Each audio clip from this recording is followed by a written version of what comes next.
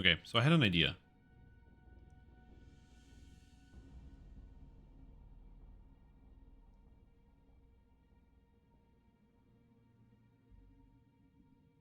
So in a future expansion, some of you guys might have seen like the trailers for Baldur's Gate.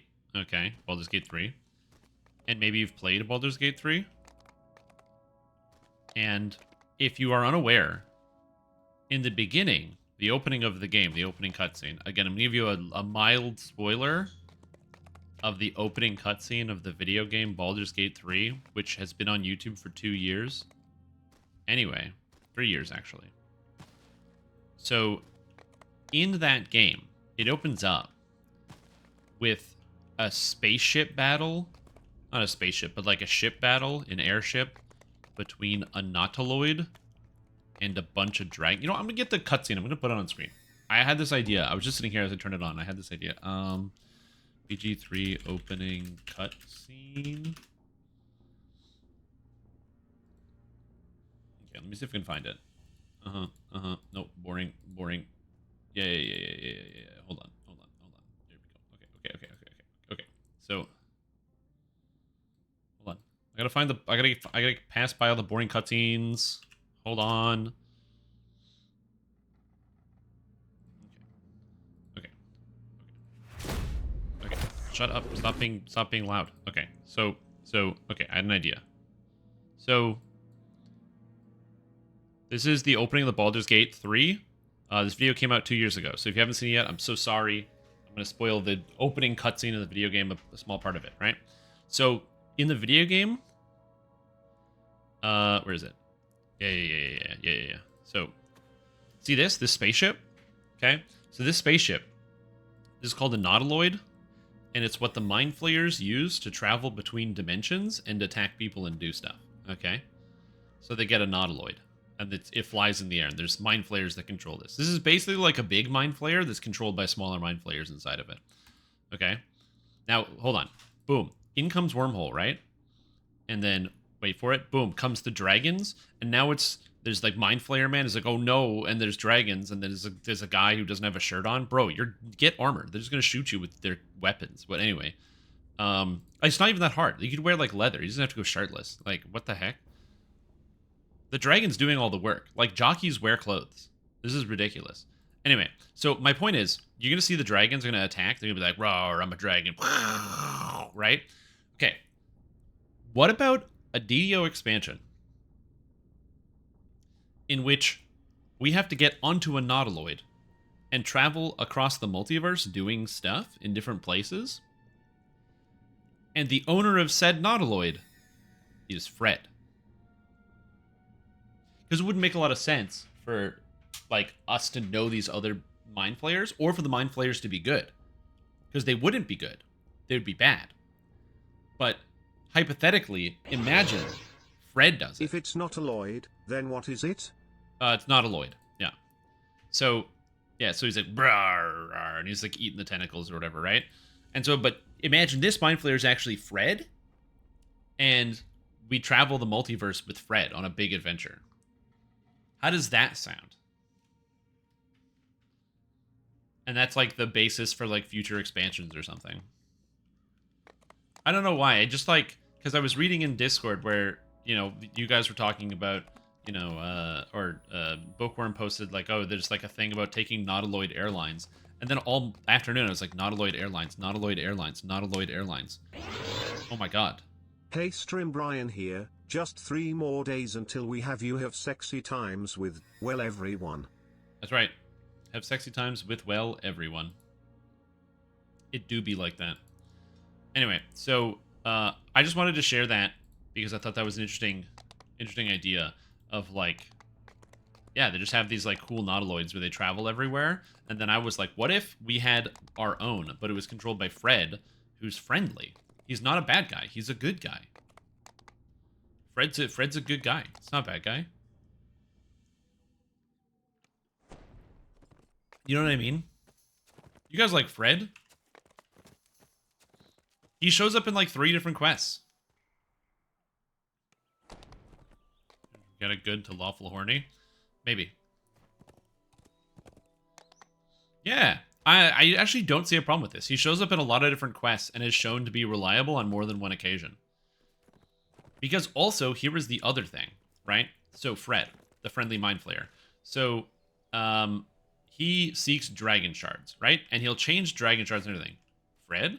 Yes, my name is Fred. At least you like dwellers and are capable of understanding and speaking my true name. That makes advertising difficult, as I'm sure you can understand. So I took the name of my first customer, a human named Fred. So this is Fred, and he rearranges your feats. But here's the thing. So he rearranges your feats, which is good. Very good guy. Super friendly.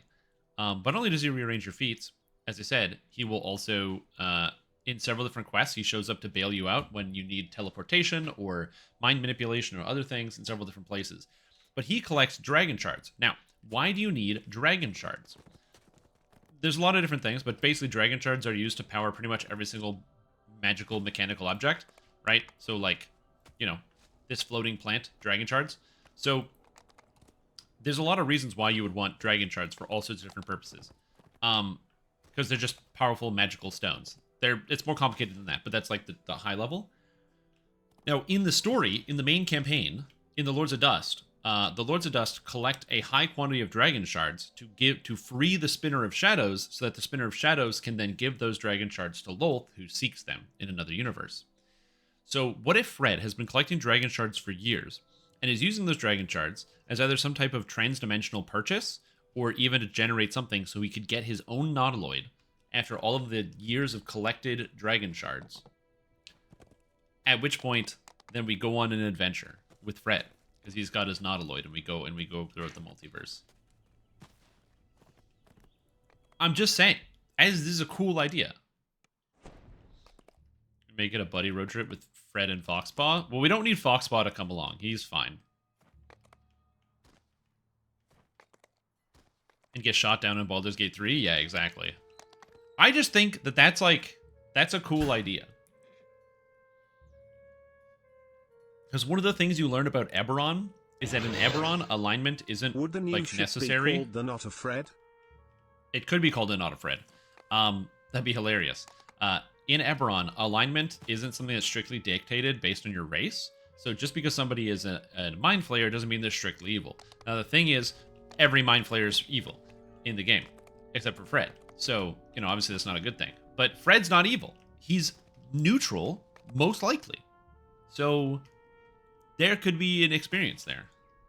Anyway, I just had this idea because I was reading chat and I got excited and I wanted to share it, that's all.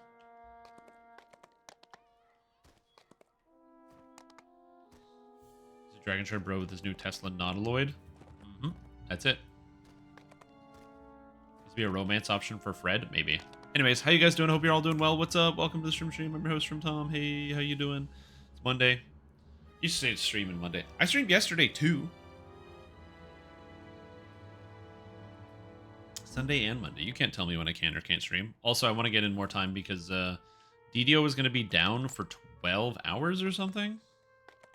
What did they say? DDO.com. Hold on. It's like the game is going to be down for like a million years for the new store. Extended downtime. So the game is going to be down at midnight until 7 p.m. So it's 19 hours of downtime, correct. So I'm just going to play Baldur's Gate during that downtime and try to finish Watcher's Keep, but we'll see. Oh, fun fact. We need a contest? Actually, we don't. Turns out none of my codes work anyway. I already verified all of them. So we don't. Anyway, on Wednesday? Yeah, Wednesday. The game is going to be down until 7 p.m. Eastern on Wednesday, probably longer. Also, fun fact. So, Baldur's Gate. I played it yesterday, and some of you guys were tuning in, which is cool. I finished the game, which is awesome. And then I started working on Throne of Ball, which is very cool. So I'm having fun with that. However, I made a clerical error. I was doing some messing around and testing some other stuff within Baldur's Gate 2. And I learned something very important, which is that the game can only have 5 quick saves. I didn't make a hard save at the end of my play session, and so it put me back before John Arenicus again. So off stream, I beat up Mr. Irenicus. Then I did all the challenges again.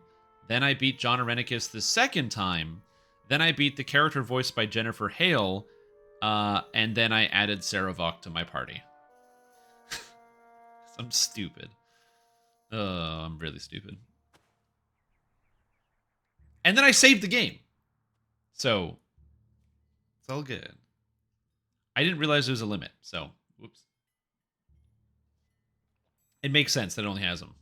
Thanks, dude. Yeah, I learned something very important. It only cost me 2 hours. Wow. What a world.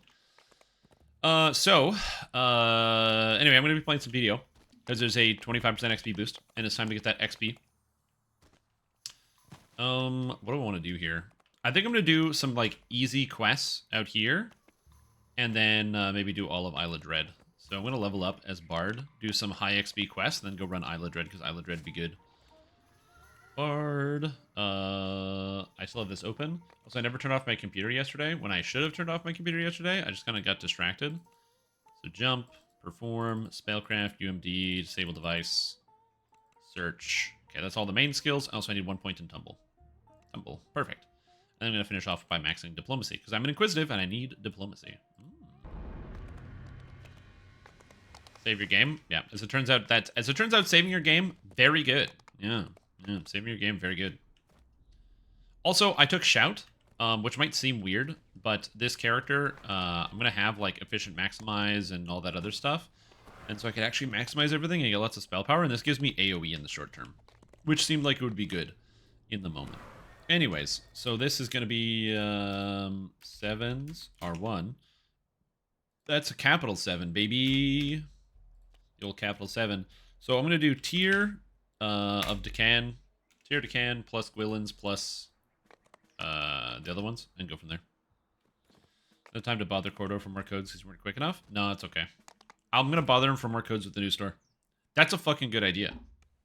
I should be like, yo, can I have some new codes so people aren't use the new store?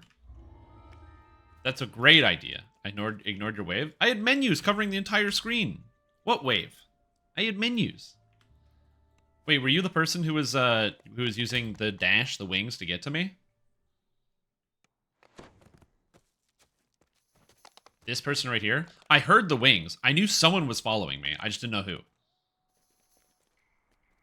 So this makes sense. Okay, wave. Oh, I forgot you can't wave on horses. Oh, this sword looks so good, dude. Damn. Is that the 13 with the Feywild aura on? It looks great. With the purple, all of that looks very, very good. This is a good outfit. Damn. The only downside, not Cold Sorcerer. This is exactly why we need Argent Savant. This fit on a Force Sorcerer? Oh my god.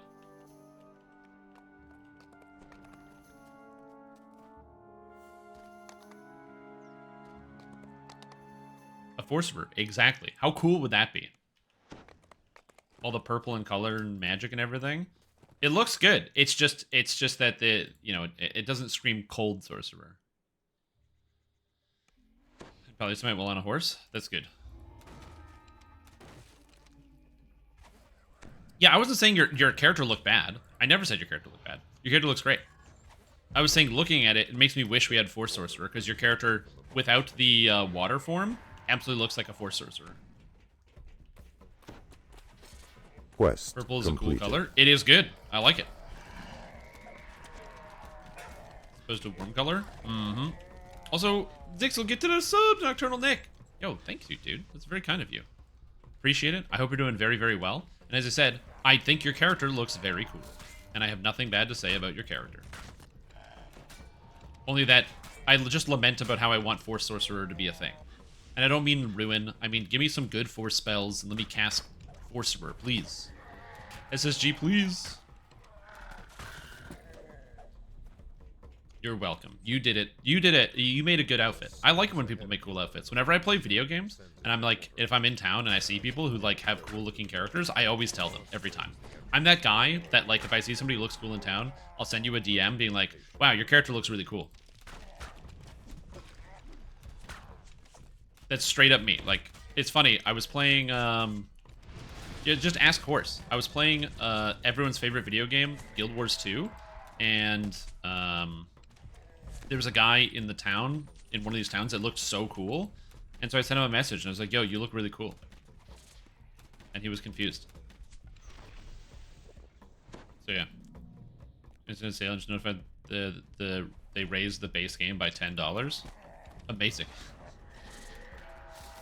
How can they increase the price of a video game? Hasn't it been out for like 2 years? Amazing. Yeah, keep pinging him. He'll show up. That's how it works. Oh, so if you're wondering why I'm playing as an inquisitive, I don't know. I lost control of my life. Oh, did I take level out? 8? Oh, nice. I can wear this. Yes, go. Can confirm, Strim is that guy. Yep. Exactly, see? It's true. I wouldn't tell you lies.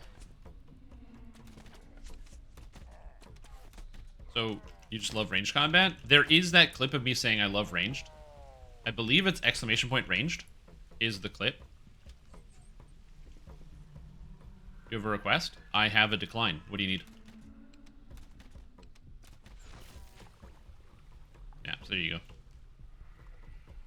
You want Acid Arrow? Do it. Like Stream Tom Acid Arrow? I've already done like a redo Acid Arrow. I haven't done it since the imbue builds have come out though. I've thought about some different elemental builds. The problem with bows is that they can't use imbues that well as like repeating crossbow, inquisitive, and other stuff.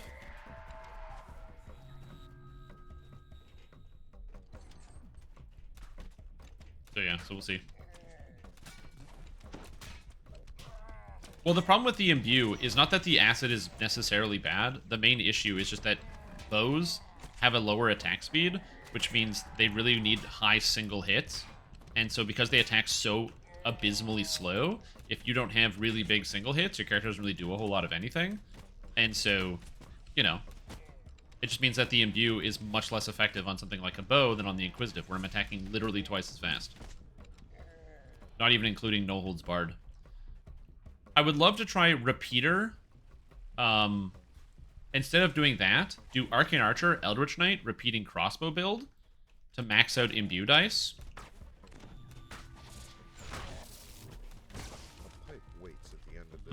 Like 15 wizard, 2 rogue, 3 ranger or something, and get max imbue dice and like imbue the heck out of people. The problem is I don't have a tier 5, so I don't know how to fix that.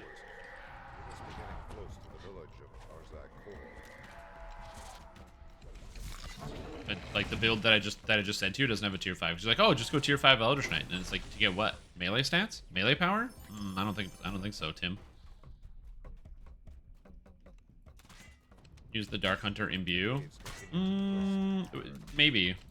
On a repeating crossbow, do you want the Dark Hunter imbue? Apparently they did fix it, so now it actually scales off of range power. That could work. Yeah, like I said, if you have 15 wizard, it's fine. Maybe you just don't take a tier 5. I have no idea.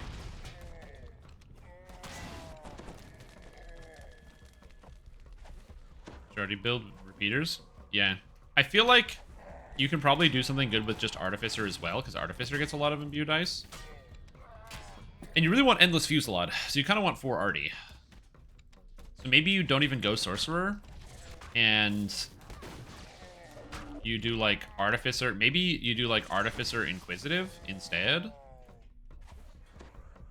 Honestly, I just keep thinking it over, and I have no idea what the answer is.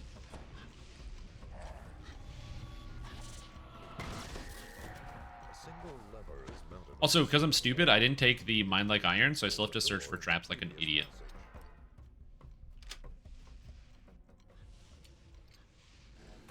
Use the Evil Imbue. These are all interesting ideas.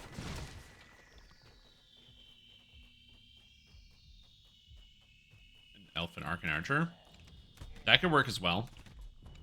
Yeah, I feel like repeating crossbow is the play. Like that's if we're gonna talk about video games, that's where I'm talking about the video games. It's Arcane Archer, I think, or Arcane Archer, but whatever we were just talking about, like expanded clip with Artificer with Endless Fusillade, because you really want Endless Fusillade. Like there's no way around it. It's just too good. Okay, got this.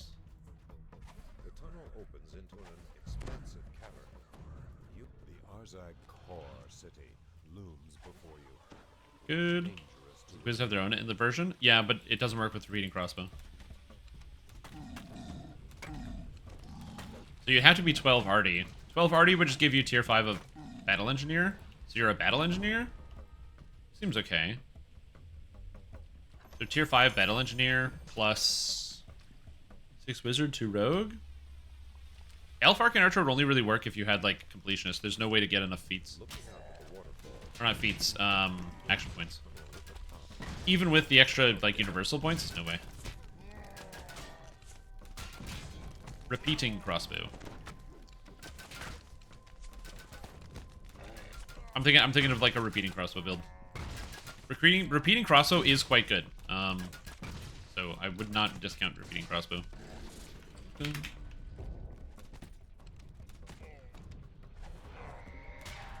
5 crit and 2-5 because they really didn't really rely on basic repeater, and repeater doesn't give up HP. True. Yeah. If it's not reliant on physical damage, you could do that. Can you just switch it at the end, or do you have to take it the whole way up? I still feel like the flat damage wouldn't be bad, especially the hit chance.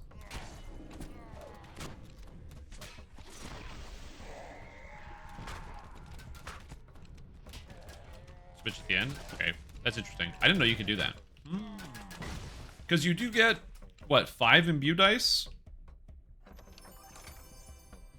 From Artie? Or 6? Website, want to accept your cards? Yeah, just delete all your cards. Not like in real life, but like on the website. Just click, there's like a, and re-enter your payment info and it'll work. I don't know why they don't have that listed anywhere, but yeah. If you just redo your payment info, it works. No problem. Because they're updating the store, literally this week, they're having issues with the payment tracking, basically. So yeah, that's all you gotta do. So just like delete the cards they have on file, and then re-enter your information, and you're all set. See, this is why I'm glad I have Twitch chat, because you guys tell me about your problems and what's happened, and then I can just tell other people what to do. It works very well. Welcome.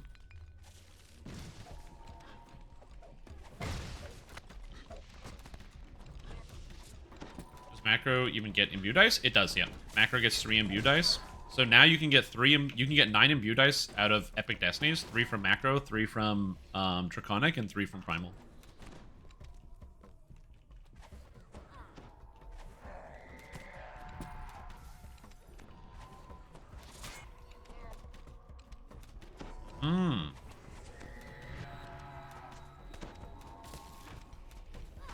You get a Brazilian dice? Yeah, that's a lot of dice.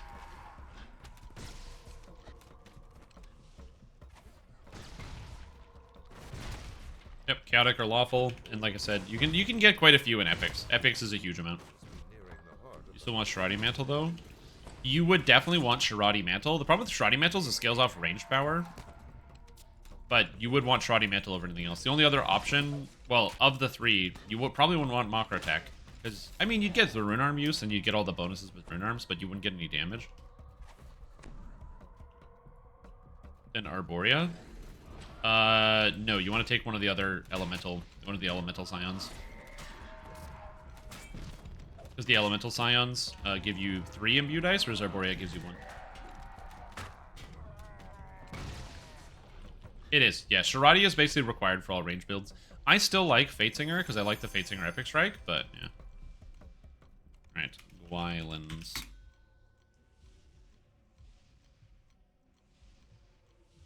No. Nothing gives you 4. LD for infinite action boost. I mean, you could just get extra action boosts, especially considering in the next expansion, there's going to be augments that give you +3 action boosts at endgame. +3 action boost from augments, +3 from battle engineer, +1 from ship, and then if you really wanted, you could get prowess for an extra 2. Avatar good for spell power imbues. It is good. Tier Wylands. Oh my god, I can't spell today. Really struggling with the whole spelling thing. Somebody goes and gets all the bins, then I don't have to do it. So let's see, is that guy gonna do it? Nice. 2 troll camps sit back in the jungle brush. Run through a well-traveled pathway. I thought. I think a struggle fraction boosts Does most Peter charges here. Beggar use action boost and second wind when laying pipe? No, he's a bard. He doesn't have that.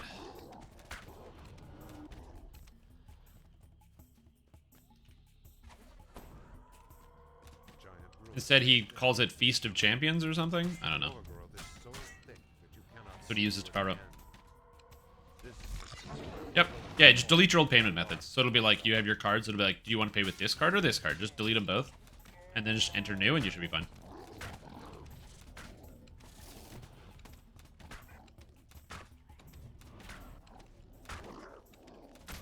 This is what happens when I don't put points into the range tree, but I put points into the spell tree because I'm stupid.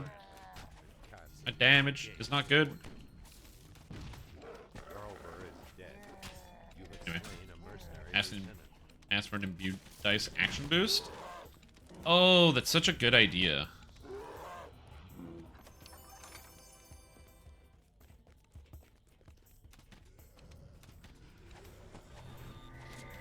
It'd be nice if you give you 3 plus 10%.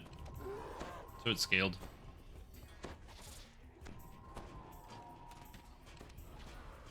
I'd like that. I should give this guy trapping skills. Here you go. Trapping skills. The stonework path splits in 3 directions. You wait to be able to play so without a hireling. I've never seen worse AI. Yeah. Oh, it's brutal. It's very brutal. The thing is, you have to make sure you pick the right hirelings. Some hirelings literally won't heal you because they're not programmed to. You can find out the hireling AI by reading the text. So, for example, if you buy the Favorite Soul hireling level 6 Storm, Storm explicitly tells you in the description that he is a melee character. He's a fighter. He is absolutely not a healer and will not heal you.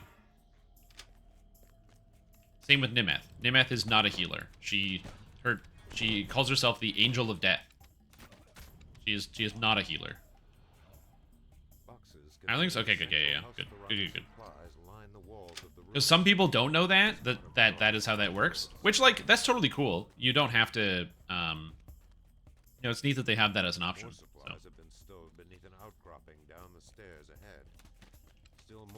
Oh, you guys are following me? Oh, I thought you guys were going up there to clear the upside. Oh, okay. We'll have to go back then. Can you still force them? You can. It just means their AI is not going to do it on their own. So you'll have to do that. You have to force them.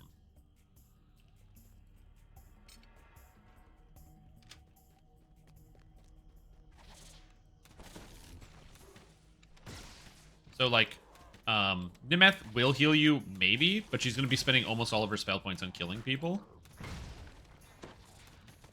Yeah. By doing nothing? He does, yeah. Weo is the worst one. That's why his name is YOY. Why?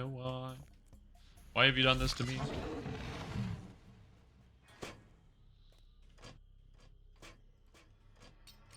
It's like a sick practical joke. What kind of bastard would you have to be to put in something like that in the video game? Damn, it's a lot of critical hits. Let's go.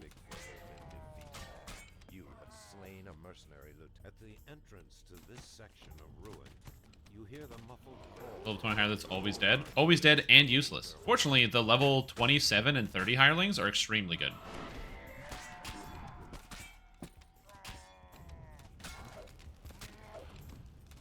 Die, please. Yeah, AoE damage. Let's go.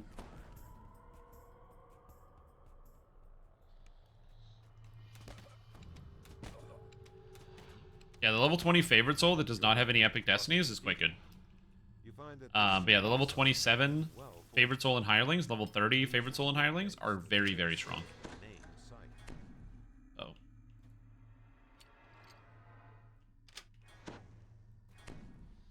I'm disabling traps. I really should have gotten the thing that lets me see traps automatically first.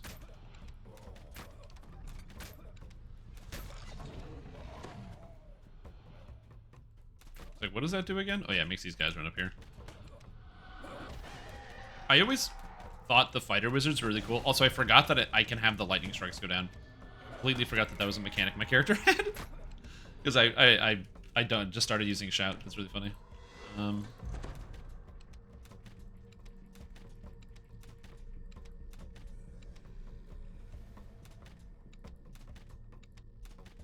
mighty hoof glares down at you and prepares to charge. Oh my god, that was a lot of damage. Can you stop, please? Please stop. Stop attacking me.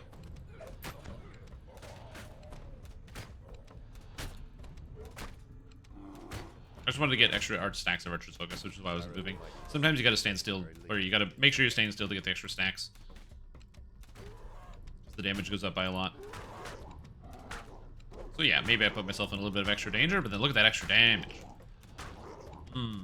50 damage a shot, plus some. What if you played Baldur's Gate 2? I want to play Baldur's Gate 2 later. We'll do it later. Done this quest in ages? Dude, I always do this quest. I love this quest. Why am I doing this? First one this month with the high is below 110. Yeah, we actually have a reverse heat wave. We have a cooling wave, and so it's actually just generally cooler outside.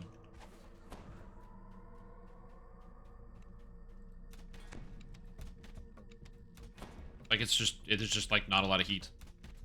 So I have my window open and it's like 19 degrees, so it's like 66 or something. Which is the complete opposite of what it was like last week, where last week it was over 100 degrees. Why is the temperature so different? I don't know. I am no sort of meteorologist, but shit's going crazy this year.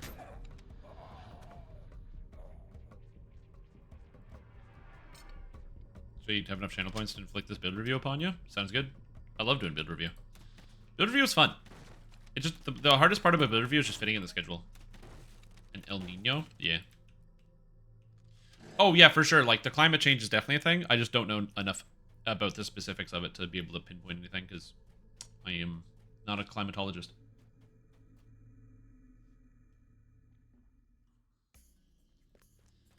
But yeah, Baldur's Gate 2. Very, very good game. I'm very excited. Oh, did you hear my story, Mr. Lift, about my experience with Baldur's Gate 2 yesterday? About how I finished the game. I beat up John Irenicus. Then I went to hell. Then I beat up John Irenicus again. Then I finished the game. Then I loaded into Throne of Ball. Then I beat up the character that's played by Jennifer Hale. I don't know if she has another character, but I kicked her character's ass. And then I went into I beat it off stream. On stream. I streamed it yesterday. And then I found out that Saravok was there again, and then I recruited Saravok to my party because that seemed like the smartest idea I could think of. And then I learned that I looked and didn't see you streaming. Yesterday, I posted it in the Discord. I streamed for 8 hours. Anyway, I learned afterwards that the game only has 5 saves because I was 5 quick saves because I was messing around and realized, whoopsie doopsie, I made a mistake with my quick save and I don't have it anymore. So I had to rebeat John Irenicus 1 and 2 and redo all of Hell and get back to where I was, and I did that off stream.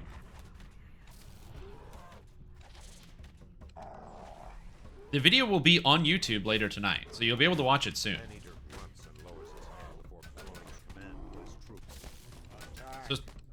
But I do apologize. If it makes you feel any better, it took me like 2 hours to beat John Irenicus. So, you finished the game? The base game, yeah. Now I'm on Throne of Ball.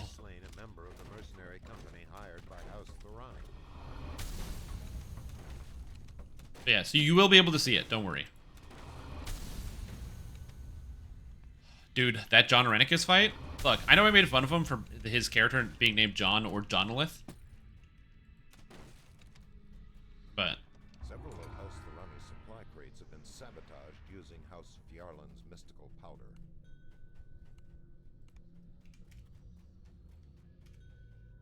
powder. Where did somebody post that video? Where did somebody post the video? Was it Horse who posted the video? Where's the clip? No, it's Fairy. He posted the clip. Okay, Fairy posted the clip, but he didn't post it in a public place. Here's a clip. I'll just get me out of the way here for a sec. Oh my god, they were boyfriend girlfriend. Dude, he was banging the queen. Oh my god. See? He was banging the queen, dude. It's crazy. So if you want to catch that level of content, the pit.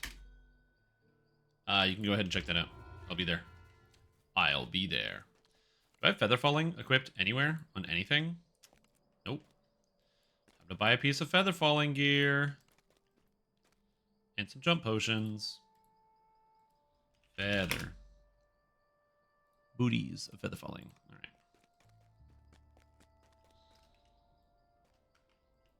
Bet in the first dungeon he has an elven bedroom built-in clone of Elisame.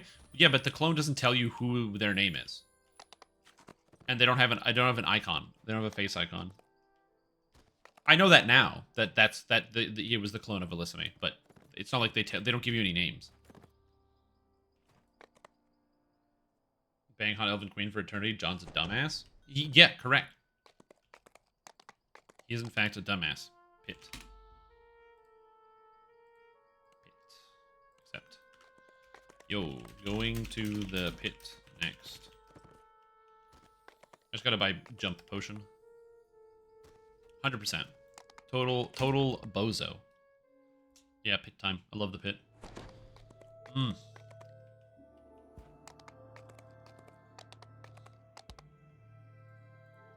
You can AFK at the front if you want free XP. This person left my party because they're like, I gotta go for a bit. I'm like, you can just stay there.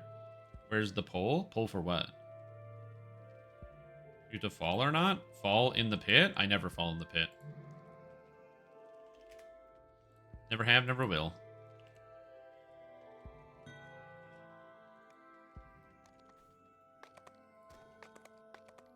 It's not famous last words. They literally have never fallen in the pit. It doesn't happen. Does Stream still sell DDO expansions? What? Does Steam? I don't think so. As far as I know, they don't really support Steam. Also, just shit talking endlessly during the fights. Be like, wow, you complete. Oh, 100%. Well, so when I fought Saravok, because you go to hell afterwards, and you have to confront Saravok, and to me, you know, you could just like utterly destroy him in combat and beat him, but the thing that was, you know, would be the most impactful for sure would be the fact that like he spent all of his time and energy focusing and trying to become the greatest of the ball spawn and you know, become the one that inherits all of the power of ball and everything else. And he did all these dark rituals and he murdered a bunch of people and he orchestrated thousands of people to do all of these things. But at the end of the day, it was Peter Pipega who didn't do any of that, did none of the prep work, and just wandered around the world, helping pretty much everybody he came across, and, you know, rescuing cats from trees and delivering mail, and just being an all-around nice bloke who ended up saving the day, which not only shows that, number one, he spent all this time in training and it didn't matter, and two, also shatters his whole worldview of, like, the fact that he needs to be the strongest, the most ruthless to acquire this power when he didn't have to. And he was wrong from the get-go. Not just that fact that he lost, but his ideology is so incomplete that is basically, you know, determined his fate of eternal unrest. Which is like, this is kind of sad. Beat him by having high armor class? Yeah, exactly. I teamed up with the Drow, dude.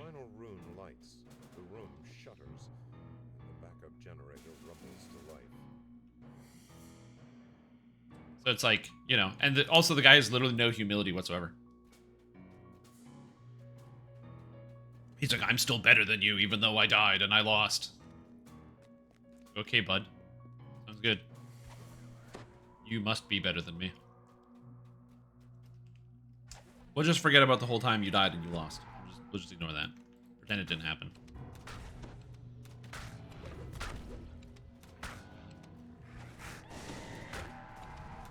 These guys are making their saves? That's crazy. What's my DC? 34? Okay.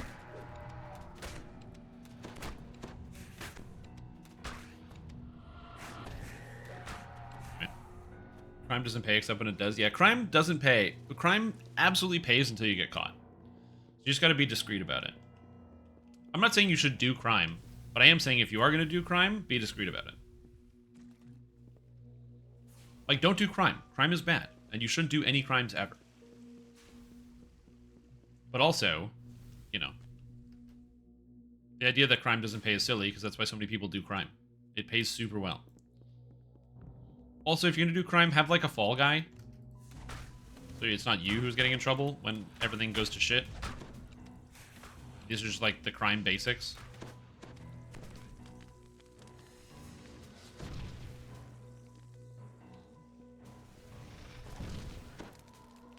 This thing's hurting, actually. Am I not making my saves? No, I am making my saves. I just don't have any resistances. Oh, that's why I'm taking a bunch of damage. Die, fire elemental. I really gotta upgrade this crossbow. I was gonna buy the ferrocrystal heavy crossbow, and I just forgot. So I never did. Oh, no, they fixed the maiming on it, right? I guess it doesn't matter anymore. A barrier surrounds the elemental. It just gets they also get plea deals. Mm-hmm. Pays dividends. Think of how much time you save. Billions of hours.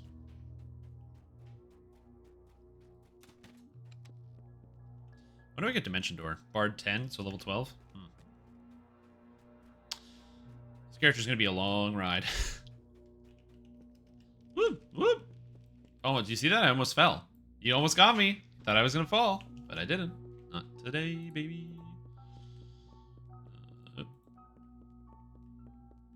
You thought so? None of that.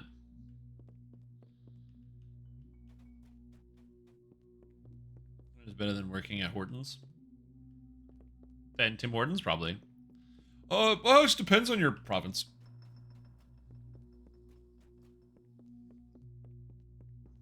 I think minimum wage in Ontario is like 15 something. What's minimum wage in Ontario? Ontario minimum wage 2023. 16.55. There you go. Bomb Boston Creams. Neither does Tim Hortons, so. The security system appears to be powered by several Is that right? balloon-covered The wheels. pit. Yo. It's done. It's done. Okay, they're actually doing all the wheels. They should be fine. Oh god, the oozes.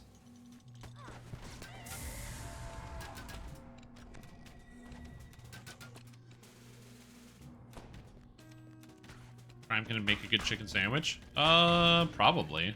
Is there a chicken restaurant or franchise that's like involved heavily in organized crime? And I'm not talking about like, you know, a stereotypical like Italian mafia family or something where it's like, yeah, they do a little bit of crime and they, you know, they sell some drugs and guns and other stuff. But hey, man, you get there and you get a good chicken parm, so it's all good.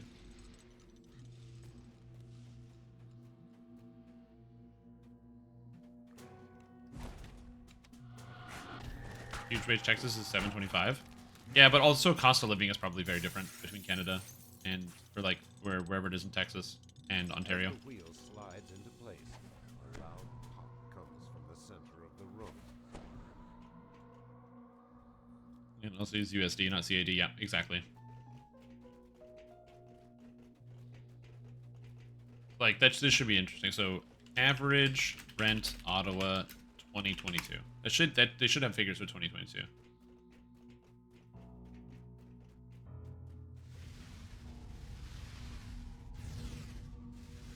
Yeah. So average rent in the city of Ottawa that I'm in is around $1,700 for a bachelor apartment per month.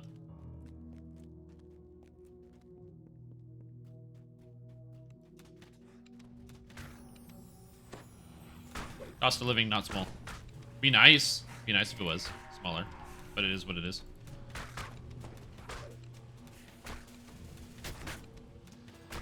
Yeah. It is Canadian dollars, but it's still a lot. Yeah. Yeah, that's why there's a rent problem right now within the city. Also, for the record, that there has been a rent increase of almost 20% every year since 2019. So yeah. A 7-room house. I mean, yeah, living in a boarding house is obviously going to be less expensive.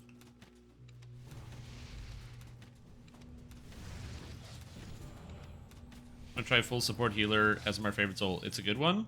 That's pretty much the standard. The best healer in the entirety of DDO for like endgame and stuff is definitely Favored Soul. Aasimar is one of the best races in the entire video game. So you can't really go wrong with Aasimar Favored Soul as a healer. I mean, you can if the only way you can go wrong is if you play it wrong. But yeah, you basically just go Aasimar, go pure Aasimar.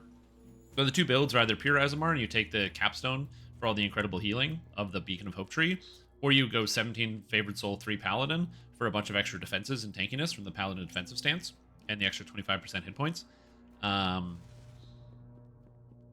then yeah.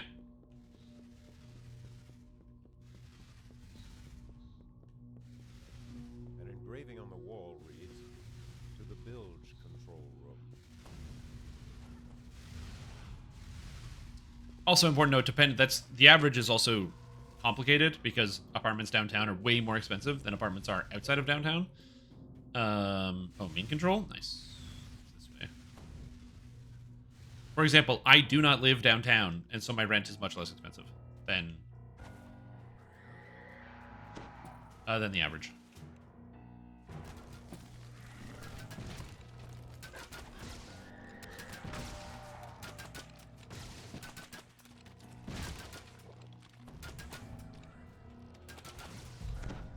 Don't level the full healer? Yeah, unless you have a static group, also don't level as a healer, so yeah.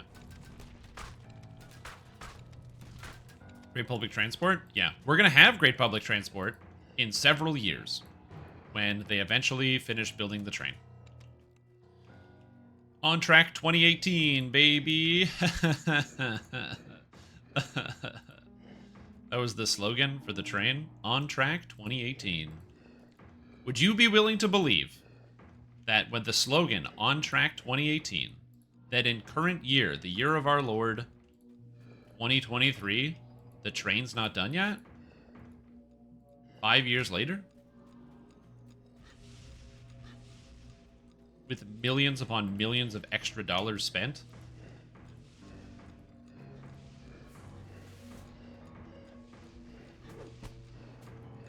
Yeah. Lightning strikes the cube, restoring power to the main controls. So modern construction is in developed countries. Well, it's just it's a series of problems, right? So I understand that making large infrastructure changes is complicated. The main problem is that every single administration will always want to do things for the rock bottom price, right? And so as a result, they want to do things for the rock bottom price and make unrealistic promises. And the issue is when you do things for rock bottom prices, you end up making compromises in terms of quality all over the place. And that has huge implications because you're going to have delays all over the place, because you're going to have construction projects that can't function properly because you have like hundreds of different smaller subcontractors who are going to be charging you smaller rates but maybe less consistent. You're also going to have issues where if you have an unforeseen problem, you don't have the budget or wiggle room, which means then you need to have budget extensions, which means you end up spending 4 times as much as you always would. But here's the thing. It doesn't matter because you're not the person who's control that anymore because it's city council or, you know, the mayor or whoever who is no longer behind the project anymore anyway, who was there in the first place. Very annoying.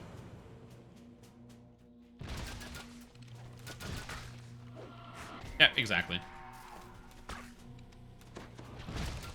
I think it's like the project is already like 3 times more expensive, or 3 or 4 times more expensive than they said it was going to be. And then also, yeah, zoning and land rights and everything else. It's also not a simple task of just like saying, hey, because like this, so the city doesn't have like a centralized train system. We're getting that, but you know, for the longest time, the city didn't have that. And so it's not just easy to be like, oh yeah, just dig some holes and put a train in. Like you can't just dig some holes and put a train in. That's not how that works. Because there's like the entire city's economy is still working and functioning, and there's all this infrastructure that's in the way that you have to move. Like, oh, you want to put the train here? Cool. Well, there's pipes here, and those pipes feed these buildings, and the all problem upon problem upon problem, and layer upon layer. This is one of the reasons why I'm very happy I don't work anywhere even remotely close to construction, because it sounds like an endless headache and nightmare. So yeah. Anyways, I'll be very happy when it's done. I usually when I have to get around the city, I usually take the bus because I don't drive, and it's not like the worst, but I live in an area that is close to like the train line, And don't worry, I'm not doxing myself. The train line is supposed to cover the entire city, so that's not really a dox. Because you can be off by 20 kilometers. Yeah. You stream in your posted schedule? Yep. So the schedule is for last week. I forgot to update it.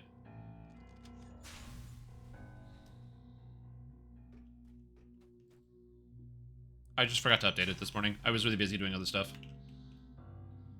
Ugh. So I apologize for that one. Every 3 weeks? That's not true. I updated it the last 3 weeks. Thank you very much. Barriers surround the elementals, channeling their essences into the furnace. Be behind on a schedule? Yeah, exactly. Hey man, it's... doing things consistently is challenging. Fine, you know what? How about this? I'll let them do it. I'll let everybody else just go finish the quest because they're in the last room, and I'm going to update the schedule while just sitting in the water looking at nothing. There.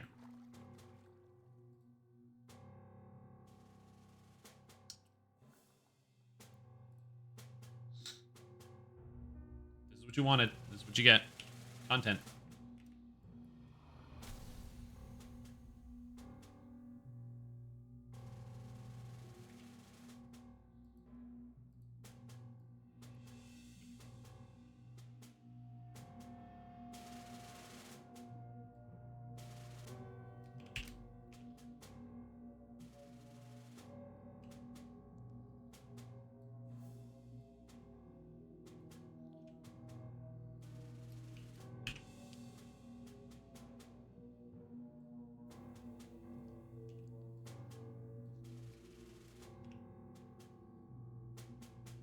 There you go. I'm just updating the schedule. That's it. That's all we're doing now.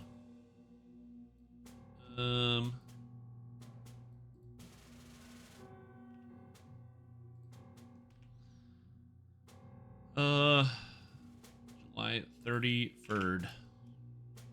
There you go. Done. It's fixed.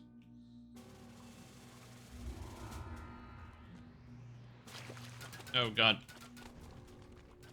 Nice jobs.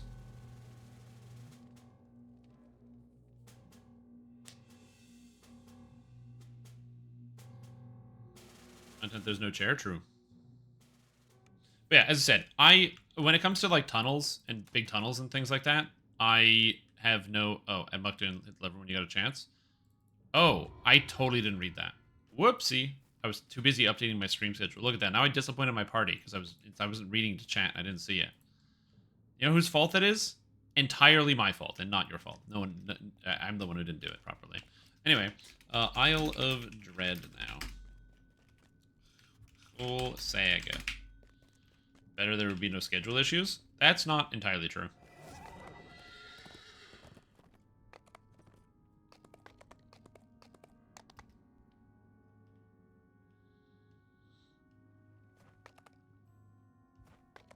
Oh yeah, what is this Humble Bundle? I didn't see this.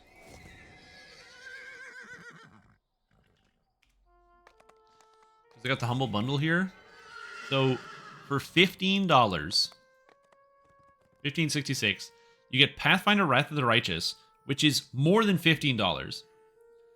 Neverwinter Nights, Baldur's Gate 2, Enhanced Edition, Siege of Dragonspear, Baldur's Gate Faces of Good and Evil, Baldur's Gate Icewind Dale, and Siege Planescape Torment. Oh my god. Funnily enough, I could actually buy this because I don't have Icewind Dale, I don't have Planescape Torment. But I already have the others two, so it would just be these two. I don't know which less than that. But if you don't have these games, again, this price is more expensive or is less than the price of this entire video game. And this is an amazing video game. So that's a really good deal. Canada only offer? No, that's called Humble Bundle. Humble Bundle is a website where you spend money on it, and then some of the money goes to the publishers, and some of the money goes to like charity and stuff.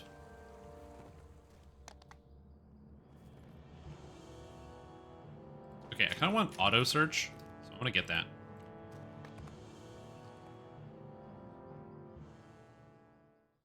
The Icewind Dale and Torment gear. There you go. Ever make a re-release of Planescape? I have no idea. Anyway, if you want to download that, or if you want to buy any of those games, I'll just post a link in chat. In case you didn't see it. Sellers, is it like Steam? Last time so it's been a while since I used Humble. Last time I did, they gave you codes.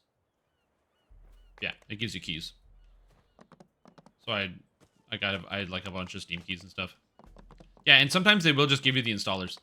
So like for example, I got Bastion on an old Humble bundle, and so I don't have Bastion on Steam. I just download it through the website.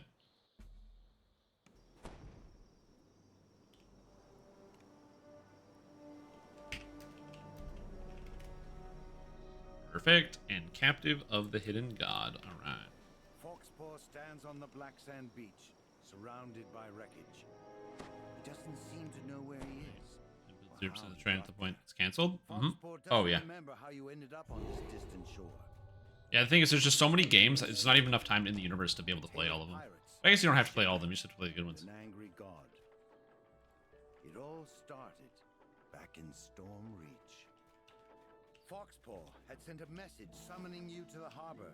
Yeah, you don't have to have. You can have them all without playing them all. Accosted by a mysterious stranger. Dungeon is incredible. Stranger vanished as Oh, in this dungeon? Oh yeah, dude. Foxpaw I will say, water's edge. Isle of Dread Wanted to discuss the is probably the first expansion in a long time where I liked every single quest, just straight up. The dialogue, the characters, the visuals, everything about it is fantastic. And then Vecna's coming along, and dude, that shit's gonna blow it out of the water. The Vecna quests are so good. Foxpaw had amplified the artifact's There's the what is it? The new one where you're gonna go to the Mournlands. strategy. Oh, it's so cool. Reckless insanity. You, Archers, focus, please. pirate, made her way up from the dock. Yeah, I think Isle of Dread might be my new favorite expansion. Because I've been running Isle of Dread every time instead of Feywild. Even though I like Feywild. But like, Isle of Dread, man.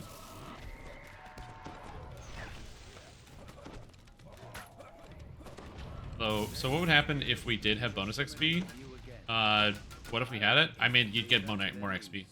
Right now, it's crazy extra XP. So they put in a fix that made it so that there's a cap on how many monsters you have to kill to get the extra XP bonuses. So now you're getting Conquest and a lot of quests you didn't get it before. And there's also a 25% XP bonus going on right now. So all XP is up by 25%. Transform, taking on a new and terrifying shape. Pirates and dinos with a side of zombies? Absolutely, I do. Yourself unable to attack.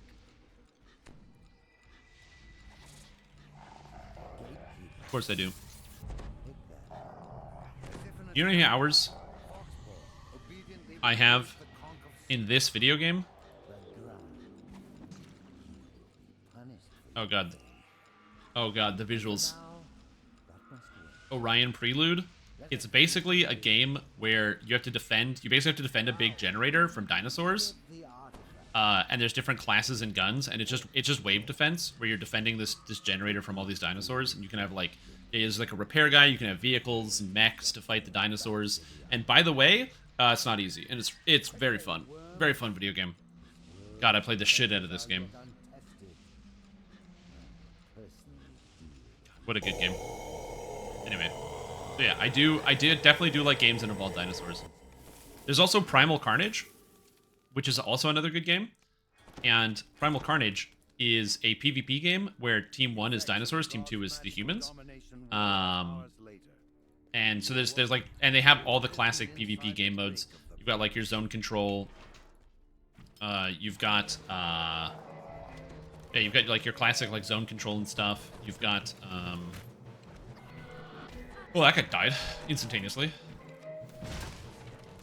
You know, team deathmatch, run out of lives, that sort of thing.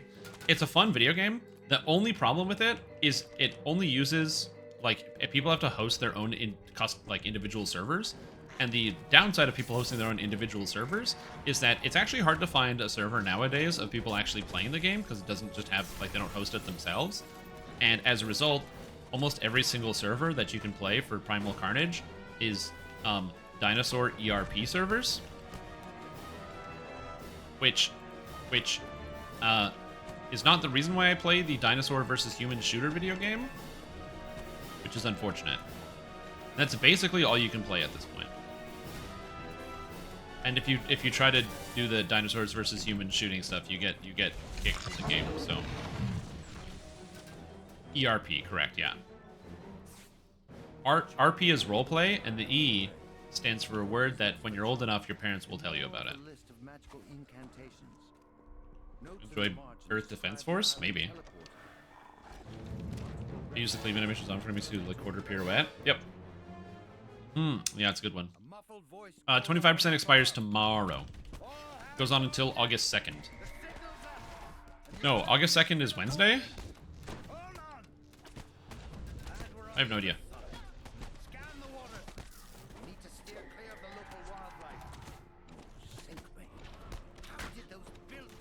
It will end on Wednesday at midnight. Okay, that makes sense. Yeah, when the servers go down.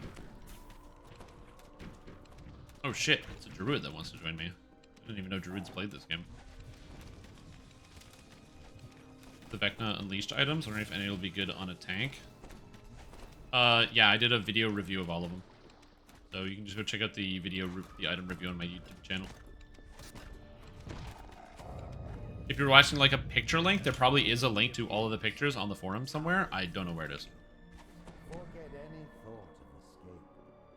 The island has already teleported. And the ship along with How would you even ERP with monsters that are trying to kill you? No, horse. Everybody plays dinosaurs. the only way off of the island. I will attend to you. You're not ERPing as the people. For now, make your way on the island You play the dinosaurs. if you can. The crewless ship was now adrift. There was a sudden thud, then a rending crack. A gigantic creature reared out of the depths, shattering. Yeah, you just use U's on Vecna, and then you get to keep your little hat. You gotta do it right when he disappears.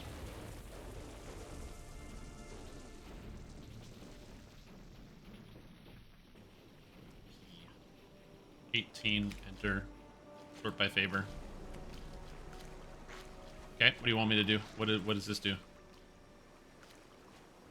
You're too low? Yes. I actually like the fact that the adventure compendium like filters out quests based on your level, so you don't get overwhelmed as a newer player. I think it's a good choice. Smart move. Oh, all the new quests are there? Probably. I wouldn't be surprised if you just type in Vecna and it'll come up. Vecna Unleashed, Vecna Denied.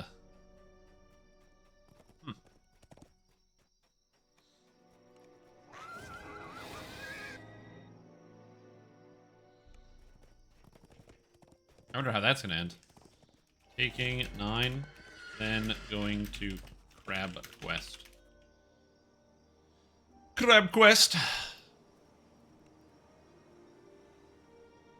Okay. Bard Trainer, hello. I'd like to be a bard, please. Search spot, and we're good. Do I need spot? No. Was somebody sharing all the quests with me? Thanks, team. I love that. I need to maximize.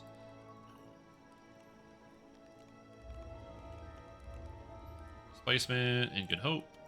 Good Hope is +2 to damage because it's a morale bonus to damage, which is why you take it.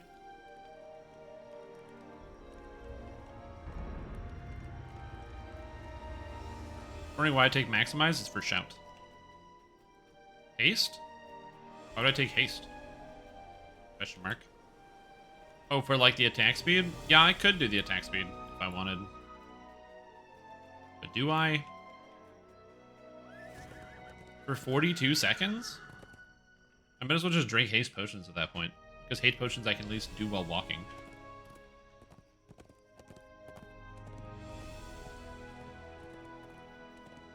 Just get to brunch and hash out all the disagreements like mature adults.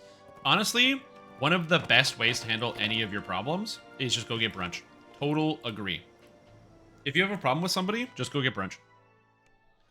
Hash it out. You arrive on the shore of a small island.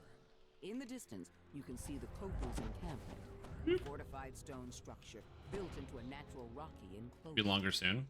Oh yeah, but I can just take it later then. Ahead, you spot the man you were sent to meet. Owen Lee, a former slave who has been freed from the Koku's mind control. You approach a group of guards who stand at attention. Again, it's just all the AoE damage I get from the shout. It's not that it's really, really good, but the AoE damage is nice. And soon I'm going to be just leaving Maximize on for all my heals as well. For a week, you're back now? Oh, what'd you do? Did you get banned? Did you get in trouble for doing something wrong? Did you commit crime? Does this guy have an XP potion going? Oh, yeah. Make sure the beast remains calm. The safety of the I guarantee you, a 50 in this one, you'll probably go from like 20 to 30. I'm a good citizen. Yeah, that's what everybody who breaks the terms of service says. Intruders! Cannot allow them near the ward. Minions, rally and charge! That guy just power word stunned me in heroics. Shit, dude. Switch phone numbers? Ah, okay. Yeah, switch phone numbers. Mm-hmm. Yeah, me too. I also switch phone numbers, you guys. It rears up, exposing its belly.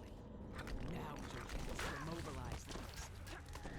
Koku officer came, along with a slew of Well, hopefully your new phone number serves you well. I haven't switched phone numbers in such a long time. Oh my god. into the sand. I've had my same phone number since 2000. Enters the arena. The ballista's arrow I don't know. climbs into position, ready to fire. It's been a long time. I changed my phone number, I think, in 2011 or 2012. I think it was 2012. 2012. It was when I got my first smartphone, is when I changed my phone number.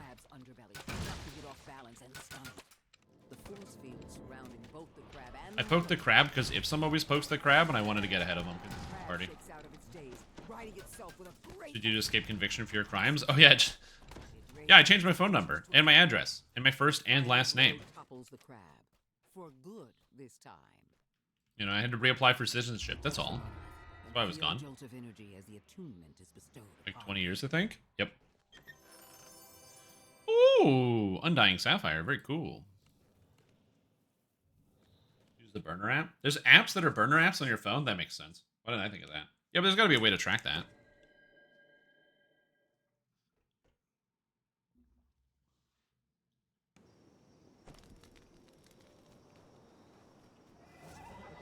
Mud quest. Did you also change your blood type? I think that one's harder to do. I think the only time your blood type changes is when you have a horrible disease. Isn't that one of those diseases? Isn't that like lupus or something? Is when your blood type like spontaneously has different or your blood type changes? And so your body starts attacking itself because some of your blood has different blood types. Giga Chad solution also works, yeah. That sounds right. I think that's right, but I'm not sure. There's never lupus. This is not an episode of House, dude. Some people actually get lupus in the real world.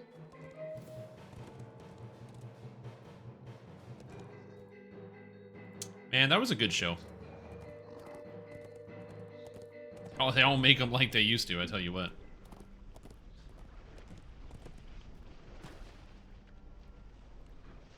Like, I imagine if you were probably like a doctor who was watching that show, you're probably every episode, you're like, oh my god, oh my god, oh my god. But as a general consumer, you're like, damn, this shit's crazy. Look at these diseases. Everybody's so smart. Has been harnessing the power of the nearby pockets. It's so cool that all these doctors can do like every form of surgery in the world. Oh, I didn't put shout on? Okay, I was wondering why my damage was lower. Because I was like, I took Maximize and my damage didn't go up. Turns out you actually have to use Maximize. Oh. Should be every second time? Oh. If you've never seen the TV show Dr. House MD Kentos, in the TV show, the main characters are part of the diagnostics department, which is basically they take the cases that other doctors can't figure out. Where it's like somebody comes to the hospital, they're in the hospital for 3 weeks, no one knows what to do, so they send them over to like the only zebras team.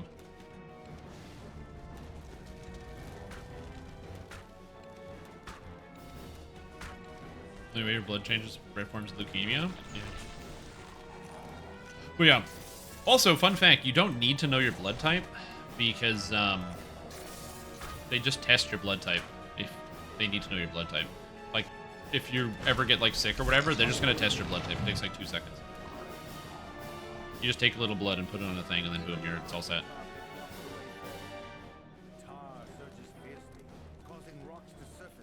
I find it very hard to believe that smart doctors exist. How is it hard to believe that smart doctors exist?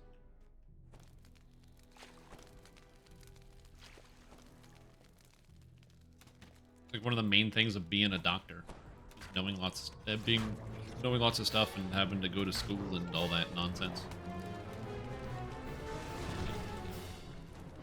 To be fair, some people have had a lot of very negative experiences when it comes to like medical situations, hospital treatments. Also, a lot of doctors are not known very well for their bedside manner, and so you can get a lot of negative impressions really easily because they're too busy and focused on, like, you know, the mechanics of being a physician and not the mechanics of being a human being or interacting with human being. What's on the stream time left? Right, YouTube. Right. You have media consumption. You got to get like a multi-stream or whatever to have 4 or get 4 videos playing at the same time.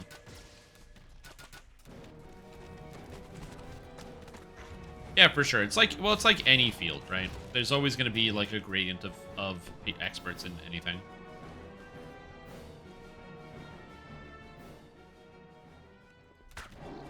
Yeah, like, obviously there's just like every single field in the world. You know, if you think about it, it's like, I don't understand. These like major construction projects have like these engineers behind them. These engineers, usually they'll have their masters or they've had to take a bunch of certifications to be able to sign off on documents and stuff. And how do these, you know, plans get so screwed up? And it's because not everybody is the best.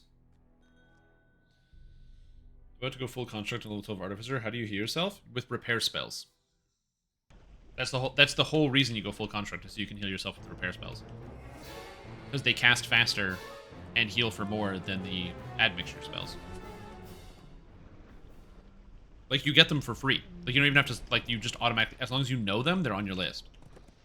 Artificers can automatically cast all of their repair and inflict damage spells as long as they know them.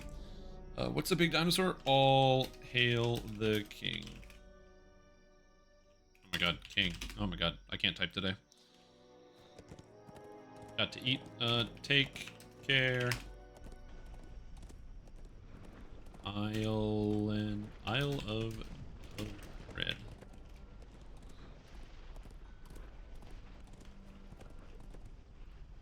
New store? New store is Wednesday. But is there a Highling that has repair damage? No. Some of the Wizard Highlings do. Some of the Warforged Wizard Highlings and Warforged Sorcerer Highlings, so check those. Hey, what's up, Kevin Head? I'm not sure which one. Yeah, you want Wizards and Sorcerers, and then like look for the Warforged ones, and then also if you own the Sharn expansion Collector's Edition bundles, you can get the best Hireling for this purpose, which is the Arcane Golem or whatever, and it heals you. It has like the Reconstruct spell, and it has 1,000,000 hit points, and it's really good. Yeah, the Shield Guardian, that's what it is. Bro, this Artificer's coming through and killing everything in my quest. I can't even play the game, dude. What is this? Somebody needs to nerf Caster Artificer. Hold on, let me just get on the horn and get SSG. Meow meow, paging SSG. We need to nerf Caster Artificer. It's getting more kills than me in this quest. Meow meow. Here we go. I sent out the call. Sent out the signal.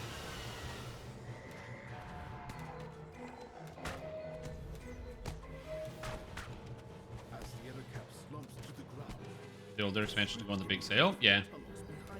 They did have a big sale during the summer. They'll probably have another big sale in the future. I don't know when, though.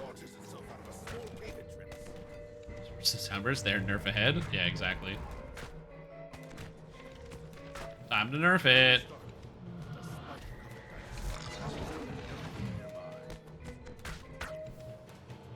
Meows, SSG listens? Correct. Yeah, the Macrotech Epic Strike is very cool because it has no save. as well as the macro attack. There's like the hammer ability, which also has no save. Tyrannosaur eyes you warily, focused on protecting its kill. And the monstrously large Ettercap glares at you, Oh no, with scythe ball. glinting in its eyes.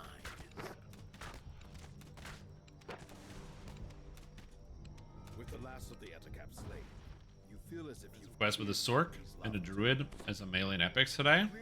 Wasn't it fun? Think about how fast you gained experience points, dude. You just gotta think about it. That XP per minute? Juicy sorcerer plus druid XP per minute. Then he launches himself back into the fight. Go away, Scythemaw. Go away. Big bad dino.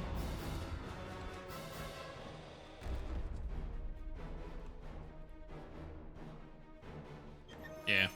Oh, a Brightbane Emerald. Nice. Okay, at least some of the quests. Oh, absolutely. That's usually when I play a sorcerer or a druid or anything that's like really heavy AoE. I don't really care if anybody does anything, because I just do it.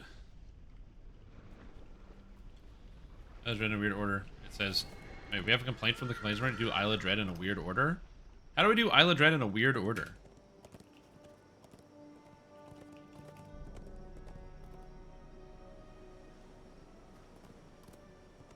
I do a circle. I just hit them all in a big circle. How is it a weird order? Also, who is the complaints department? Full nuker to atone for your ranged sins. Next? I don't know. Maybe I'll just keep playing ranged characters. Maybe I've fallen in love. And everything has changed. I'm a new man. Raj has reconstruct, yeah. No, you aren't.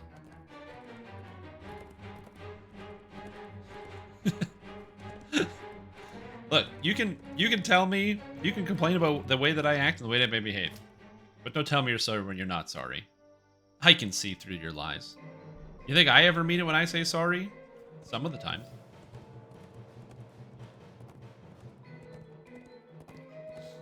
The complaints department's leaking like a sieve. Done the 15-3-2 split. Could be a ranged Sork. I have done that split. Nope, I don't hear you. I go in a big circle, okay? You always sorry? True. Yeah, it's the default state of being. Throw barb. I'm never gonna play throw barb. Unless there's like a special thing for it. I was thinking about the next build.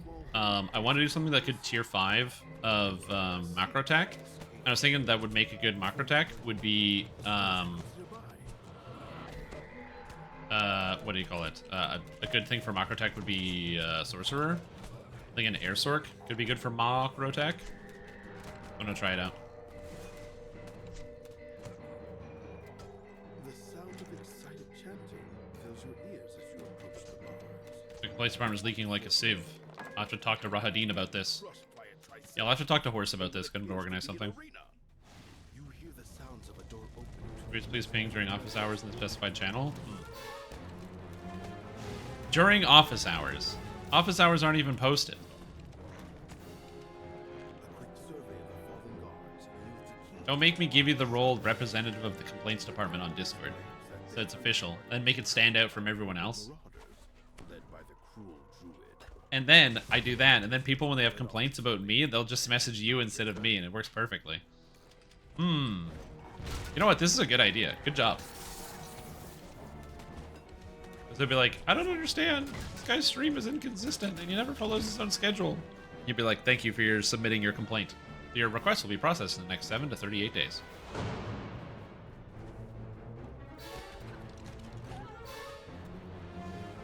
It's like, it's not wrong. Yeah, whenever I used to manage a store, whenever we got complaints, I would always tell my staff the same thing. They're like, what do we do if we get a complaint? I'm like, just file it in the circular filing cabinet. The old circular filing cabinet.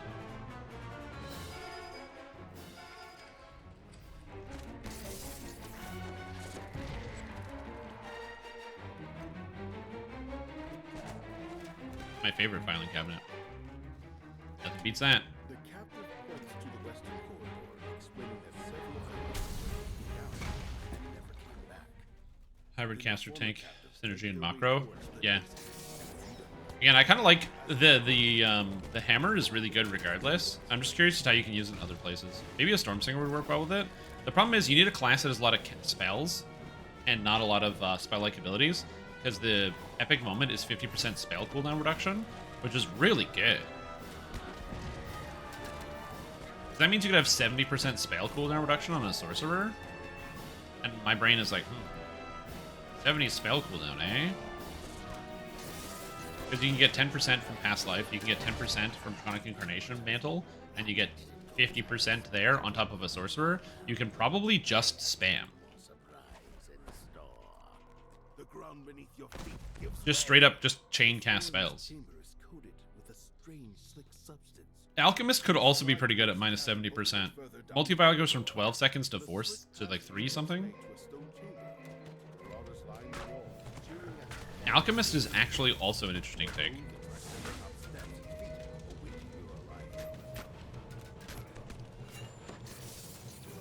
What are you casting other than multi-vial though? Multi-vial, voltaic induction.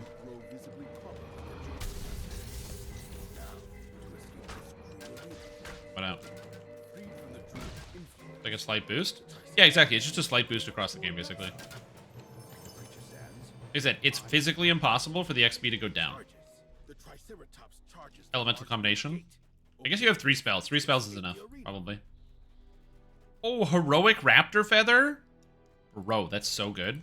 Disgusting. I don't even know I... Oh, man. Probably not Sanctified Vial, but yeah. Alright. Spiders and flies.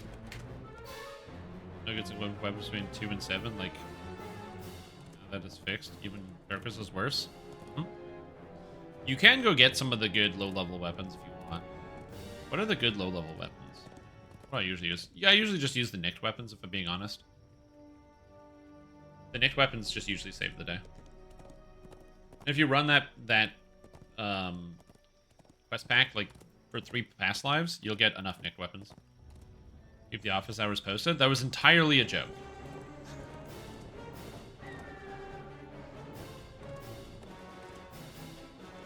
If you want, send me a little write-up, and I can post it in the Discord and get that sorted. So it'll be basically a channel that you can't post in, and it'll just go to you directly.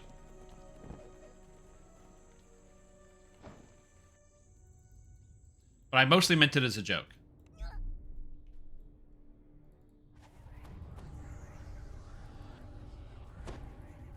That got buffed? Yeah, that's the rune arm that's posted in the Discord is the rune arm that got buffed. Not the rune arm that got nerfed. That's the dripping with gold rune arm, which is much better than now. More double augmented blanks. I'm saying, just get nicked weapons, dude. Saves the day. They also have crazy effects. For you guys and your double augmented blanks. So what happened to you? God.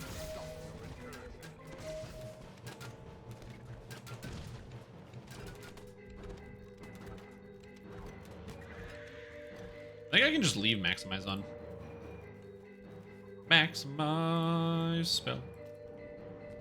Increases the cost of my healing by a little bit, but I never even come close to running out of mana. Okay, man. That's a weird circle. Your response? No, it's not. The grateful pixies ask you to also free their tree friend.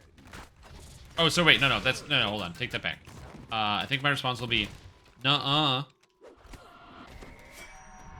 There we go. Got him. Swish.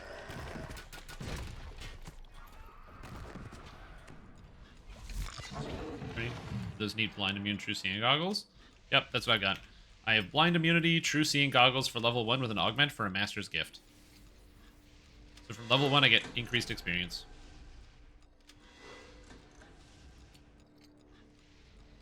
But yeah, but you can't even make the festive solar anymore. 3 different pathways converge in this chamber. You can't even do it anymore. It cannot be done. It's not possible. You want to file for our records? Thank you.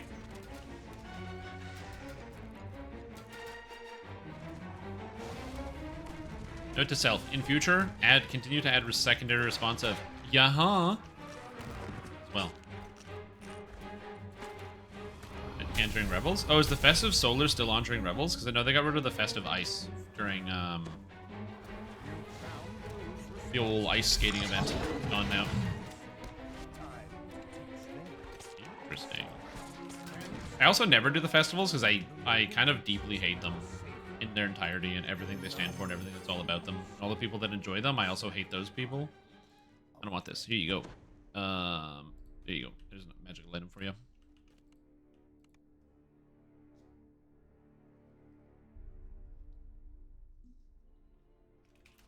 Just main chain. No codes. So I don't have an issue with the concept. Again, my main issue is power being behind the festival and the event. Especially when it's at such a high quantity, a high power level. I am not okay with the best defensive tool in the entire video game, with no exceptions, coming from the Halloween event. I just don't like it.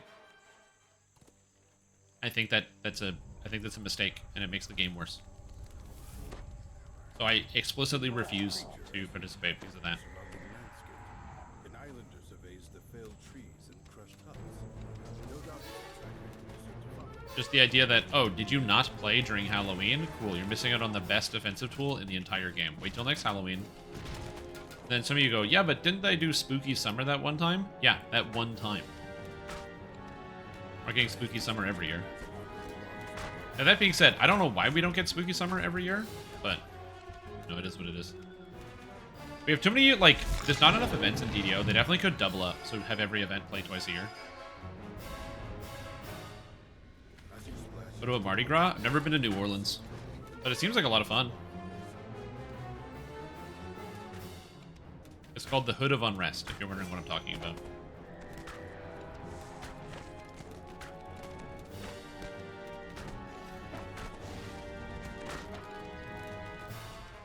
The Hood of Unrest basically does more damage than anything else in the entire game. Not damage, more defense. It is the button, improved Uncanny Dodge, but on a clicky. You can use it on any character you want.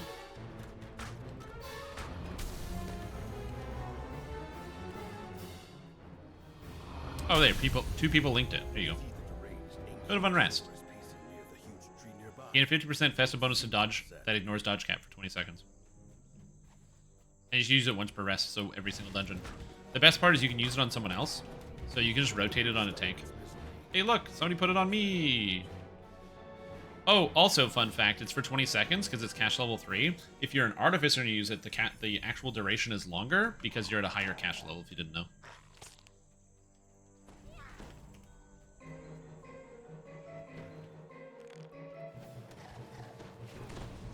So if you like artificers or playing artificers or min-maxing artificers, there you go. Because you can get, I think it goes like 32 seconds or something like that if you have it maxed out.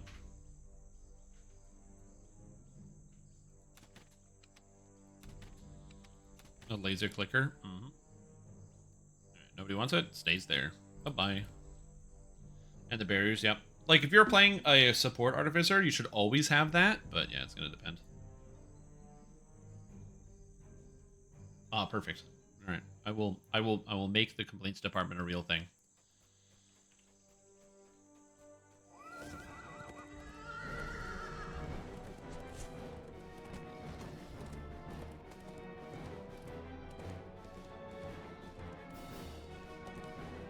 Saving this for later so I can make sure I save the title. See, you say a weird route. You say weird route. I didn't tell anyone where to go or what to do, and every single person went to the next quest. You say weird route. Yeah, it's perfectly understandable. Oh. That's right. That's right. I will defend myself until I'm blue in the face.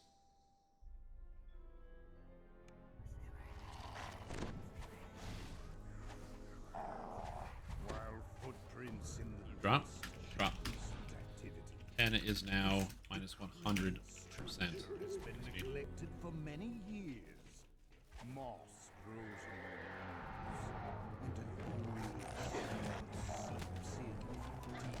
walls, Being one level over, by the way, is a bigger decrease, because now you have the 150% delving bonus that goes to a 50%. So before you would lose a 50% bonus XP for having put somebody one level over. Now you lose more. Oh, was it just 75? Oh, still worse than before.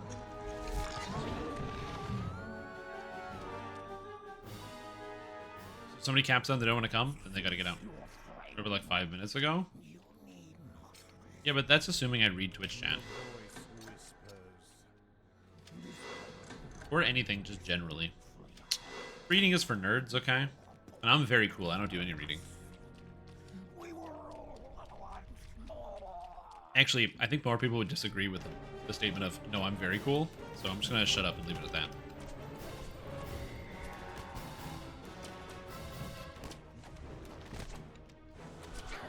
Give me that AoE damage. Thanks, team. Where is Stercoom? He's the coolest guy I know. Boom roasted. That dude, that's most epic self-destruction in the world. Oh, we already did all this. Oh, shit. I went the wrong way. Totally.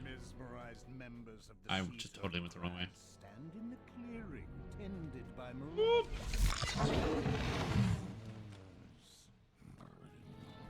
Can I just say, this is gonna sound stupid.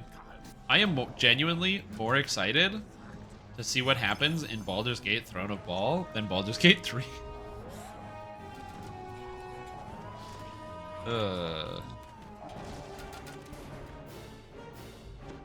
I know a lot of people are really excited for Baldur's Gate 3. They're like, yeah, it's gonna be amazing. But man, Baldur's Gate 2 is so good. I can't believe I didn't play this video game for such a long time. It's unbelievable. It's so good. Like, I really want to, like, when I finish, I really want to, like, play it again, like, right away. But, like, this time, like, fully clear everything and do every adventure. Because I think I missed a lot of stuff in my first playthrough of Baldur's Gate 2. Like, for example, everyone's supposed to get, like, a hideout or a stronghold, and I didn't get one. So I think I definitely missed out on some stuff.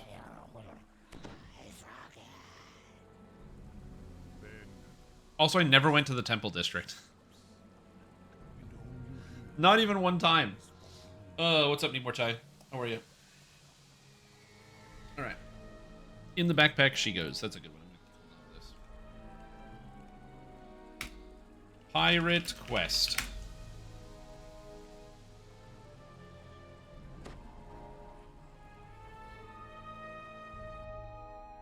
Stream react to Planescape Torment. The problem with Planescape Torment is everyone tells me it's a lot of reading, and I have a feeling that a very high reading video game is not going to make very good, like, live reaction content.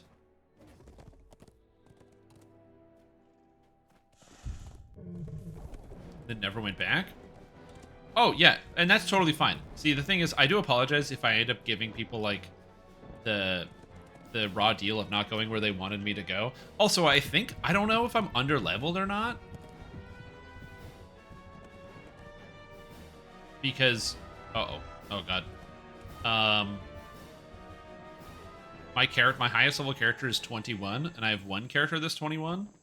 No, two characters, Hexat and Peter, and everyone else is like level 18 or 17. So I think I'm under leveled for the game, but I'm not sure.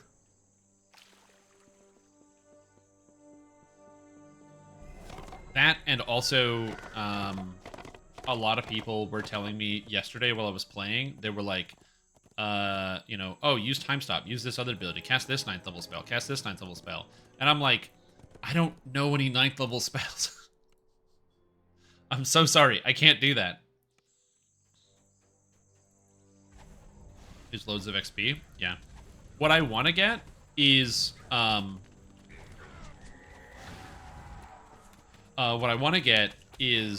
to 9th level spells, and then there's a spell called like Black Blade of Destruction or whatever, and it's a 9th level spell that gives you a +6 weapon that has Disintegrate on it.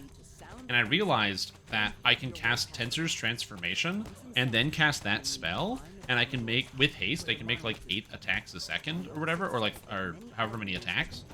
And in theory, I should be able to kill anything with that. And so I want to get that spell because it has the high disintegration chance and the damage. So in the event that there's like some boss I can't get past, I can be like, fine, I'll just do this. Because you can't protect yourself from a level, I think a level 6 weapon, because ultimate invulnerability or whatever it's called only works against level +5 weapons and lower. So in theory, that should be my like get out of jail free card. Like, okay, I can't figure out what to do, summon this thing, and then go to town. It just makes you unable to cast. Yeah, that's why it's the last spell you cast. You cast all your buff spells and then you cast Tensors.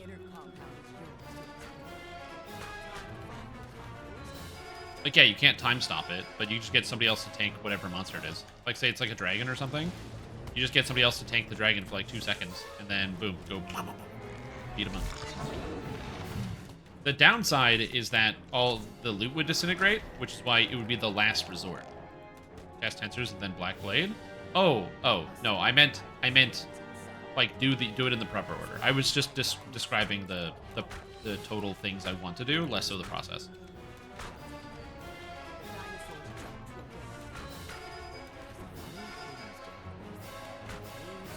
Yeah, like time stop seems really good.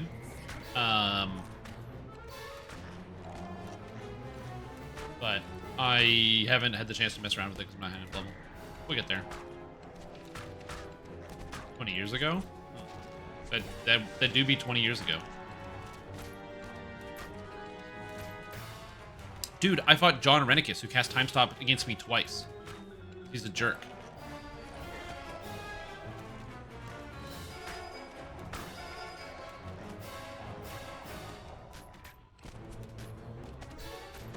John Renicus with double time stopping.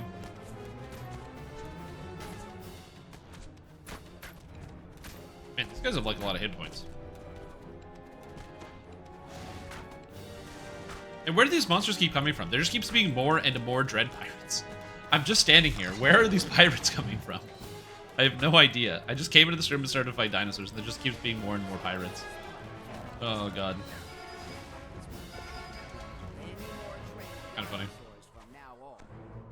Wild magic stuff in TOB? Probably. John Balder on his quest to find his gate. Mm-hmm. As you approach the Commodore's hut, a pirate with a command. We're gonna double time stop. What a bunch of garbage. My favorite moment was when time stop was already active, and during time stop, he cast a second time stop. So he wasted like 2 rounds of a time stop to cast a second time stop. It was amazing. The way into the Commodore's quarters is clear. The Commodore has stashed the So brain suck all enemies into them, kill them immediately. What's improved alacrity? After pulling the lever behind, Did that give you faster casting speed? Nearby grinds open. I don't know what that is, I'm not familiar. You cast 1 spell per round? Yeah. That's why against the young John Arenicus, I had to time when my spells went out, because I wanted to make sure I didn't cast more than 1 spell. The cast time of each spell? Oh, dude, how do I get that? Is that like a spell you cast? Is that like a magical item, or is that a power?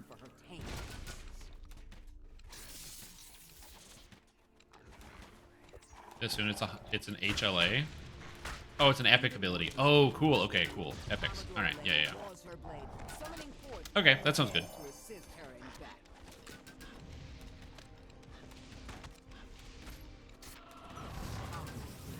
Oh man, that's crazy because my characters can hit like insane damage. What's her name? Because I have the Robe of Vecna, so my cast times are basically 0. So I could literally just empty out my whole spell book into a monster and have all the spells flying through the air, and then cast the Tensors thing and then go right in. Or cast the blade, cast Tensors, and charge in. And then just rest after combat. Amazing. Holy wug. Because some of them are bonkers, yeah. Yeah, somebody was saying for Bard I could get use any item, which allows me to use any item, which sounds kind of interesting. But the problem is, until I can cast Simulacrum or something to duplicate myself... I never bought the Simulacrum helmet! Oh no, dude!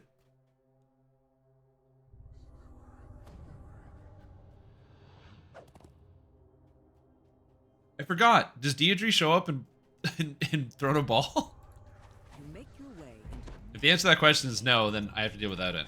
while the engravings on the wall show the structures built by the Smell. Well. No, I'm good. I'm good. Again. Hey, look. I did it fine. I did everything fine. Got 10 attacks per round. Assassin with the backside multiplier on every attack. Oh, really?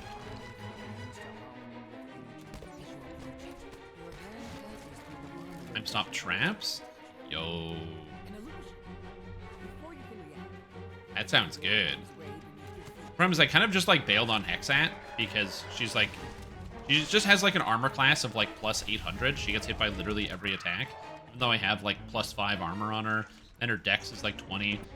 And I put magic. She just gets hit by everything, and I can't heal her because she's undead. So I kind of just like abandoned her in favor of everyone's favorite character, John Saravok. So I got John Saravok now. 4 sword. Ooh, with the freezing ice? I like it. The thief, problem solved. Can I just do that? How does that work?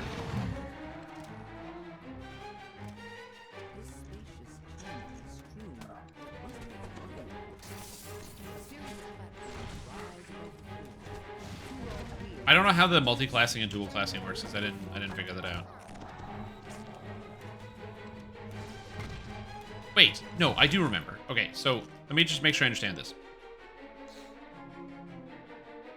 So, in multi-class, you pick that at level 1. So at level 1, you say, I'm going to be a fighter mage, right? And that's level 1, you pick that. And then you level up as a fighter mage or whatever it is. So like Jaheira is a druid fighter, and so she had the druid fighter multi-class at level 1. But dual classing is you level up as one class, and then at some point on your journey, you click dual class, and you stop leveling up as the first class, and only level up as the second class, never leveling up as the first class ever again. Okay. Got it.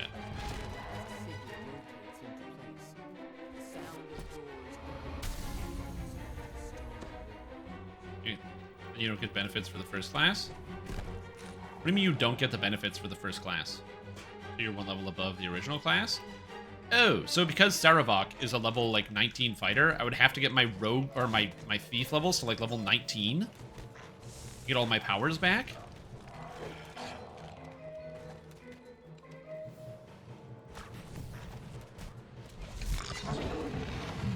Huh.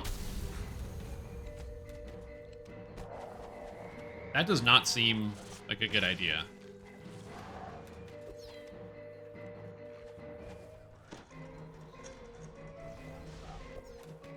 Oh, yeah. And I would not do that.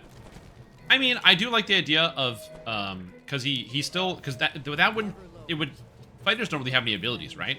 So he would just keep his, oh no, Rosebud. Get up.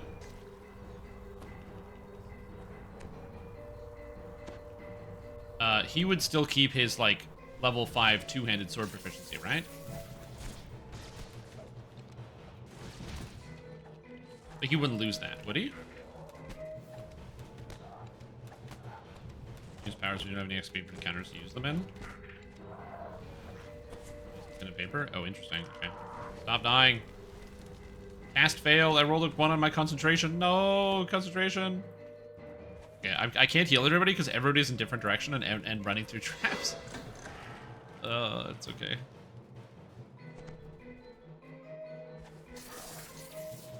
Ugh. Loses proficiency. Keeps weapon proficiency, but as a thief, you can't use two-handed, so it's inactive. Oh, yeah, so then, wait, I wouldn't do that anyway. Okay, alright. I was looking at some of the spells on the wiki, because I was looking at some of the 9th level spells, and I was looking at the Black Blade, or like the Blade of Destruction, and apparently, if you cast the Blade of Destruction, and then while you have it active, you dual class, it's like you're a mage and you dual class as fighter, apparently the game bugs out, and it keeps the level 5 proficiency in your character forever. What tune is this? This is my Stormsinger Inquisitive, where I'm going to be taking 31 points in Stormsinger to get the Enhanced Bolt, as well as Stormsinger's Inspiration, so whenever I shoot people, it shoots lightning bolts at them, on top of the fact that I'm just a regular Inquisitive, with the goal of basically getting as high attack speed as I physically can, and using that attack speed to constantly blast lightning bolts at people. Large bullywug Gwathrenost with comrades. Just 6 level whatevers? Yeah.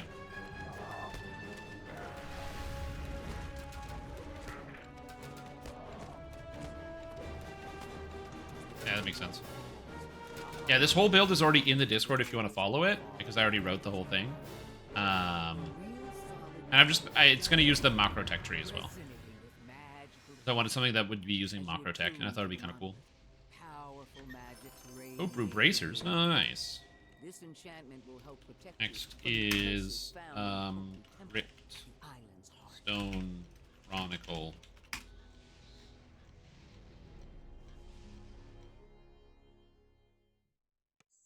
A steep path leads up to an overgrown ruin.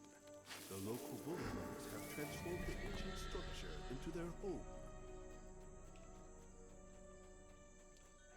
So yeah. Question in the quest list. Do all quests need to be done, as some are difficult when playing solo? Well, that amount of experience points is the exact amount of experience points I use to get to level 30. So if you skip some, you have to do other quests. Yeah, maybe someday.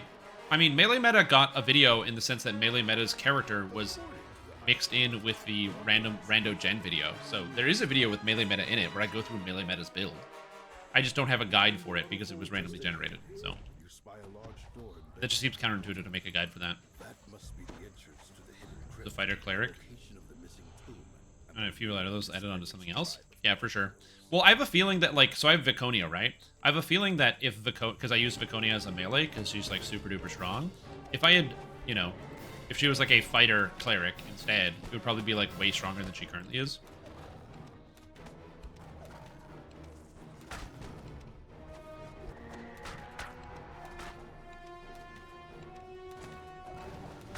You're gonna hear from his voice lines in your head? Yeah.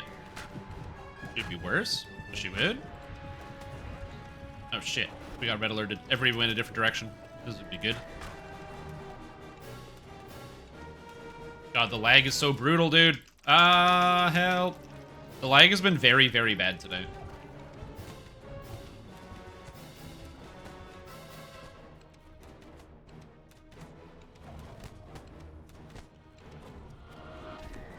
Extra pulpy? Oh yeah, extra pulpy for sure. Oh, sorry, 1 sec.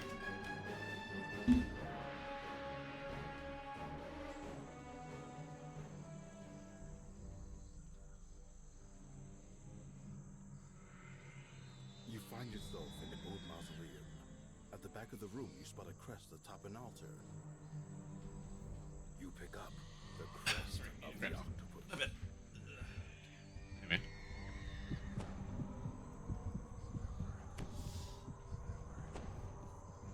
Yeah, I'm having. Anyway, there's a lot to learn about how the game works, but it is very, very, very fun. So I will probably end up doing like more than one playthrough of Baldur's Gate 2. Maybe not on stream, and definitely not at the rate. Like I've been playing a lot of Baldur's Gate 2 on stream. Okay, why are we red alerted right now?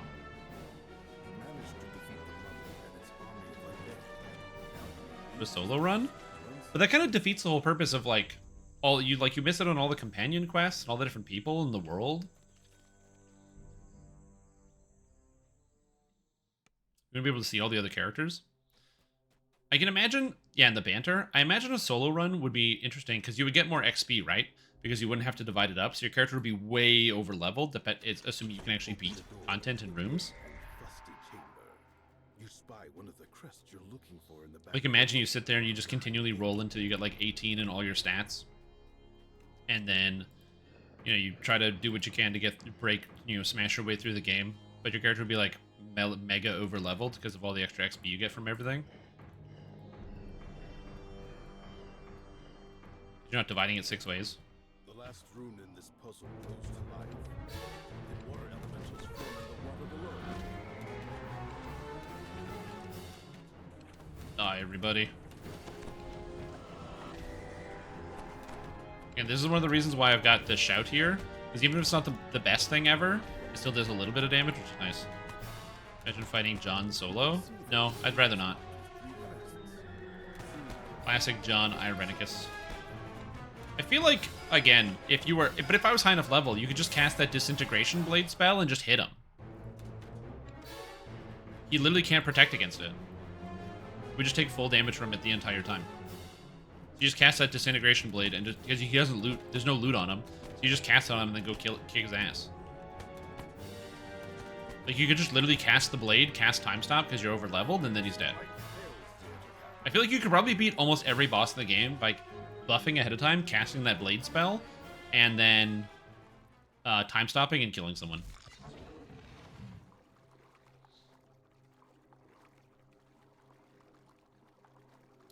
John Solo, Han's wizard brother. Classic. Am I drowning? Oh god.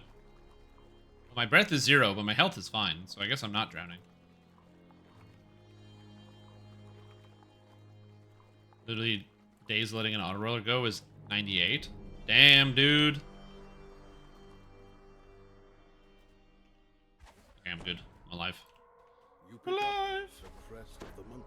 Yeah, that's probably what I would do. I feel like you could do it with like a wizard. 0 damage. Damn, dude. Yeah, well, that's the other thing too, is like, I'm not the best at that video game, and I'm very okay. I'm like blundering my way through it and figuring it out.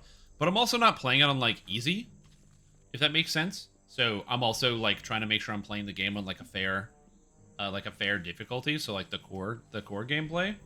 And actually having to know the rules of AD&D, man, that's rough. Do we have them all? Looks like we have them all.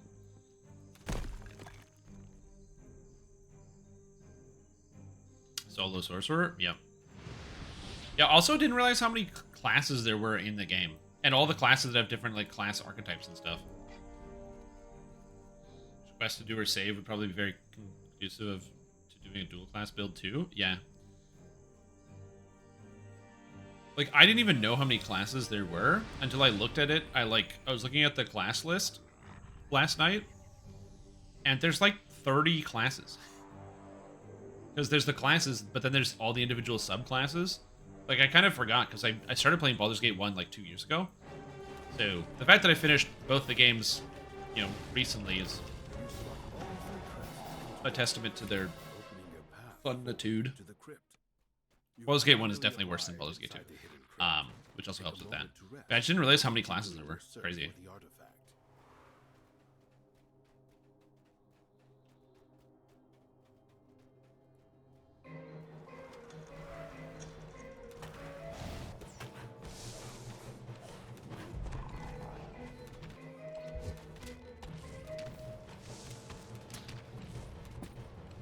But yeah, I feel like a solo run's probably doable.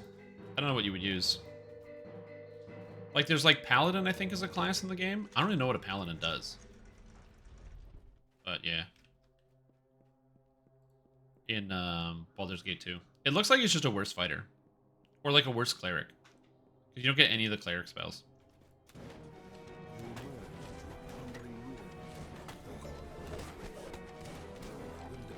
Give 1 in a trillion chance? So you're telling me there's a chance.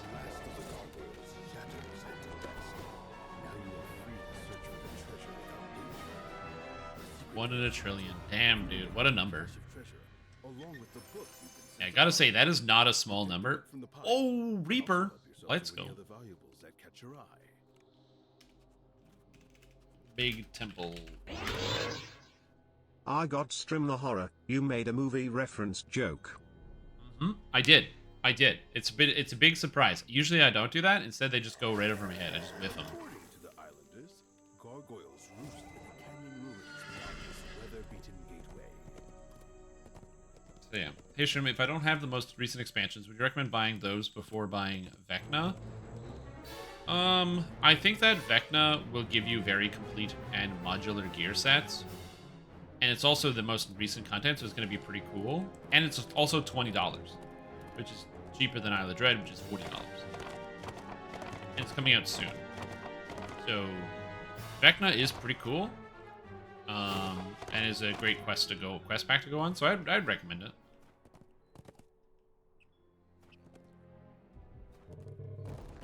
Sounds good. Spells to level 4. Oh, interesting.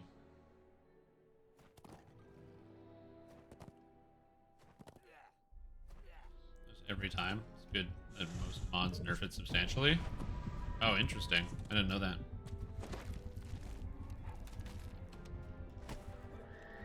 Interesting. What do you give up to get that? Because it's obviously a trade-off, so what do you trade? Something important? VIPs and release? Expect content are never available to VIPs at any point ever. However, if you're a VIP, you get 10% off all expansion content that you buy. So if you go to buy the new expansion for Vecna, it's 10% off because you're a VIP. Give up casting spells. Oh. I mean, the level 1 to 3 or 1 to 4 pre-spells aren't really that amazing, so who cares? I feel like that's not really a big cost. Okay. To being able to dispel any magic you want off of people.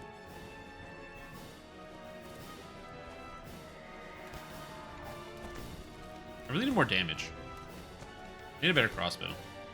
When I take level 10, I'm going to get a really good crossbow. But not a second before.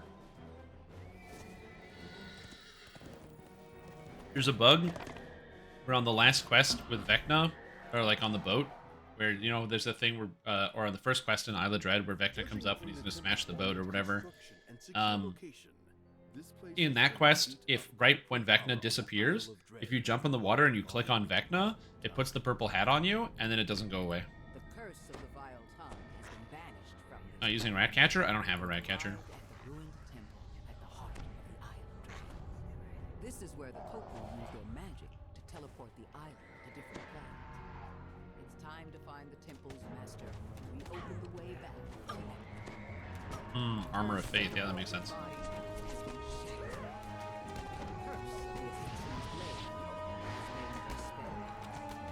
Should have lent me a crossbow? What do you mean lent me a crossbow? I'm so dead, dude. Fuck. I just literally took 1,000,000 damage. My armor class didn't protect me at all from these guys. Oh well. Is there a boat to prevent Vecna's hand from taking you? You can? Oh, I didn't know that.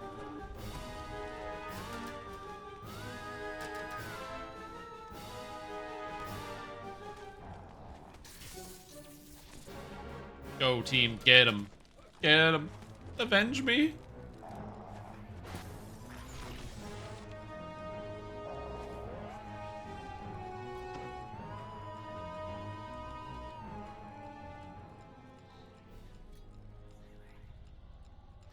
Oh, somebody has raised dead. Nice. Thank you.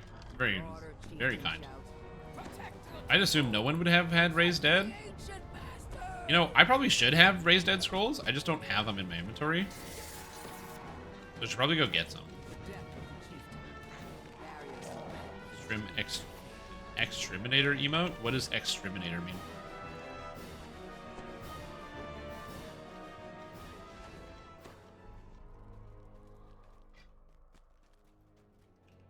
I'm not familiar with the term.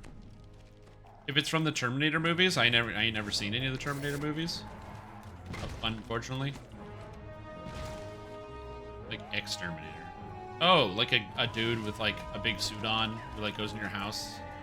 Like a fumigator or whatever. And they like get the bugs out.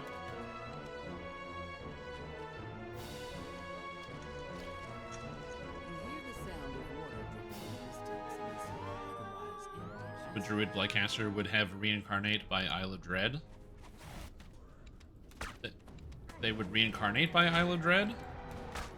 Oh, Ratcatcher joke. I got you. I got you. Sorry.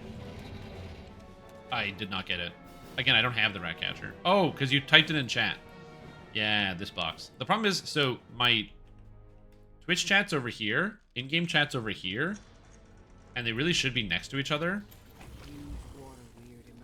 Oh. Wait, do they get reincarnate?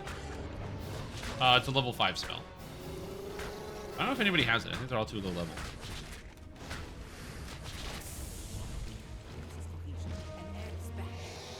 Well, he could have it probably, but yeah. I don't... Do Blightcasters get reincarnate? I think they do, but I'm not sure.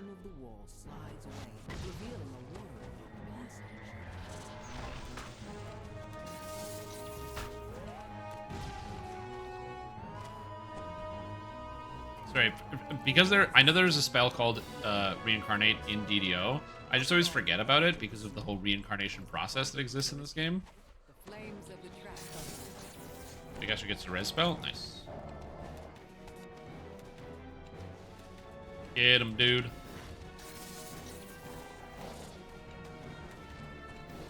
I'm so confused. Is our Blightcaster casting Flame Strike? No, he's a regular Druid.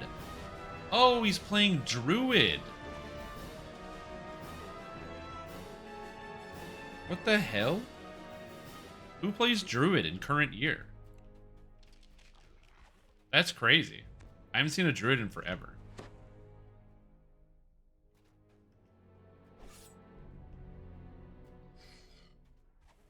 Oh. Oh.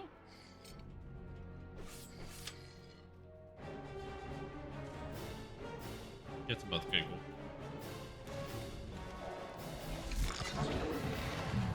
Live, buddy, live. I'm just playing healer right now.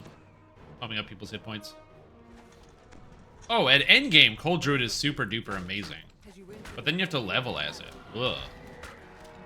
I have enough Lesser Hearts. I would just level as Blightcaster and then just swap into Cold Druid at level 20. Level 20. Oh, it's so good.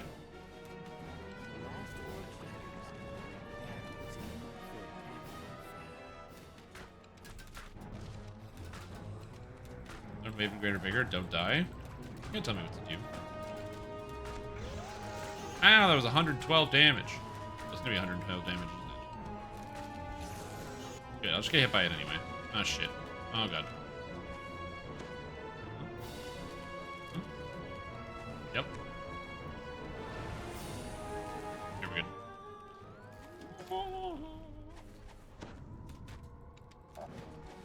Fire Druid and respec at 1718. Yeah, makes sense. Yeah. I haven't played Cold Druid in a while. It's been mostly Blightcaster. To be fair, that's a lot of like hardcore's doing. Hardcore and Blightcaster. That's why, like I said, you got to change it up. It might be strange to many of you the fact that I'm running as an Inquisitive right now because I had self-reported as very much disliking ranged in all its forms. But I have this idea, and I want to test it out and see if it's going to work well. Will it work well? I don't know. Apparently, there are a bunch of bugs with this Stormsinger, and the damage doesn't scale. I assume that that's true because enough people have told me, but I don't know. Like, apparently that it only does a d6. It never does a d6 2 or 3 or 6 or whatever it's supposed to be dealing. So we'll see. Seeking Death Balls or hot sauce. That's a reasonable name for a hot sauce.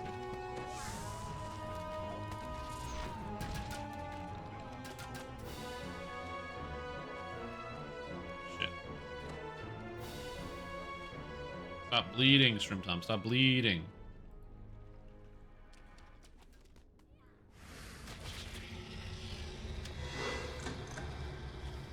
I myself in the ad and played range and DDO again or something along those lines. I mean, it's a little melodramatic, but yeah, that sounds about right.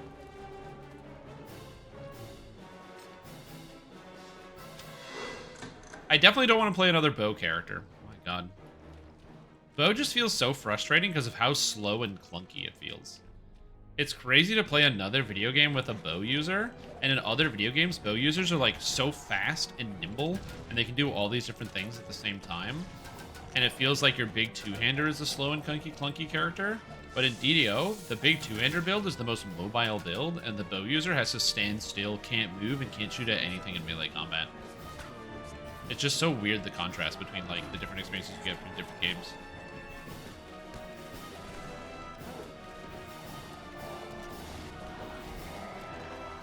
Like, bow characters are definitely some of the worst to play. Yoink.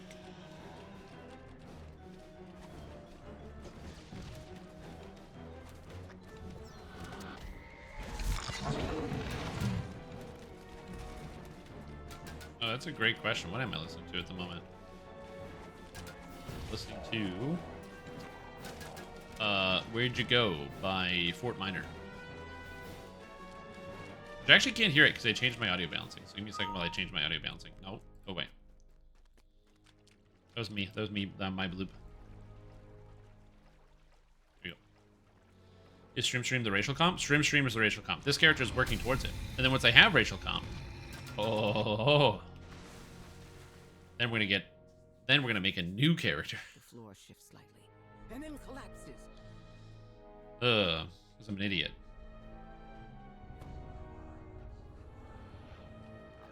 You always need a new racial completionist. You can't just have one, man. You can't just have one.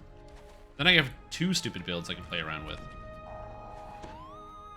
Could have been bashing my head trying to solo slavers on R1. I mean, the final boss fight is very challenging. It's basically, you just have to run around in circles while you hit Stallman Kiln. And then when he dies, you go after Ajaxu first, because he has the AoE. Then Kita, or whatever her name is, the lady who does like the Rain of Arrows. Then you work on Yanwolf, and then finally Nerals. But usually Nerals is going to be the last to die, because Nerals continues to teleport away from you. However, on the higher difficulties, Nerals will pop out a shadow and one-shot you, so if you don't have fortification, he's just going to sneak attack you and do your entire life bar in one hit. So you got to make sure you have fortification to resist the sneak attacks. Because if you don't, you die. Oh, Mythic 3 Bronze Bracer. That's kind of cool. Portal to Eberron. Nice. Whee. Isle of Dreed. The time you have second completionist, maybe iconic or legendary completionist be out? Maybe. To farm slaver sets? I don't farm the whole set, but I do have slaver's items. Like, look at this. Wisdom, quality wisdom, devotion, spell focus, mastery 2. Oh, yeah. And I do have Slave Lord Sorcery on it, although I never use the whole set anymore. There was a time when I did, but for leveling, this is such a nice item. Do I need wisdom for anything on this character? Not really, but I have it.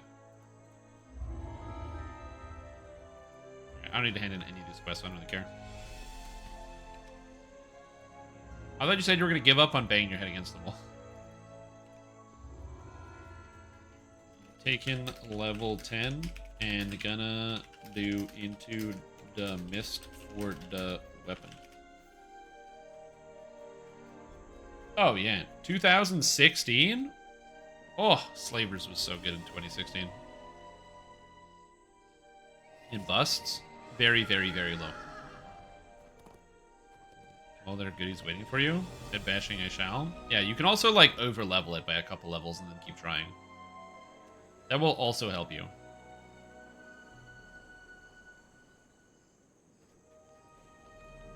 Hard level. 3 points. Okay. Somebody said haste. That's not the worst to do. Grab haste. 6 points to spend. Okay, so Stormcrawler's Aria, Stormsinger's Inspiration. There we go. So I got +3 to hit, 9 spell power, and now when I inspire myself, my attacks will deal lightning damage. Red scroll, good idea. Spending your platinum. If you're on Arganesson, I'll give you 1,000,000 platinum right now. You can have it.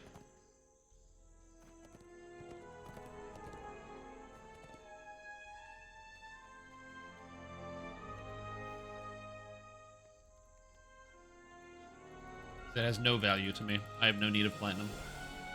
I am beyond platinum. Your merely or mortal concerns bear no weight on me.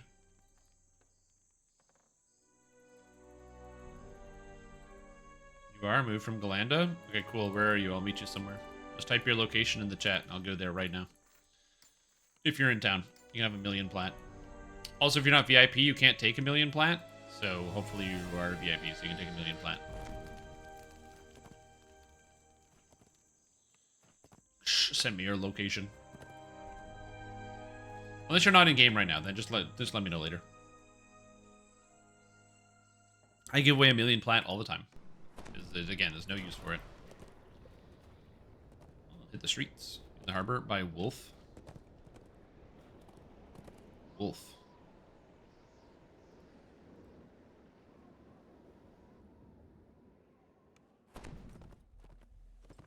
Who the heck is Wolf? Hold on, let me figure this out. Wolf. There's a character name. Is there a character named Wolf in the game? It's not this guy, because there's a guy named Wolf in this quest. What's your name? Tavish. Any of these guys named Wolf? Honestly, no idea where you are. So, sorry. I don't know where that character is.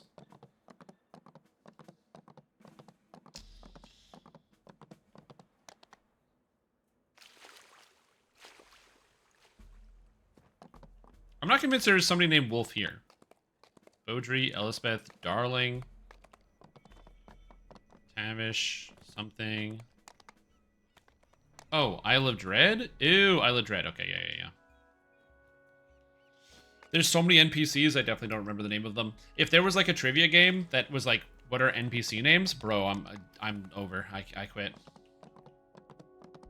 Yeah, the peasant way. I never do that. I literally always teleport to Isle of Dread. I don't walk there.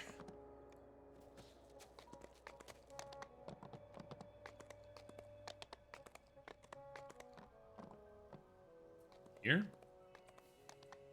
Are the Dread quest giver names? I do not know. Lara Lanja trade. Here you go. Have 1, 2, 3, 4, 5, 6. There you go. There you go. Enjoy. Have fun. Dread quest giver names? Bro, that's impossible. Literally impossible. Someone with only 3 past lives? Easy scam.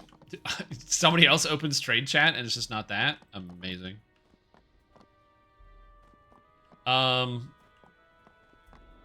So I will say, I like Monk. I think Monk is really, really fun to play. It works on Hardcore League, so you can definitely play Monk with low past lives and low investment. The bigger thing for Monk is actually less past lives, more tomes. Alright, not Isle of Dread. House Jarasco. I can teleport there. I think I might get the raid one. I'm trying to think quest giver names. Dude, I don't know any quest giver names. No idea. Couldn't tell you. Yeah, Staff Monk is good. Fist Monk is good. Hugh of Mantru is what I'm thinking the raid is. Mia of Mantru? From down the road you hear the sounds of I never said casual.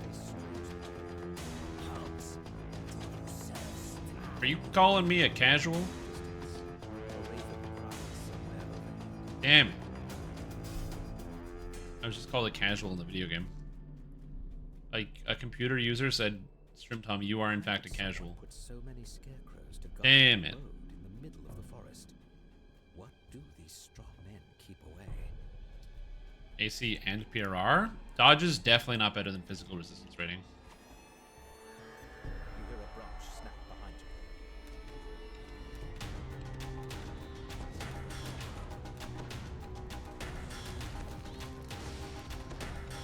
you. Get him.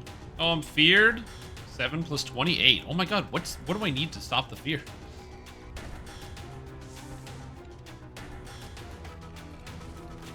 Oh my god. Last message? Correct, yeah, that's me. Ultimate casual shrimp top. Oh, my back is itchy. You guys is a melee, right? Monk videos on your YouTube? Yeah, I have like 40. You just go to the build repository, and you'll see like a bunch of videos. One wolf.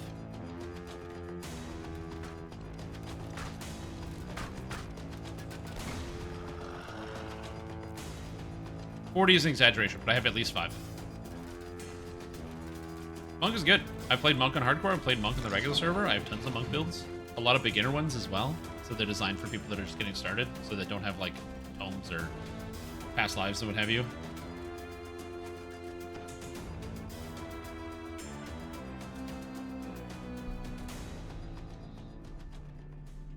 Good quarterstaff? Yeah. Quarterstaff Monk is my preferred way to play Monk. I love quarterstaff Monk. Henshin Mystic is so good. The tier 5 ability, Shadows Cannot Exist Without Light, is both beautifully themed, because it totally goes with the idea of the different monk philosophies playing into the character and their role in a party and their role in their life. And also the ability is bananas and is super strong. It must be Papa calling out my name. Irina, he'd shout. Barovian heavy crossbow, please.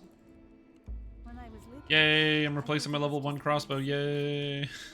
now I know what he felt. He was Alright, afraid. okay. What's next? Spies in the House is still broken, right? Storm, Clev.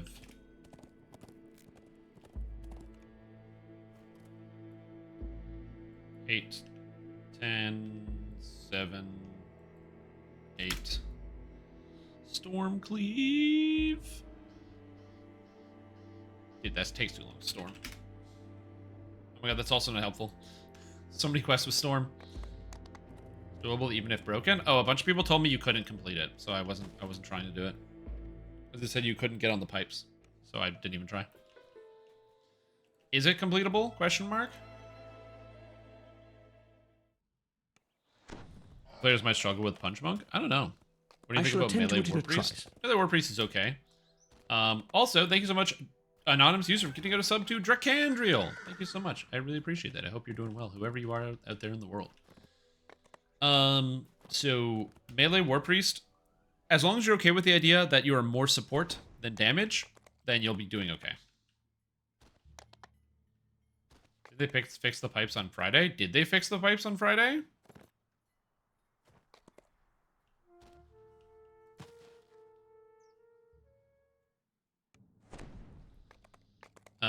But yeah, War Priest is a support tree, and it should be treated as such. You will not have the raw DPS of a pure melee character. That just is what it is. But they have really good party support. Great AoE healing, good mana conservation, because you can pair War Priest very well with Radiant Servant.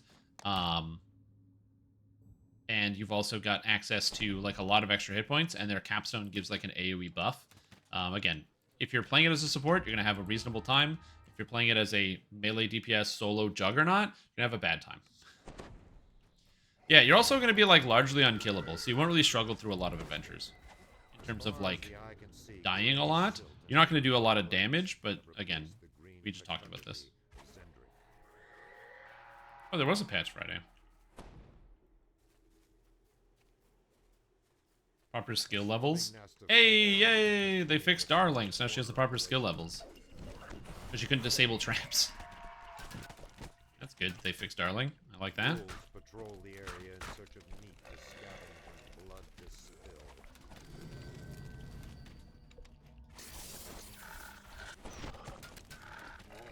Oh, Utgard, here you go. Bard song. Rounding a turn, you see an enormous house. Today, did you think the pipes were broken? Oh, the pipes are broken in the pit too? Appears to have caught an unfortunate traveler on his way to Interesting, okay. With heroic legend versions we're at, Darling a proper 5-minute summoning cooldown.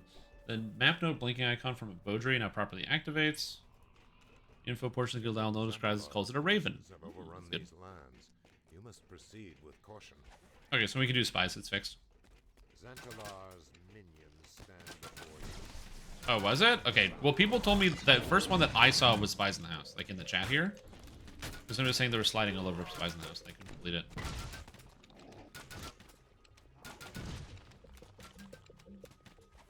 But okay, that makes sense. I didn't even think about the pipes in the pit. I just was like not very observant. I was excited about the possibility of showcasing the fact that you couldn't do some of these quests, but now I guess I'll just have to do them. Okay, that one's done. Check. Level 23. Yeah, it was past Friday, so that's good. Again, this is one of those things where like I'm very happy I'm not involved in the process of video game design at all, because like the idea that you make a change somewhere in the video game and all of a sudden pipes don't work in quests, it's like, what did they change? How did they fix that? Alight the rune pillars? Yeah, it's alight them. You can't get on top of them? Does alight mean climb? I didn't think so, but yeah. Has fortified this air at 6 large crates dominate the camp ahead.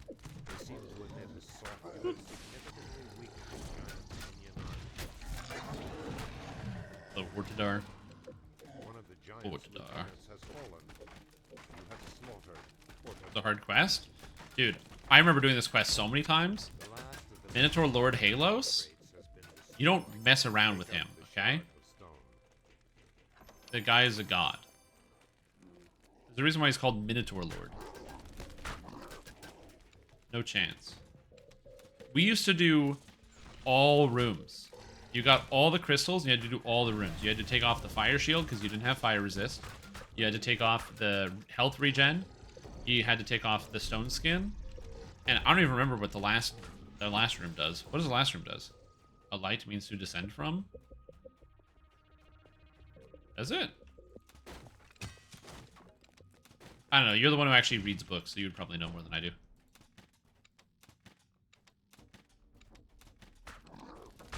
Okay, so I'm realizing there actually is a problem with my build. Which is that I don't know what the proc rate is of this Stormsinger's Inspiration, but it hasn't gone off once in quests yet. Which is a bit of a problem. Because it's the basis of the build. Do you get more favor running on Reaper? No, you do not.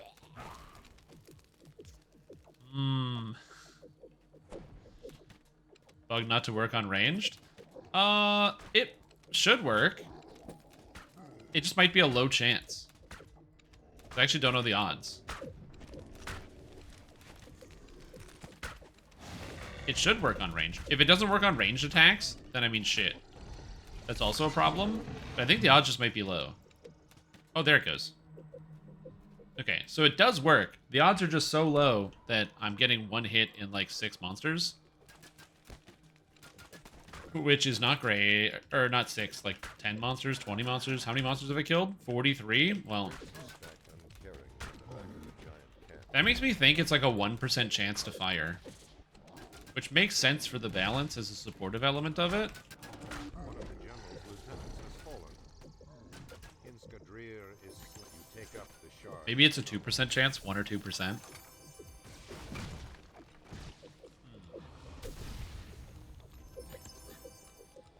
I mean, it would make sense that it wasn't 20%, because if you put it on everybody, it would be too powerful. And in a whole raid group, it's probably pretty good, assuming the freeze actually procs off of it. Well, you know what? Today's a learning day. Today's a learning day.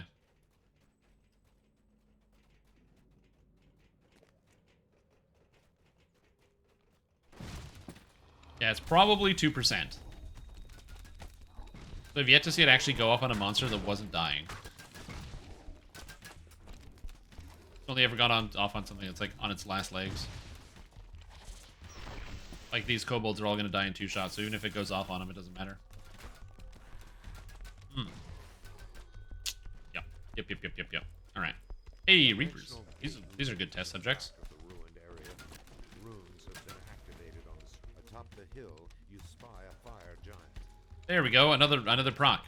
But the thing died as I procced it. Not ideal. All the rune posts have been activated. Return Yeah, 84 damage, no problem. Give me a proc, please. Because my goal is, if I get enough attack speed, right, and then I have endless Fusillade going, I should see a fairly reasonable amount of procs. That's the goal. Will that be the case? I don't think so, but that's the goal anyway.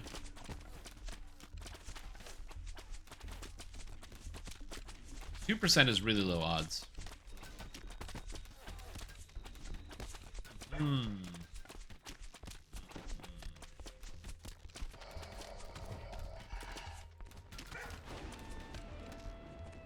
That not do damage?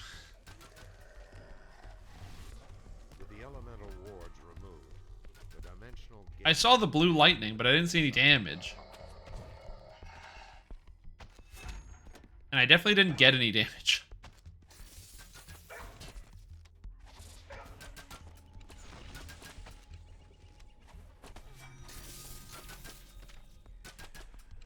Like, the monster didn't take damage from it, and that was not the last hit. So not only 2%, but it does nothing. I think it might also do nothing. It might do something. I need more tests, but it currently looks like it does nothing.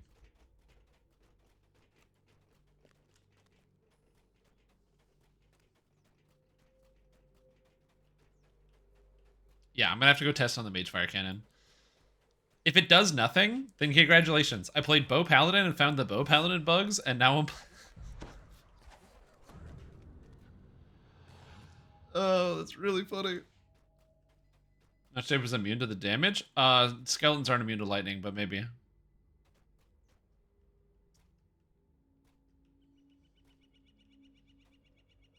Okay, we'll see.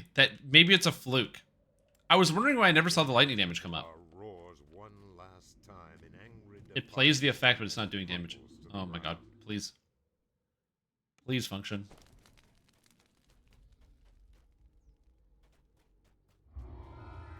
Oh, we're done? Nice. Okay. Stromwald mine. I gotta test a thing. 1 sec. I'm just gonna go to the ship and test it. Because the ship will give me the answer that I need. I never bothered checking if it worked. Me neither. Again, I just kind of assume things work.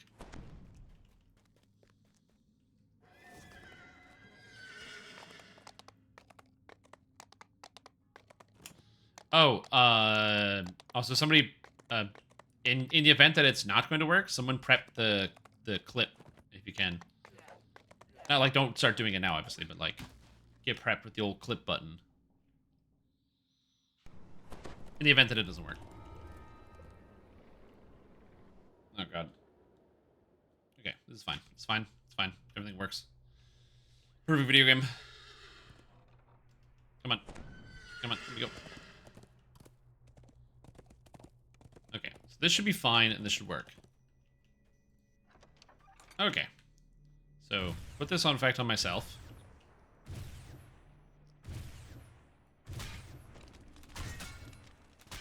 Eventually, the lightning bolt should come down. When it does, it should see lightning damage.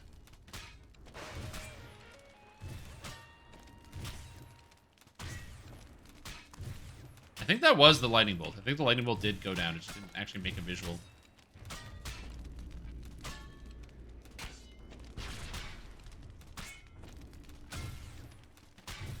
Uh-huh. Uh-huh. Except... Come on. Come on. Hey, we're in Stromwald's mine. Forgot to update the thing, because I got distracted by something unimportant.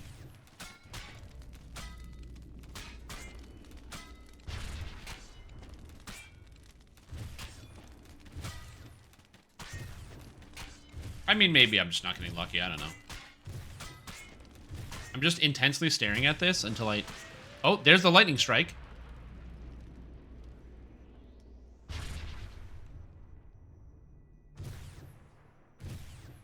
Okay, so the electric damage is built into the attack. So it's built into the strike itself. So it does work. It just doesn't display as a separate number, it displays as the same... It's like in line. which is interesting. I would have thought it would be a separate effect, but it is in fact displaying inline. So it does work. That's why I didn't see it, because it's in line with the text. Usually when a proc effect happens, it's a separate line of text. So yeah. Does that mean, are you going to get the freezing lightning? That's the plan, is to get the freezing lightning. That's the whole point of the build. I get the freezing lightning, and then I apply it to everyone in the party. So we'll see if it really works. Yeah, that'll make it a lot more obvious. Anyway, I gotta spend the rest of my points in the inquisitive tree now.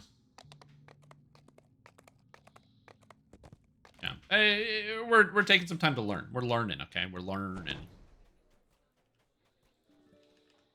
Everything takes time to learn.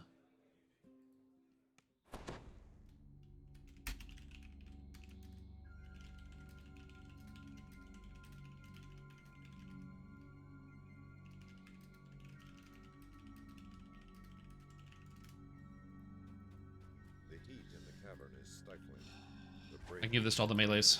Work relentlessly to ruin. And ranged. Problematically, spellcaster, spellcaster, spellcaster, spellcaster, but that is DDO in a nutshell. Okay, so it's in line. So it's likely functioning. It's just in line. That's interesting. Abundance here, but the area's I don't hate it. natural beauty is marred. In theory, the freeze effect should also go off. Also, remember, I don't have any attack speed boosting effects, so my attack speed is pretty low right now. I don't have, like, Endless Fusillade, which I get here, like, 20 levels from now. Whoopsie. As the path slopes downward, you feel the air flowing towards a point. I actually have the haste spell. I just don't have spell components for it, so I can't cast it.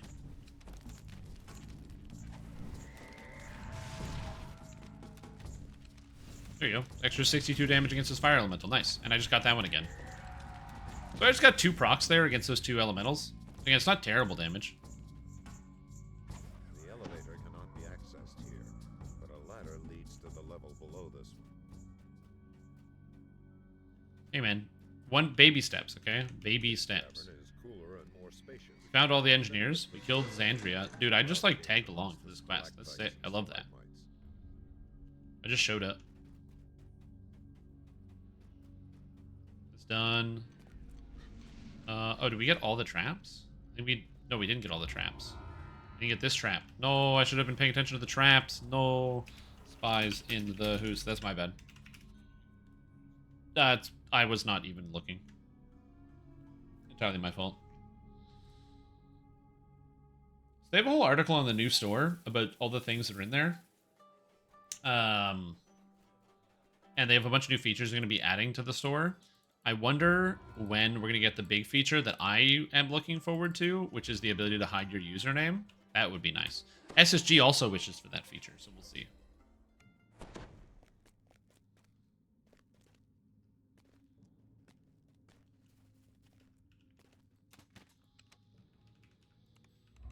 Anyone allowed to buy old augments? Yeah, that probably not. It's probably going to be a bug there.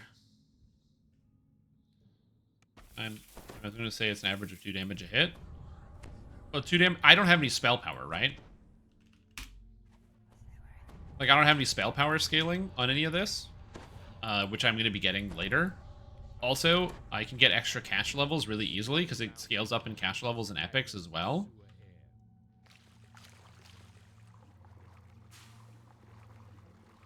Additionally, I'm going to have Sonic, like, spells and stuff in epics that will continue to proc the damage. Because this character is going to use Macro Tech, and I'm going to take the Sonic Hammer, so that way the Sonic Hammer is an AoE that will also proc the lightning.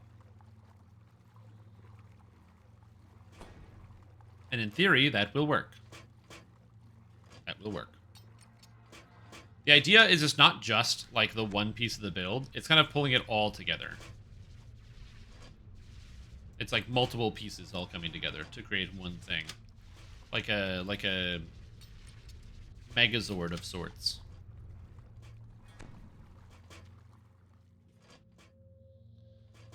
What is this per chance? This is the Bard dual wield crossbow Stormsinger bring down the lightning build.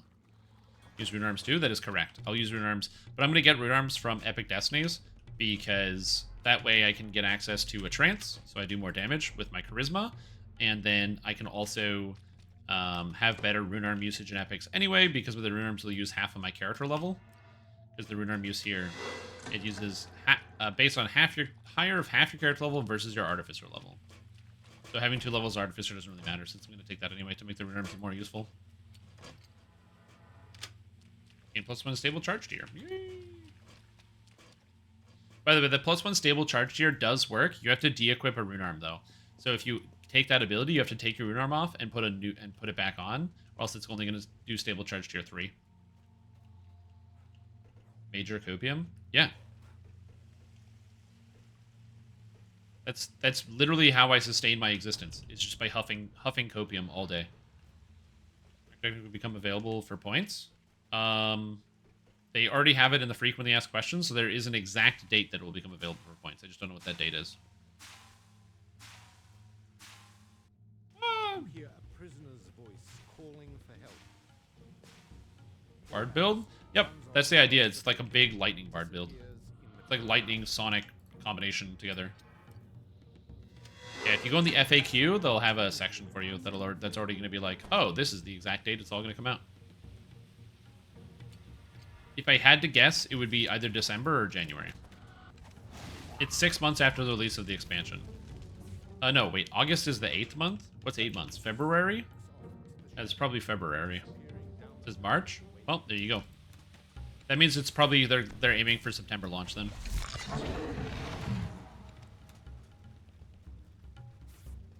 I mean, I know the expansion is slated to come out on the 13th, if I recall correctly, but yeah. Oh, that reminds me. I want to do a new... I don't know how many people are interested, but I'm probably going to do another Path of Exile private league. You hear a prisoner's voice calling. I mean, 6 months is enough time to earn those points. Yeah, because we did a private league for the last one, and basically the idea is just getting away from trade. That's all it is. Because for me, I like playing with friends, but trade league makes me play too much Path of Exile. Because there's no upper limit to how good your character can be, ever. Because you can always just trade for the items you don't have. Except this time, I'm going to play a character that's very, very not dependent on a unique item. Instead of playing a character that has a unique item required for the build. It's very stupid of me. Because I thought, oh, it's a really common unique. I'll get it for sure. Nope. No. That's not how that works. Very common 1 chaos unique. Congratulations. No one pulls it the entire league.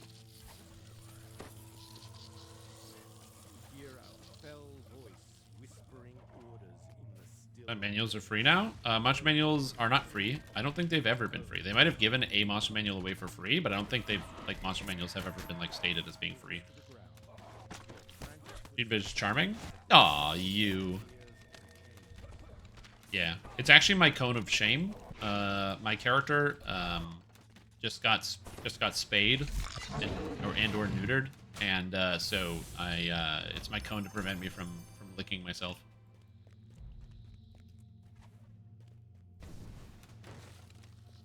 VIP gives them, yeah. Never traded for uniques? That's also a problem too, yeah. Like, you know when you're doing like a league mechanic or whatever, right? And it'll be like, oh, you know, there's like the unique option that you can pick like the box that gives you extra uniques, like when you're doing heist, and there's like the rooms that give you extra uniques out of them, and you never really do those because you always just trade for the uniques that you need. Good afternoon. Yeah, you trade for the uniques you need because someone else is doing those boxes. Also, Late Night Jeremy, welcome back to Stream Team for 6 months. Hope you're doing well. Glad to have you here. Thank you so much for the resub. Glad to have you here in-house. Kaylan deftly climbs her way out of the sewer, pausing once to look Venom back Cosmetic and wave her is flag. from Vecna. Yeah, it is. Oh, God. Oh, God.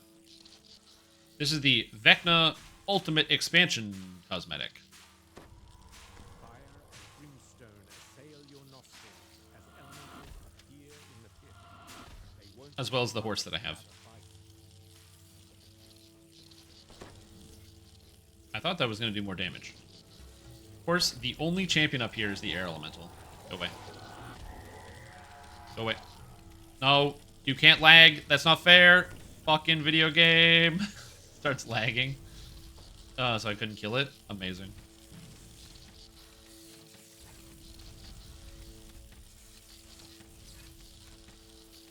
Ugh. Oh, the lag is brutal. I don't know what is going on in the game today, but like the lag has been awful all day today. It's been just like chunk city, dude. So against my better judgment, I've been foolishly playing Diablo 1 with Dorak, the young Mr. Dorak, and we're playing online with like these like custom servers that these people have set up, so you can play with other people because BattleNet's down, which is cool. Like that's even still an option that you're able to do. I think that's super cool, but it is also like super janky and laggy. And it's funny because as I'm playing it, I'm like, man, you know what's worse? DDO lag. DDO lag is definitely worse than that. Whether for Pittsburgh. Are you sure you don't want it for Pittsburgh? That is also an option. It's on the table. Oh my goodness gracious.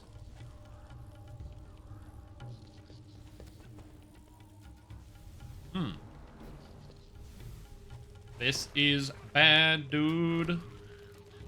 Why my video game lag? About the match magically solve the lag problem? Oh, yeah. It was solved for a day.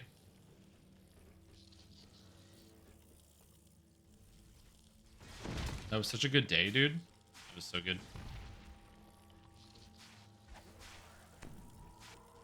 We did so many raids. It was such a good day. And then it all went downhill.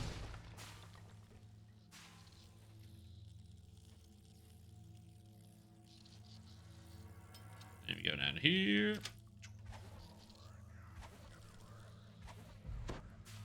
Yeah, where is it? It's here. There's these traps. Somebody said that like they got like they saw someone get wasted by this trap right here. Amazing. Oh my god, the lag.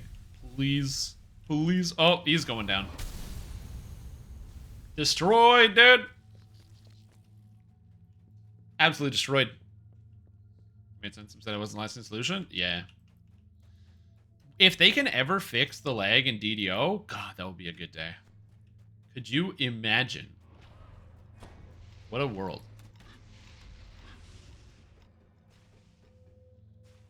PS party on multiplayer hack and usually TCP protocol online. I will say it's not that bad. I think the bigger issue is because I can actually play on the servers lag free. I think the issue is Europe to North America connection, where it freezes up every once in a while. One thing I will say that's nice, when there is lag, the whole game stops. So like the monsters stop moving, everything stops moving. So it's not like you're like at a disadvantage. Okay, 1, 1, and 2. Quick water and bio. Just gotta hit the bathroom real quick.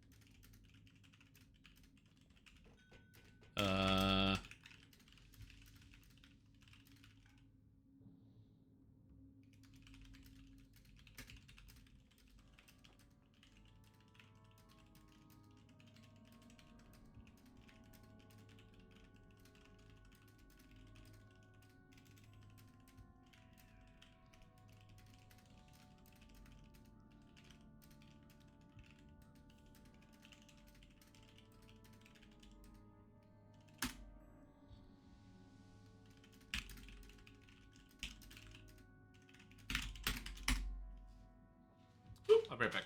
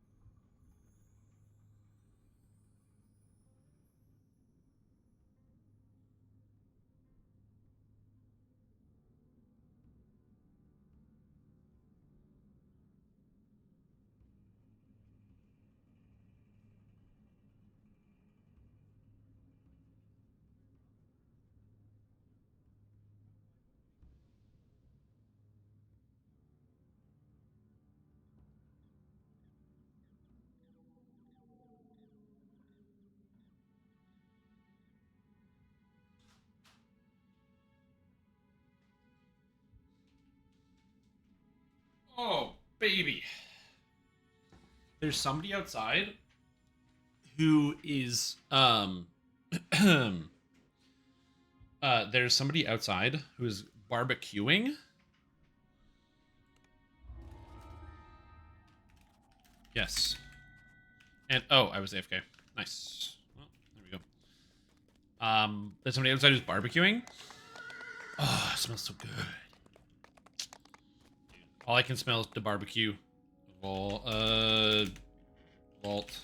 Yeah, Vault works. Thresh Arena. Make some burgers or pork chops. All of those sound good. Yeah, burgers, porco chop. Oh, baby. Actually, screw pork chops. I don't really like pork chops, but burgers for sure. I find pork chops are just not my favorite because generally your pork chop is going to be tougher than a lot of other different cuts of meat. And there's better ways to, like, cook your pork. Like, I would do a pulled pork over a pork chop pretty much any day of the week. I mean, the process is a little bit different, but a friend of mine has this pulled pork making method that all you need is a pressure cooker in 2 hours.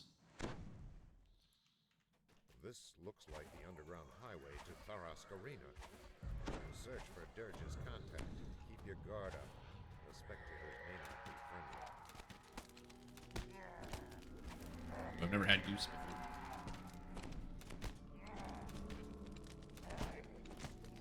They said the secret to getting that sweet but tangy barbecue flavor is with the pork chop when you do the pulled pork in the pressure cooker. Dr. Pepper. Apparently Dr. Pepper is the secret.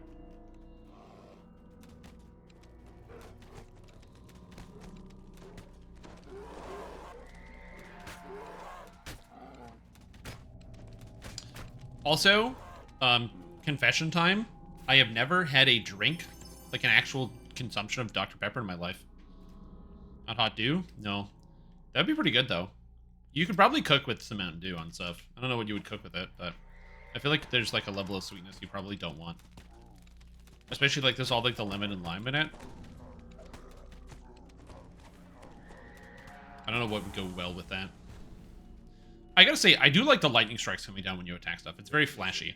I don't like the fact that when the lightning strikes come from your attacks, it doesn't make the... It only does it when it comes from the spells. Which is unfortunate. Monstrous spectators pack the stands, eager for the main event. Who growl and curse as they catch sight of you. Oh, my true seeing goggles are broken? Oh, I gotta repair it, apparently. Oh, shit. Coke Zero, my next would be Dr. Pepper. Ooh, interesting. Anyway, I serve myself an alcoholic beverage might deter or enhance my performance. It's gonna enhance. I find usually 1 or 2 alky bevies usually improves my ability to play this video game. I just become more relaxed, so I make better decisions.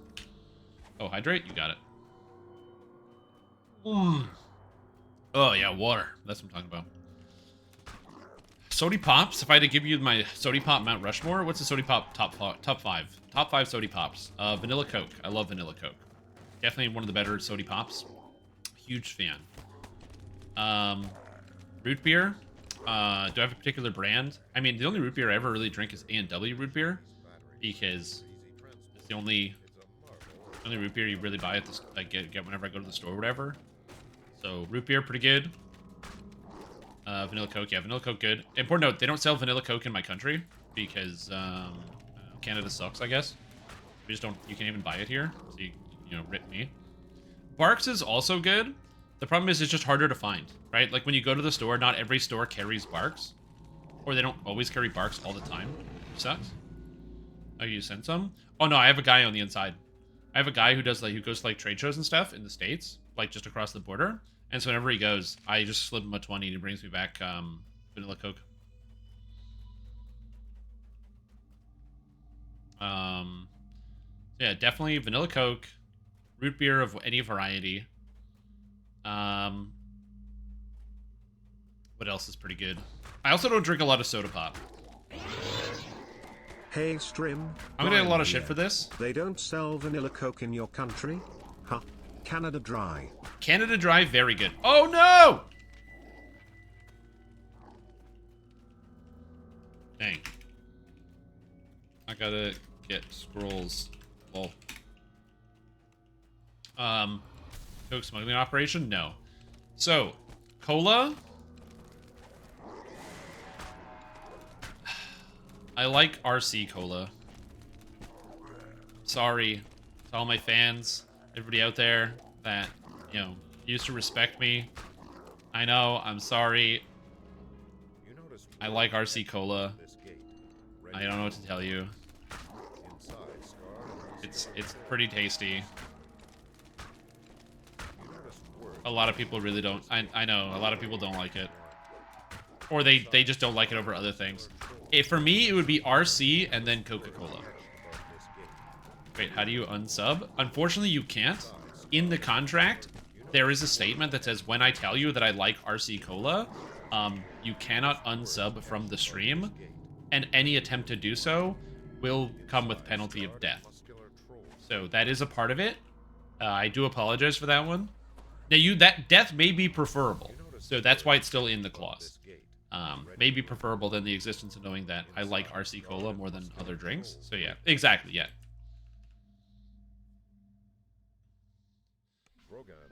Isn't Coke basically all identical? No, they're not.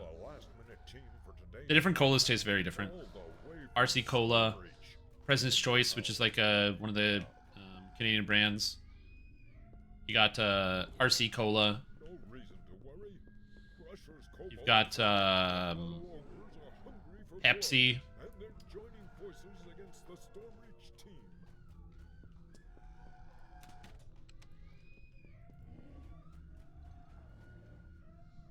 Does RC make a vanilla or cherry yet? I don't know. RC Cola is Royal Crown. They just call it RC. I don't know where you get RC. They probably don't sell in Europe.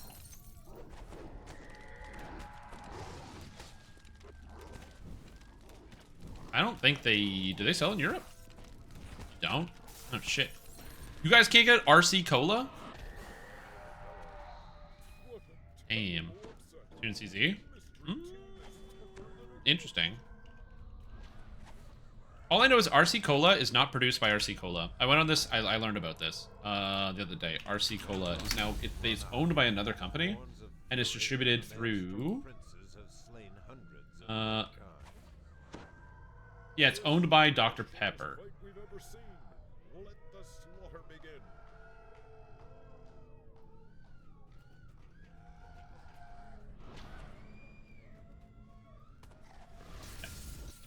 So, Dr. Pepper has Bottom, and their subsidiary, RC Global Beverages, produces RC Cola for around the world. Domestically, RC Cola is sold under their from Dr. Pepper. Should be everyone in EU. There you go. I'm not telling you that RC Cola is really good. I'm just saying it's an option. It's possible. So that's 3. I need 2 more sodas. 2 more sodas. What else do I like? I like Orange Crush because I'm a maniac. Orange Crush, very good in terms of sodas, like your carbonated bevies. And I need a 5. What's a 5? Also, I don't drink a lot of soda pop, so if you're like, dude, your opinions are whack. I bought a 12-pack of Coca-Cola 3 months ago. And I've had 3 of them. I drink about a soda a month.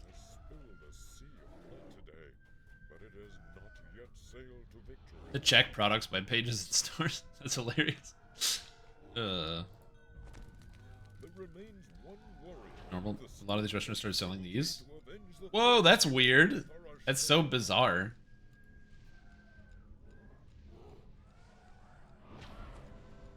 Yeah. I'm trying to think, what would be the 5 on the cola list? I'm at the cola aisle. What am I buying?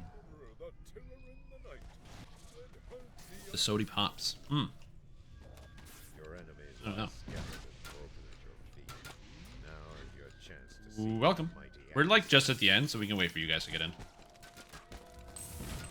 Mexican Coke, best Coke? Whoa, whoa, whoa. We're talking about soda pop here. Okay, this is a PG-17 channel.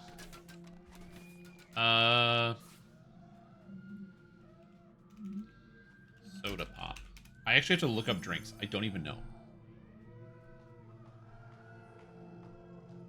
Nope, I'm gonna go with the top 4. I can't give you a top 5 because I'm literally stuck on top 4. I can't even think of a higher one.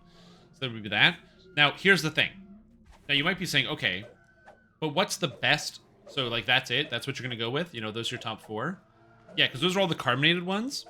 But the best canned drink you can buy is Arnold Palmer. That's the best drink. Arnold Palmer's the best one. I don't care what you say. Arnold Palmer's the best one. That's like leagues and that head and shoulders above everything else. Arnold Palmer's so good. So good. Garbage tier? What do you mean garbage tier? It says somebody who's like never had an Arnold Palmer in his life. Oh my god. My roommate and I used to have like a wall where, because we would buy so much Arnold Palmer, we would take the stickers off in an old apartment, and we would take the stickers off, and we plastered a whole wall of just Arnold Palmer all the way across. Lemonade and tea? Yeah, iced tea lemonade is so good. It's a half and a half. Ah, so good. It's like the most refreshing. Oh, I didn't screw up. Yes, I got a big gem bag. I already have one. Yes.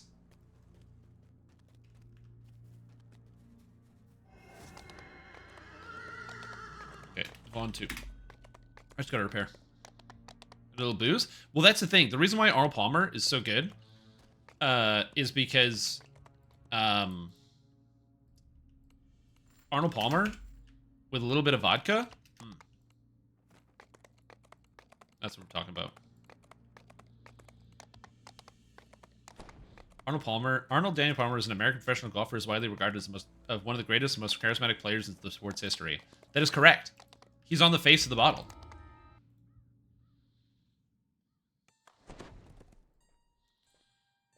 I know. I feel amazing. Yeah.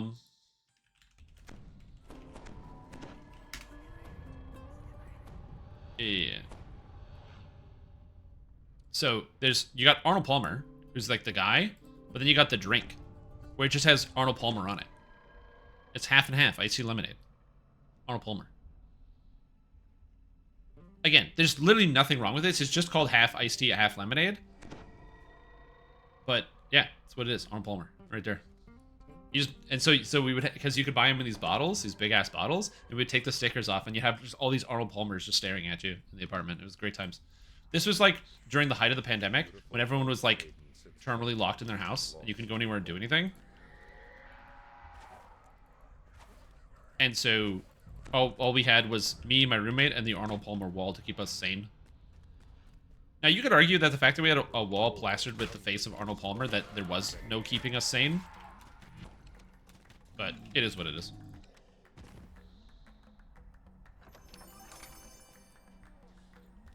But yeah, Goro, you can make your own Arnold Palmer. Just get some iced tea, get some lemonade, half and half. Problem solved.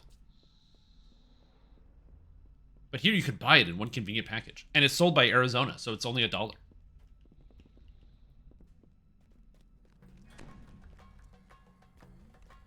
Feel herb involvement? Nope. Neither of us smoke.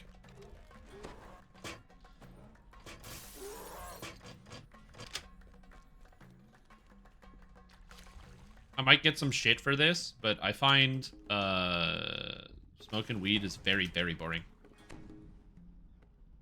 Just, like, tremendously boring. Whenever I have a couple beers, I'm, like, excited and I want to do stuff. And every time I've smoked a joint, I, like, all I want to do is just space out and wait and then sleep for 12 hours.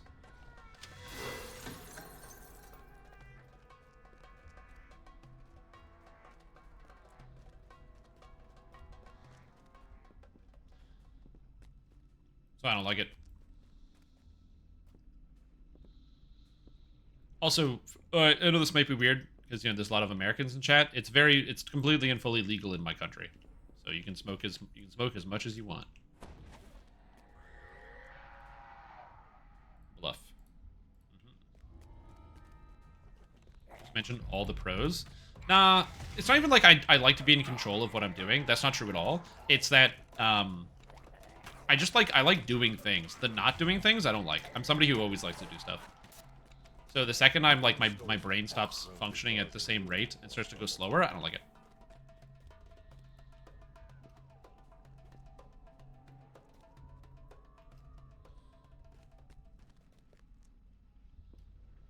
Freedom. Maybe it's good for fatigue. Yeah, I can see that. I said also, I have no problem with people smoking weed. It's great, dude. I'm happy that people can enjoy it and do what they want. I wish I could have the experience I see other people tell me about, where they'll like smoke a joint and then go on this like awesome journey and they'll feel great and they'll just have a really good day. And like, I'm so jealous. Every single time, it's like my day just gets deleted.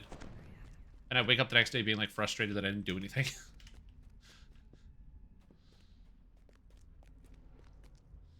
Vodka Red Bull kind of guy? Oh, dude, absolutely.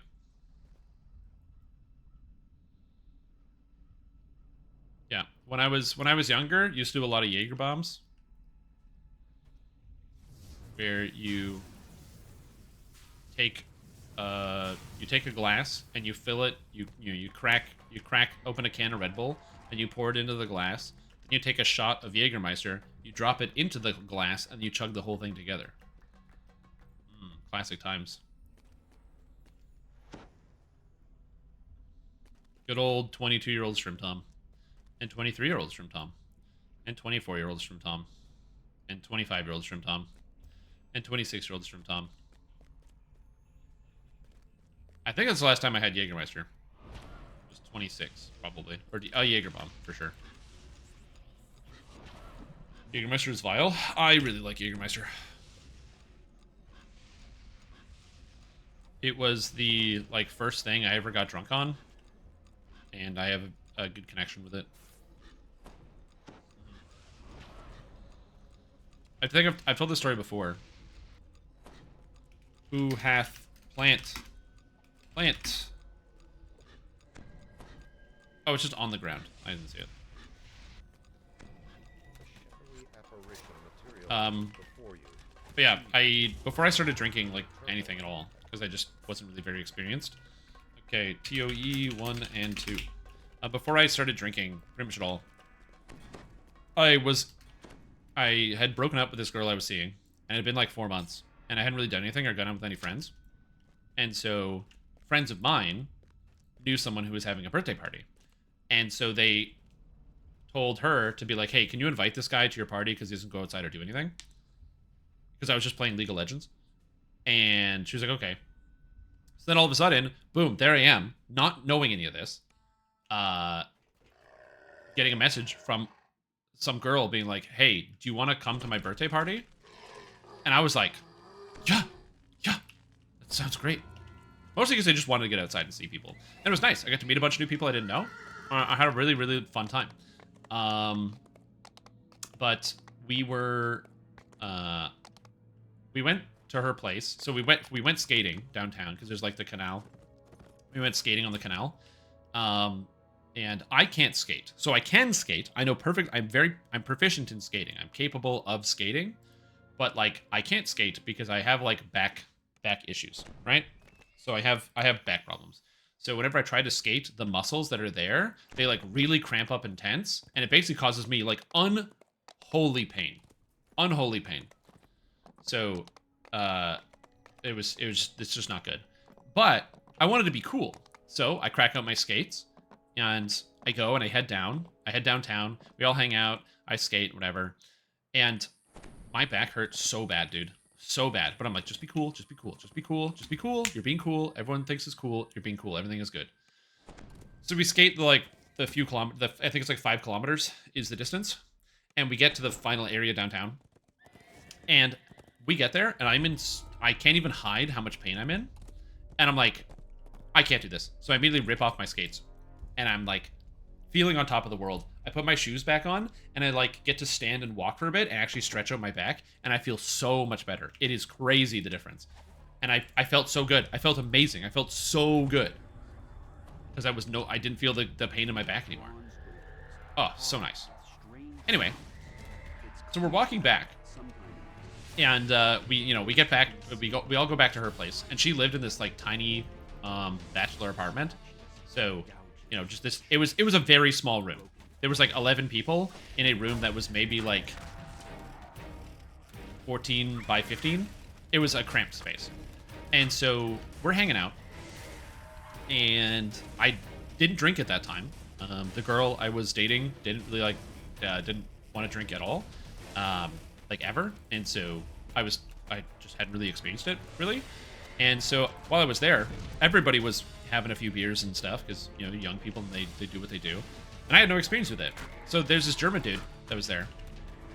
And he literally just has a whole bottle of Jägermeister. That's it. Because, again, we were like 21 or 22. So, you don't need class. You just have a bottle of Jägermeister. And so he's just like pounding back the Jägermeister. And I was like, oh, what is that? He just goes, oh, do you want to try? So he just gives me this bottle of Jägermeister. And I take a sip from it. And it's both horrible and bad. And also, it has the warmth, right? So you drink it, and then it's like, it tastes terrible. But then, like any alcohol, it gives you that warmth feeling as it goes down. Oh, man. And I was just like, oh, this is kind of, like, this is interesting. And he just goes, you know what? Just keep it. So he just gave me this whole, the whole bottle of, 750 milliliters of Jägermeister.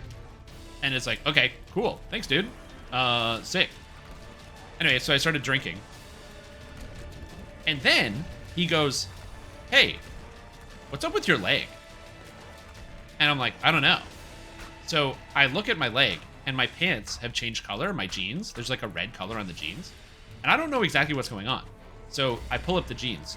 Turns out that there was that my skates weren't on fully properly, and the edges of my skates were actually digging into the side of my legs while I was skating, which I did not know because I couldn't feel it. I had no feeling because all I could feel was my back pain. I had no idea this was happening. And I had this huge gash in my leg, I still have the scar. I had this huge gash. It was super deep. This skate had basically, because there's like, it's all this reinforced material. It had basically gone to the side and dug right through my leg. So I had this huge gash. Didn't even notice. I was like, oh, what is this? So and there's like blood everywhere. So anyway, I washed everything and cleaned up. But I didn't notice for like kind of a long time because again, I couldn't feel the pain in my back was so intense. I couldn't feel pain anywhere else. All right, we're gonna take the fast route.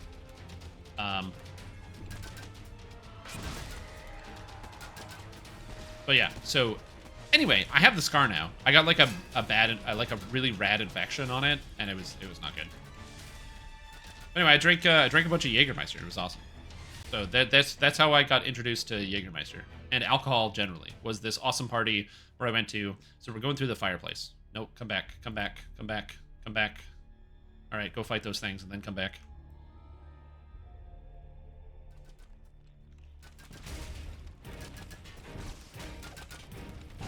How's my back now? I just don't skate. That's the solution to the problem, is I don't skate. It's causing me those issues. Anyway, I wasn't reading any chat for a little while because I was telling my story. Tea vodka plus limoncello equals best Arnold Palmer. It's not a bad idea.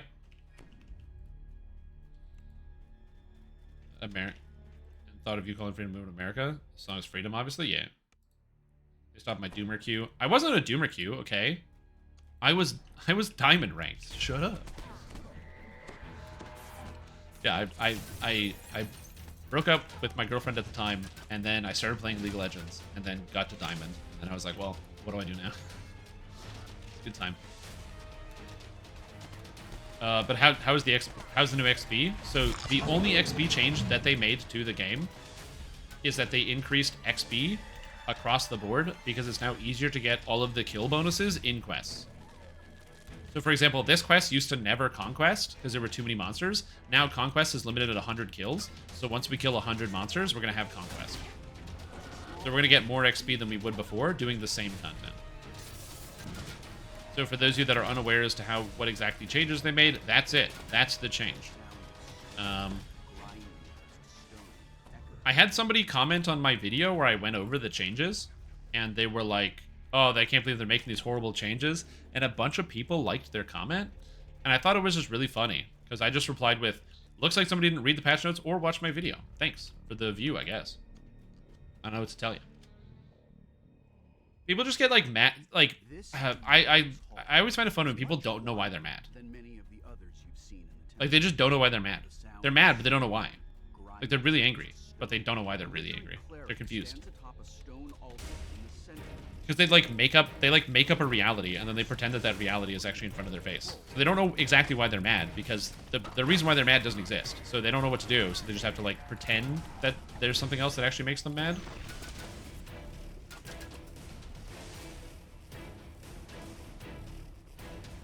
Yeah. Would you get 100 kills?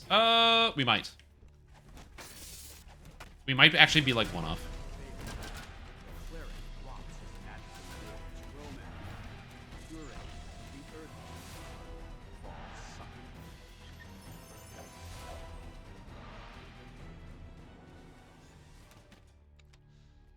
Oh, that's funny. Some people, kids at home don't abuse alcohol like Shrim. Did you want to end up like him, just saying public announcement? Yeah, drink responsibly. That's what they tell you. Drink responsibly.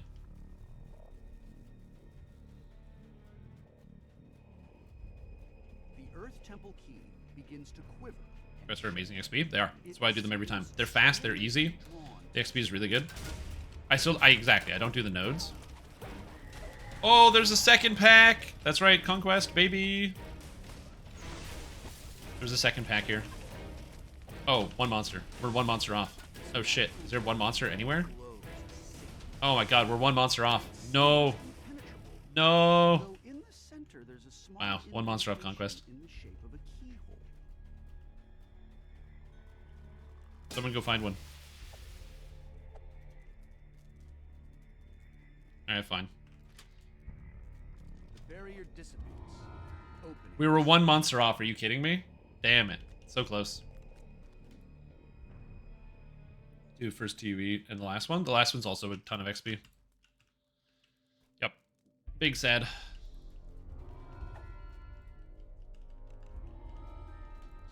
But yeah, so it should be hopefully obvious to those of you that are watching, you know, please drink responsibly. I definitely learned to do that as I was getting older.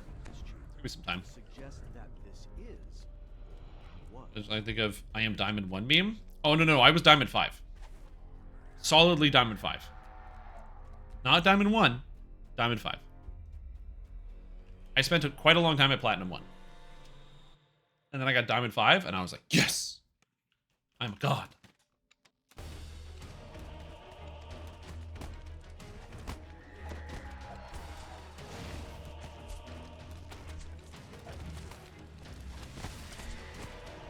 So, Mr. Blue Butter Dish story? Oh, for sure, yeah. I still have Sekiro to do.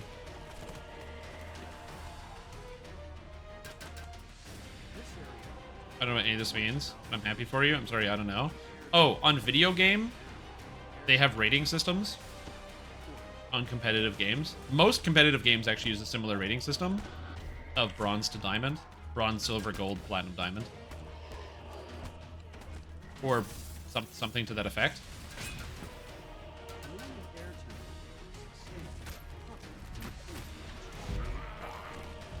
That's what it means. Between plat and diamond? I thought they added iron, which was below bronze.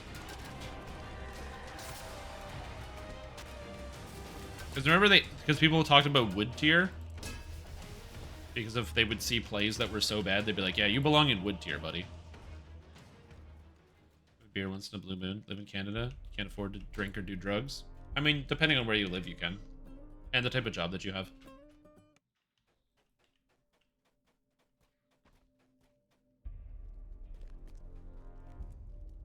They added a couple ranks? Damn, dude. That's crazy. The air temple key, the wind circling the roof. Iron, silver, plat, emerald. Interesting. Okay, they have emeralds here now. There you go. Bro, why is this guy hitting me 100 times? Please. Not okay.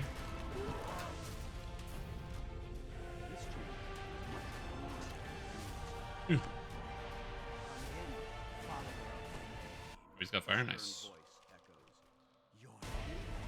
Yeah, I'm not that good at League of Legends anymore. One, because it's been a long time, so my reaction time is a lot slower. Because the players were worse when I played the game. Like, just we were all worse back in the day. We didn't know as well about the different rules, what were the best things to do, so we were all just generally worse players. Also, if there are kids that are playing outside my window, if they're too loud, I will close my window. It's usually not a problem. I didn't even know my neighbors had kids. I don't know where they are, but one of my neighbors has children. And they're very loud. They're screeching. Doing the old child screech.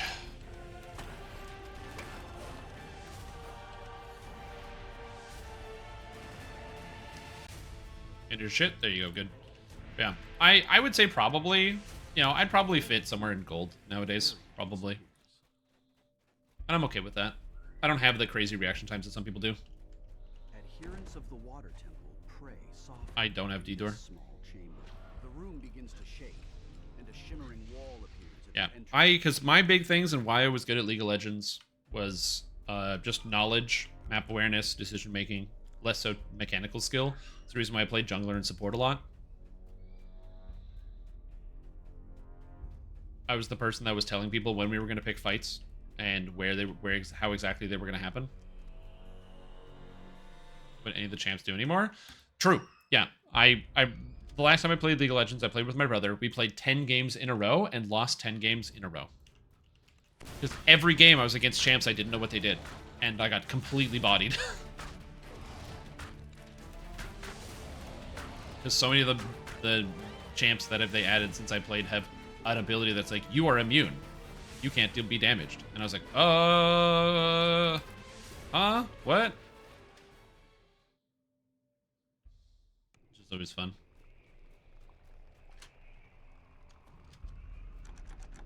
I don't want to play Han, if I'm going to be honest. There's definitely very few worse ways to spend my time.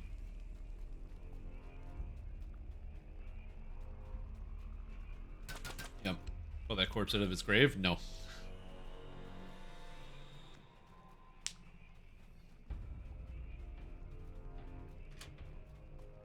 No heroes in New Earth.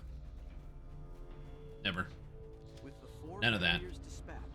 It was a game I didn't really get super like. A lot of people got the MOBA bug where they were like, you know, because they were playing like Dota back in like Warcraft 3 and stuff, and then they were like they moved through all of them. I played a little bit of Heroes of the Storm because my World of Warcraft guild played Heroes of the Storm, and so I was like, yeah, I'll play, I guess, at the time. And I played League of Legends, but I can never really get into Dota 2 or any of the other, pretty much any other game, or Smite. The problem that I always had with Dota 2 was that there was like there's this weird delay on everything. It was just like it's hard to describe. Like in League of Legends, everything felt snappier, where like your auto attack happens at the beginning of an animation in League of Legends, and in Dota your auto attack happens at the end of the animation, which has a very different feel to it. Because like in a game like League, you can like stop for like a quarter second, not even like a fraction of a second, make your auto attack and then keep moving. But in Dota, you have to let your character fully animate. And I like for like so many games in a row, I kept canceling my auto attack halfway through it. And I was like, ugh, yeah, in turn rate. So it just feels, there's like things that just felt different. It's not worse, it's just different. And so I just ended up not really getting into it as much.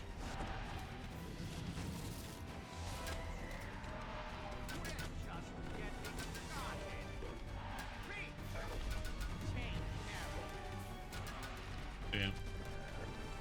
When the CEO of the company was banned for being toxic. Yeah, we talked about that.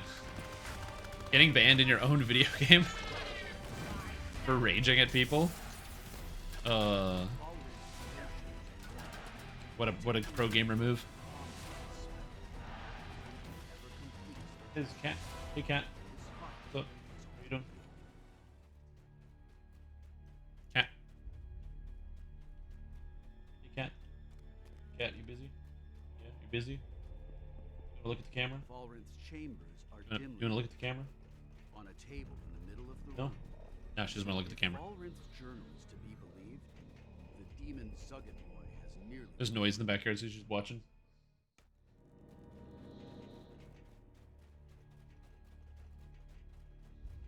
Yeah, I'm happy I don't play MOBAs anymore.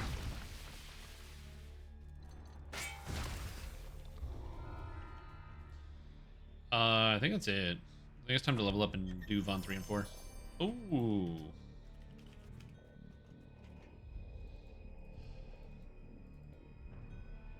Oh, right. Hey, don't look at the camera. It's against the rules. Don't do it. Don't look at the camera. Yeah, she doesn't care. She's busy. No. Taking level and doing on 3 and 4.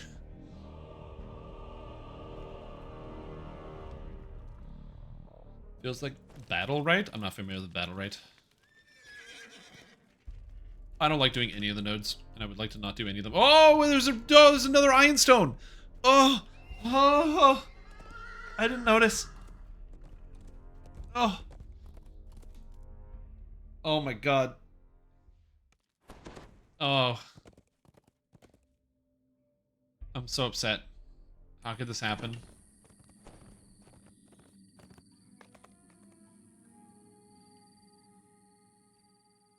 So many hours in that game? There we go. You typed in battle right, and now everybody is all... I don't even know what this is. What the heck is battle right? I literally don't even know. I have no experience with this video game. You're gonna make me Google something, aren't you, chat? The mobs to farm and items? Pure teamfight MOBA? Isn't that just like ARAM in League of Legends?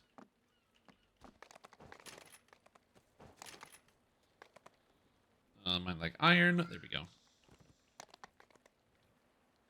Did they ever fix the bug where it makes it so when you have mine like iron, you can't fail any saves on a 1?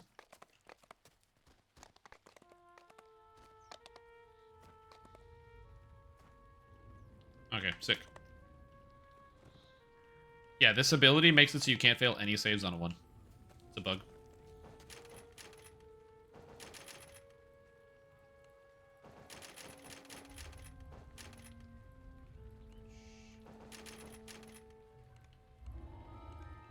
Here we go. Everything is done here. Let's go. Okay, what is this? Battle right? Battle right.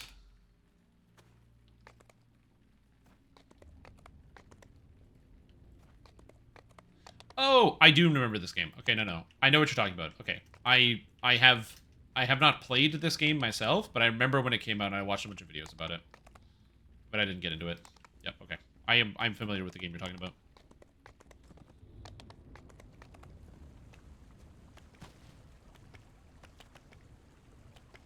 Again, this is what I've said. I've said it before and I will say it again. The thing that Riot Games does, that's the company that makes League of Legends, for people that don't know, incredibly well, is iterate. They are not amazing at coming up with their own unique and individual ideas.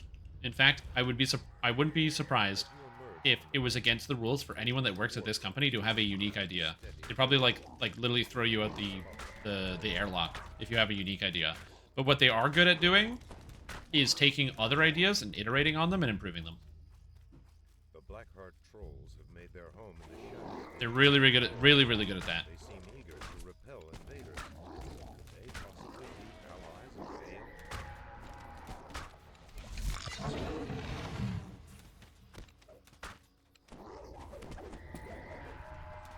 They used to be good at that?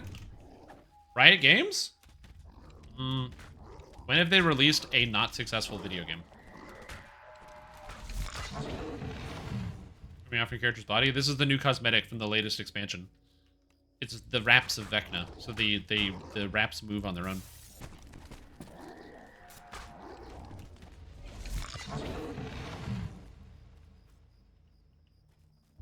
Like they had League of Legends. That went well. And then they had...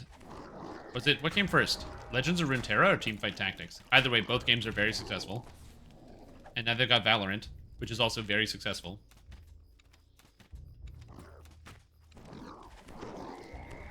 TFT came first? Yeah.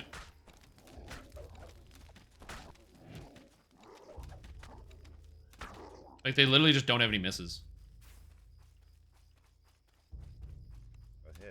To less relevance? That's just because the market's bigger. The guttural chanting of the Blackheart That, and also I think people are moving away from MOBAs in general. Yeah. Whenever they come out with Riot Games, their own like MMORPG, I think that shit's gonna be crazy.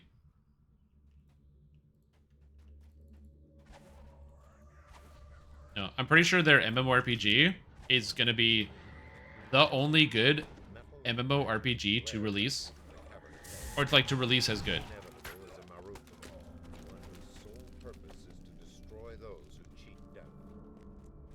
Because almost every MMORPG that comes out is like bad on release.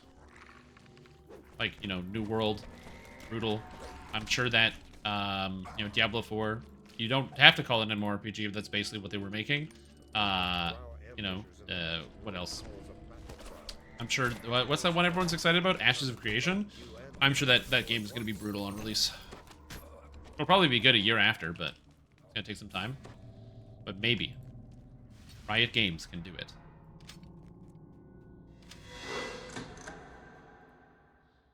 Like, I haven't played League of Legends in a very long time, so you could very well be right that League of Legends is not as fun as it used to be.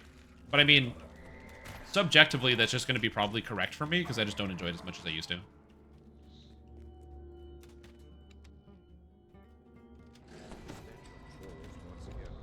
But yeah, because MMORPGs take literally like years and years to make.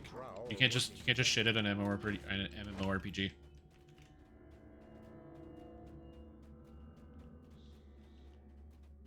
Yep. Also, I think that Battle Royale put a major dent in the MOBA market as well.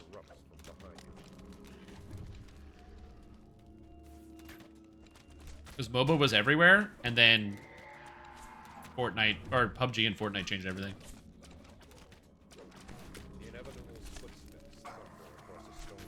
I don't think are survival games as popular as battle royales. It's maybe getting there, but I don't think they're as popular. I mean, yeah, they're both. You have caught up with the inevitable. It stares coldly at you, perhaps calculating the threat posed to its mission. Let's see.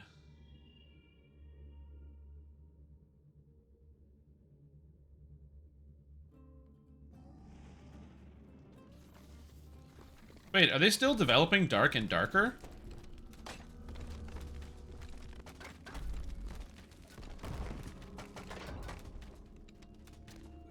Yeah, what happened with that? Because I remember they got sued by, like, some other company.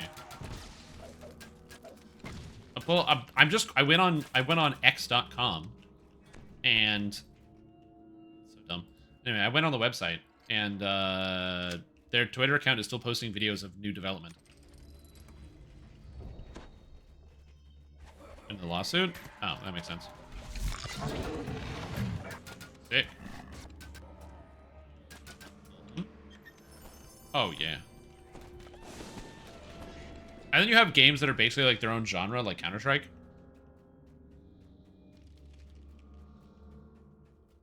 Yeah, Dark and Darker? Man, that was a fun video game.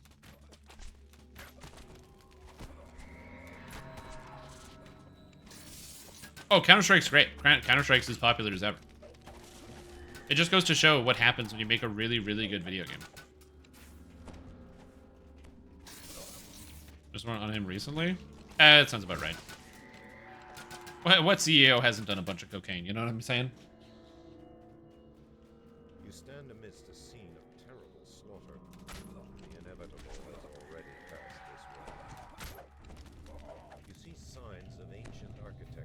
But Shroom Tom, I didn't say he got arrested for doing cocaine. Yeah, of course he did.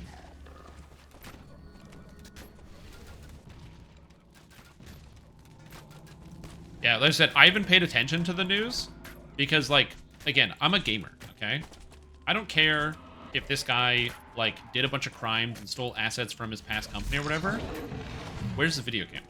When video game release date? When's the next beta or alpha test? So I can go play on the alpha test and go run around and murk some kids. You know, send me an email when everyone's out of jail and they're making the game again. Thank you.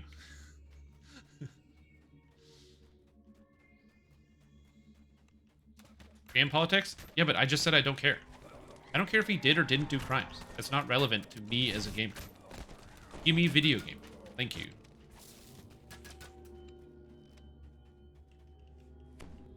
Give video game today.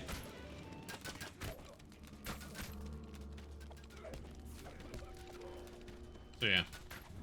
Because it was really cool. It was just a great concept.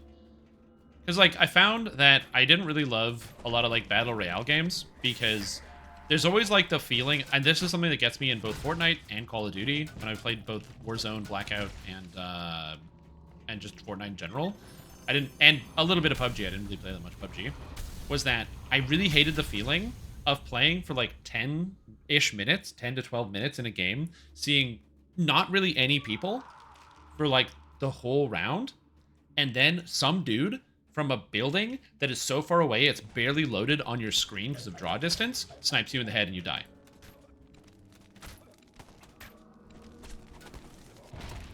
It's just, there's like no action going on. It's just, you know, you're just a lot of walking around. Sometimes you get dropped into like the hot zone and you're like, oh shit, there's like a million people all around you and there's like really stressful. But I would say about half of games is nothing happens and then you die. Because I'm not good at these games. And I just couldn't deal with it. But Dark and Darker, I love the fact that you can just escape, which is fun. I love the fact that there's a second floor that you can go down and keep doing, which is like a really great concept. I love the cache system. That was great. And because it's such a cramped area, you're constantly running into people. Right? Like I've seen, I've watched Cruiser play some Escape from Tarkov. And Tarkov looks really cool because it's like, you know, same concept. But the main problem is that it's such a big area, you're not always guaranteed to see people. And I've watched this guy play the game, again, for like 15 minutes, see no other players, and then die. And it's like, that just looks boring. But it's impossible to go, like, you see other things in Dark and Darker, because as you're playing, you're just fighting monsters that are in, like, the labyrinth, and then you find other players while there's monsters, you have to juggle. What are you doing? Are you fighting monsters, or are you fighting players? You have to, like, make those decisions kind of on the fly. Maverick Hunter on your alt. Want to utilize a new tree in some capacity? Oh, sick. Sounds good. I don't have time to do the build review today, but I would love to do your build review tomorrow? I just don't have time today because I have something happening in like 30 minutes. I gotta do. But I would love to do your build review very soon. The same style as Dark and Darker? Yeah, but again, I just explained, I don't like the dead time. I hate the dead time. Not seeing any players or action for like 5 to 10 minutes at a time is huge waste. Sounds good. I'll ping you. I'll have my people contact your people. I still remember doing like a hardcore in-person bully, because it was over Discord, of Cruiser, as he was playing Escape from Tarkov, and he was basically spent over 10 minutes hiding on these hills, crawling through ravines, stepping on landmines, not seeing another single player, and then he comes upon a camp, thinks everything's cool, and then just gets shot by somebody he doesn't even see, and he dies. I'm like, I don't want to play that style of game. I don't care. I play video games to play video games. If there's no game in my video game, I don't want to play. I need some game in my game. That's why, again, that's why I liked Dark and Darker, because the circle goes down quick, and you have to explore, or else you're gonna lose, and which means you're constantly engaging like the NPC mobs and searching for stuff. Plays like a coward.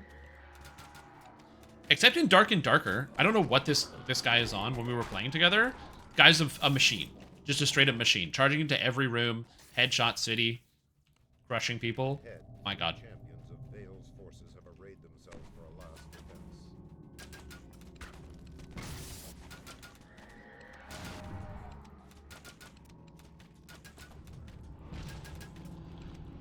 By Grotkin the Elder Beholder. Got him. This great hall is I need to refresh my buff. We have 2 melees in here, eh? Yeah. Chose a dramatic battleground for her last stand against the inevitable. He does. Literally, he just has this need to press W the entire time. He just charges. What class? This is Bard. I am playing as a Bard Artificer Favored Soul, and I'm playing as an Inquisitive, so I can dual-wield crossbows. And the idea is that the Stormsinger tree has an effect where whenever you attack, you can make it to your Bard song. This one, Bardic Stormsinger's Inspiration. Whenever you when you inspire somebody, your attacks can proc a lightning strike. And so the idea is I'm playing an inquisitive, which has high attack speed, combined with this effect, so I use my attack speed to get more shots off, so I have more chances to proc the lightning bolt. If that makes sense. Tis the idea.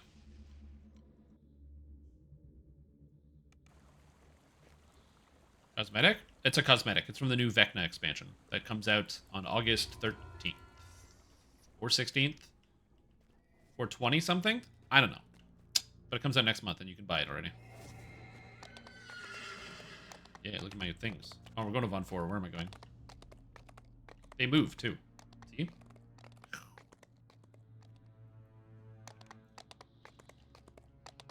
Yeah, I'd actually rather use the other armor set, but I used the last armor set. Also, it comes with the horse. The Vecna horse. Ooh, bone horse. Brrr.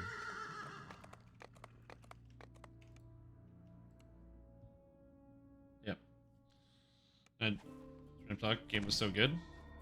Hey man, sometimes you just gotta play battle right as it after midnight. Sweltering heat in these an earth elemental rises from the ground. Isn't that what you guys do? Somebody tells you about a video game, and instead of going to bed, you decide, oh, maybe I'll try that video game, and you just install that video game close to midnight, and then you play it for 3 hours. A warforged worker beckons to you from inside the foundry. Viscous fluid. Artificer? From a wound in Bard, RC2 Artificer, Favored Soul, using Inquisitive and Stormsinger. Haywire spared no expense in keeping his secrets. Many times? Yep. RC2 That's why I recently started playing Diablo 1. Because stupid Mr. Dorak was talking about it. And because I told him to play Diablo 1, and they started playing Diablo 1, and then I was like, Diablo 1. And I got one of the best things ever for that game, which is a mod that adds widescreen. Oh my god. Change it. Game changer. Game changer. Just having widescreen, saved everything. Are they doing traps over here? Okay, he's got it. Okay, good.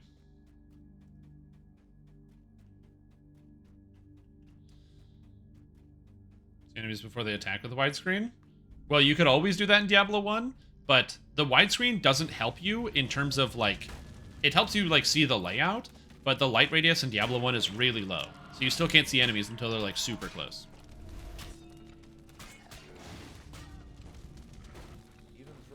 So you can see the terrain, but that's about it. You can't see your way around. You can actually, like, see anything else.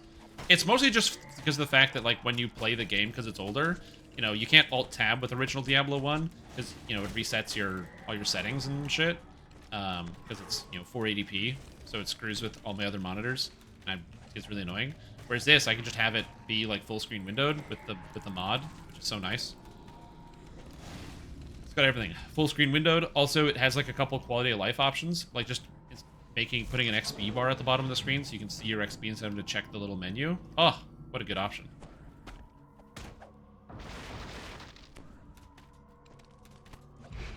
It doesn't make the game easier. It just like adds a couple, or like having your health and mana numbers actually appearing on the bar. Oh, another good feature.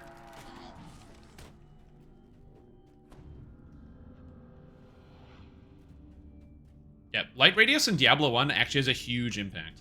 Good night, Kentos. Sleep well. Enjoy your evening. Have fun playing Battle right till 2 in the morning.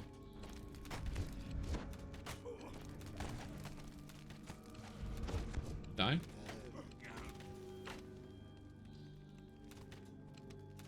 Hardcore when? Probably December.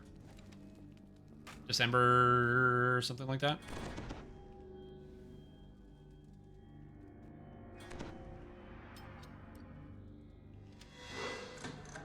Do I have evasion? No, I don't.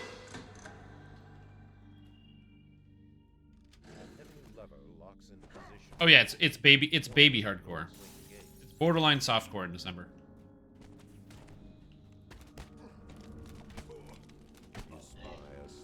Because the next Hardcore League is going to be a repeat of Hardcore Season 3, which was the hardcore where you got an extra life at level 8 and an extra life at level 16.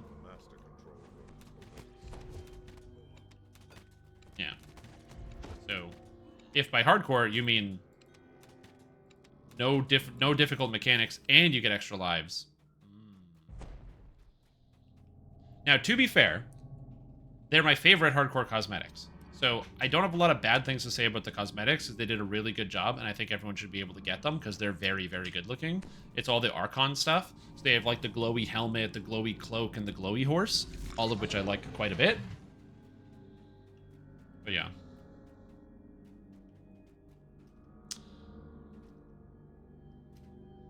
Yeah, they did a good job. Are you dying debating? Correct. You can actually do Shroud. Yeah, you can do Shroud on Hardcore 3. So for the people that are going for maximum favor, they will be able to do Shroud. Because everyone can die. And then get resurrected.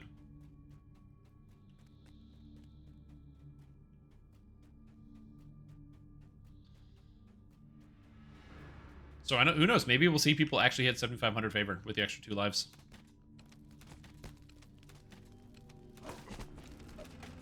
Yep. People were getting, what, 72 or 7,300 favor or something like that on the last Hardcore League. It's pretty good. Officially be a terrible player. Yeah. Hardcore 3 was the, like, I'm not paying attention to what's going on my screen Hardcore League, where you just don't really pay attention until you have 1 life left.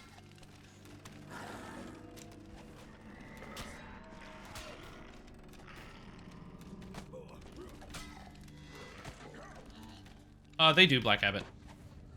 They do both Black Abbot and Mark of Death. Oh! Oh! Night Shield. Oh my god, that's so many magic missiles. I just took 300 damage worth of magic missile. I love that. I don't want to do it. I have no intention of doing all the favorite awards. So that will never be something I push towards in a hardcore league, ever, is the favorite awards. I just don't care. But yeah. Rod's a scary one. Grip, grip, grip, grip, whip, whip, whip.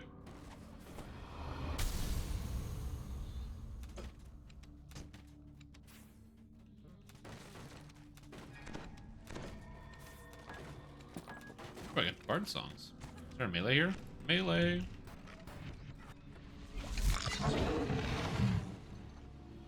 Titan. Yeah, some people do Titan as well. I would, again, another raid I wouldn't really want to do. Did you do Titan with me on hardcore? That is correct. All melee Titan raid. I'm not doing the day 1 to 20 with Titan in the middle of it. No. That's a terrible idea. Could you imagine? And then everyone died and we lost all of our progress. Yay! Like 3 extra hours? Yeah. No. Yeah, next Hardcore League, I already said we're going to do an all melee. So it should be fun. You spy the master control room key, just where Haywire said it would be. The turn of the key unlocks the heavy door. Yeah, the only way I would do that, which I won't, I refuse.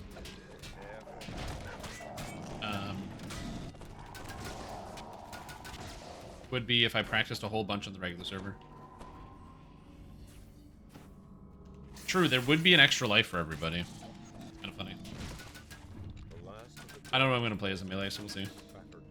Go ahead and spend any Reaper points. Yep. All the time. I usually notice that because I group with other players, and so you join a quest, and you're like, why does that guy have 4 times my health? Oh, we got to spend Reaper points. Silly me. In 5 minutes, please evacuate immediately.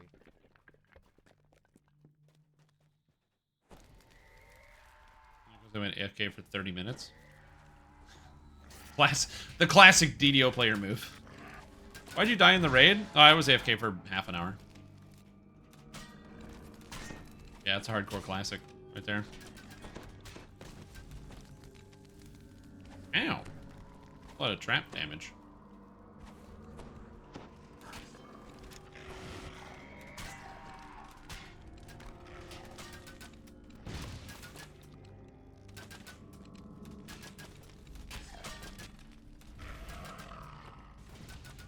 Is that a charm you got there from Viconia? That is correct. I know you're running for your life.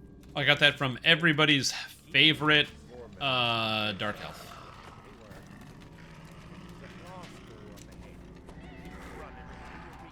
Hey man, it's true love. I can fix her, alright? Peter Pipega can fix her. And that's the truth.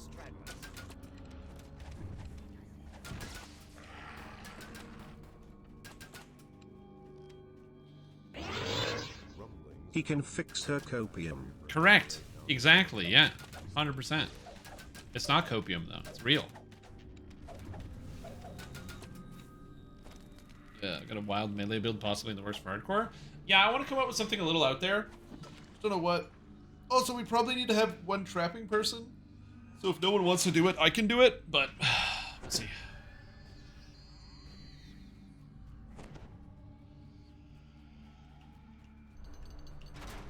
I have something spicy. Dude, now that you can combat roll, it's so good.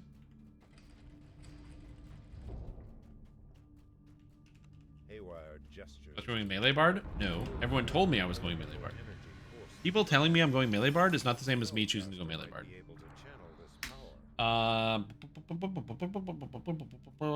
White Plume Mountain. Do rune arm only build? Is that melee though?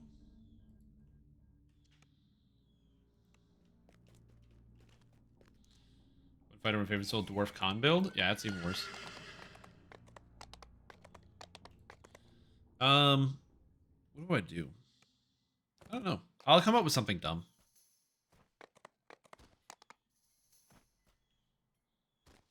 I mean, to be fair, last time I did Blightcaster, and that's not dumb. That was just the flavor of the month.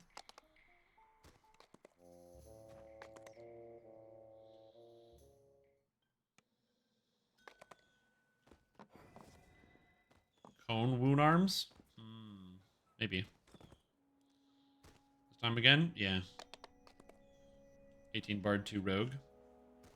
Could do 18 bard, 2 rogue.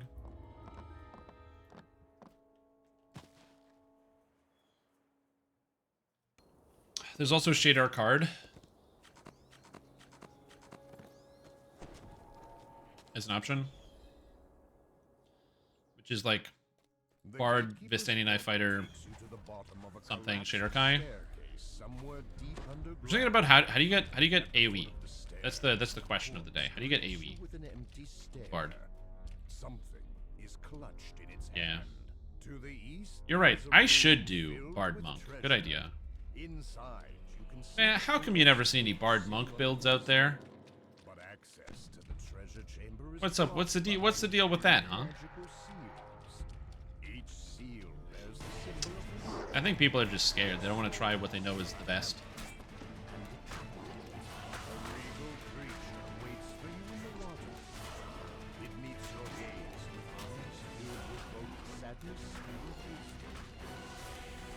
Done. Oh, the character Haunt garbage? Yeah. You'd have a problem in character creation. Which is that you can't have a Bard Monk because their alignments are mutually exclusive. Because bards cannot be lawful, and monks have to be lawful. So you'd hit that problem pretty early. What do I do? Monk's kind of cool. I don't hate the idea of a bard multi-class. Thinking. Just tinkin'. There's like several months away, and we don't know what new content is going to come. Also, if there's a really sick universal tree that comes out, because we're probably going to get the universal tree later this year before the release of it. So there'll be time to actually see what SSG has cooking. Levels in the form of Grandmaster Flowers. That's also an option. This passage is framed in metal. There's a faint crackle of electricity, and it's uncomfortable. I mean, Grandmaster Flowers is quite good. I do like Grandmaster Flowers, and I'm not afraid to play Monk in Hardcore League. Might affect you until Barbarian with chains. True. Go with the Ultra Kill build, the Critzilla, which is 12 Barbarian, 3 Bard, 5 Rogue. Technically an option.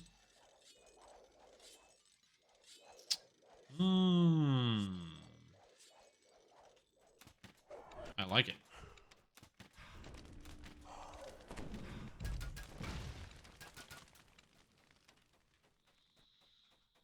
Yeah, I'm not sure. It'll take some time to figure out. Single weapon fighting, shield fighting. And the rule is basically your character just has to be a melee. So, like, you can be an Eldritch Knight if you want, but as long as you're a melee character. You can be an alchemist if you want, as long as you're a melee alchemist. It's gonna be the rule for the party. You can do whatever you want as long as you're melee. Punch Cleric or Bale. Yeah, I'm not gonna do Fist Cleric, but I like people's enthusiasm. Maybe that will be the time to finally do the, I bounced off of something, that's weird. To do the Sacred Fist. That's like, or the Quarterstaff Sacred Fist build that people have wanted to see forever.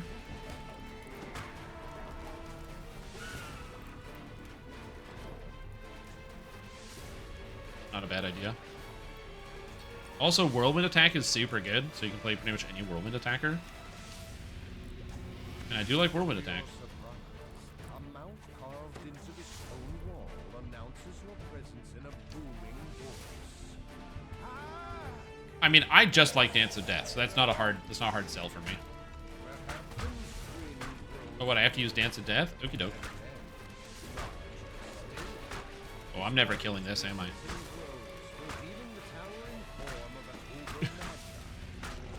Why didn't I put any points in the damage tree? Why? I don't think I've had any procs against this guy. That's good. Oh, I got one. Yes. Also, I'm plus 80 and I'm missing? What is this?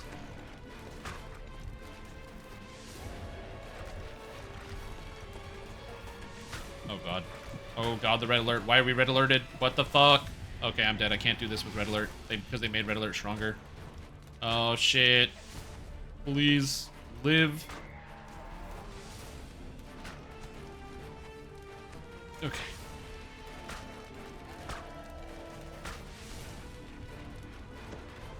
Oh, God. Oh, God, there's two of them. Oh. Please die. Oh. Oh. Go. Oh, it's fine. Good. What a center, Dance of Death, Longsword, nice training build. I mean, that's literally just standard Tempest Ranger.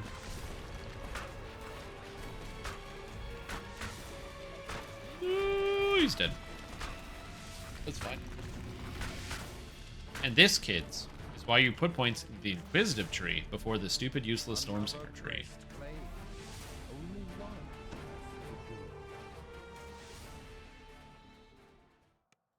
Where did Utgard die? Oh, he died there.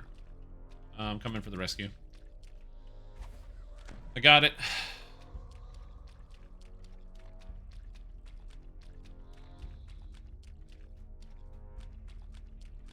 I complaint that you're taking too long with your Silent White Bloom Mountain response. How am I taking too long? I did it. Oh, was he doing the dog trick? Oh, did he dog trick himself? He got the dog trick. So dog trick is you take, you get your pet to grab the soul stone, and you just run with the pet and constantly call it to you, and then you can get to any shrine you want if you have a pet. You just put your pet on passive and open as enough bulk so it doesn't die.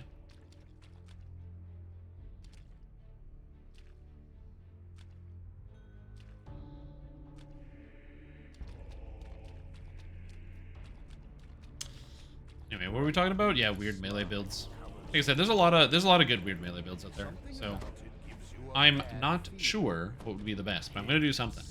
Oh, that's for certain. You look down to see the green slime coating your boots. It begins to creep up, reaching higher, consuming as it goes. A net of 5 patchwork creatures regard you. Oh wait, wasn't the idea to do the Lighthammer build or something? Like the all hammers build? I don't know.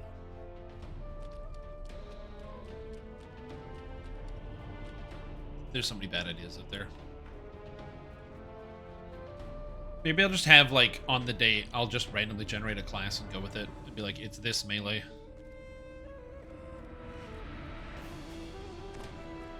Most useless weapon in the game? It is, with the exception of Savior Breaker of Chains. Savior Breaker of Chains is good enough.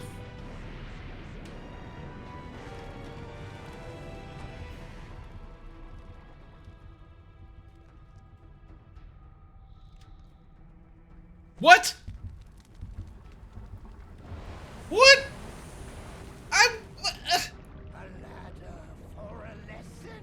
Shit.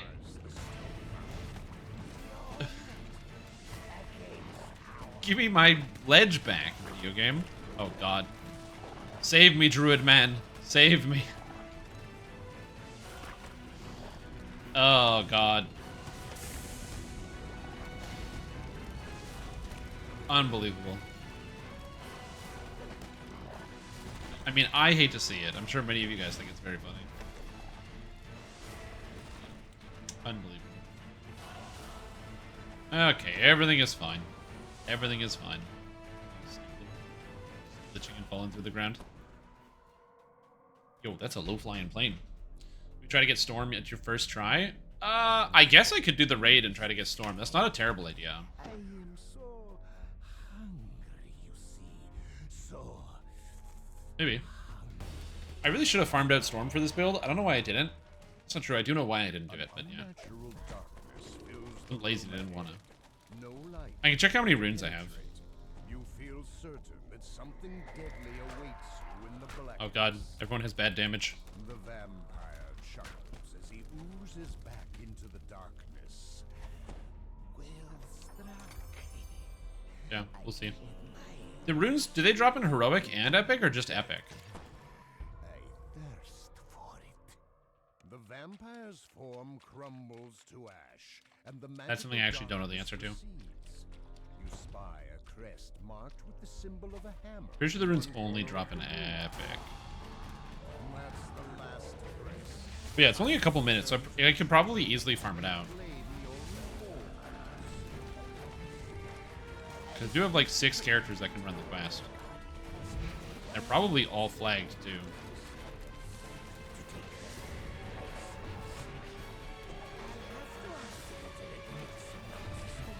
The worst idea.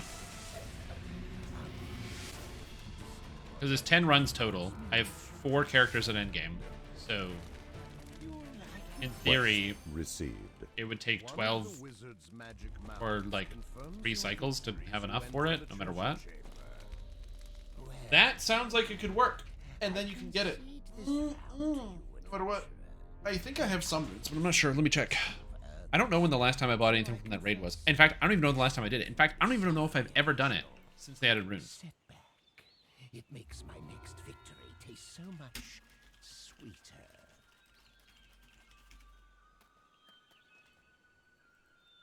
Let me see. Let me see. Let me see. Also, I really gotta go to the bathroom. I am in dire need of a restroom break.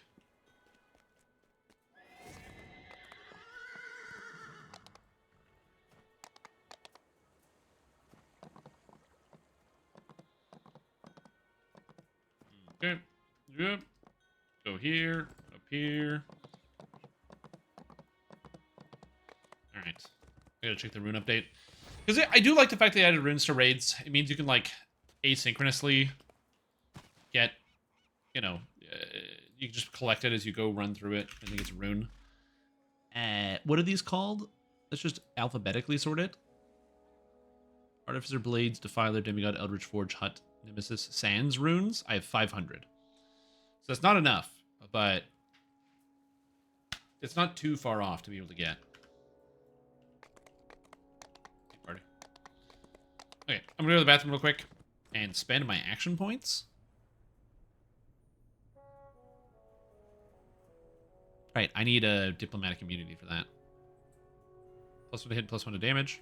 1 charisma. Is 1 charisma also +1 to damage? No, it's not.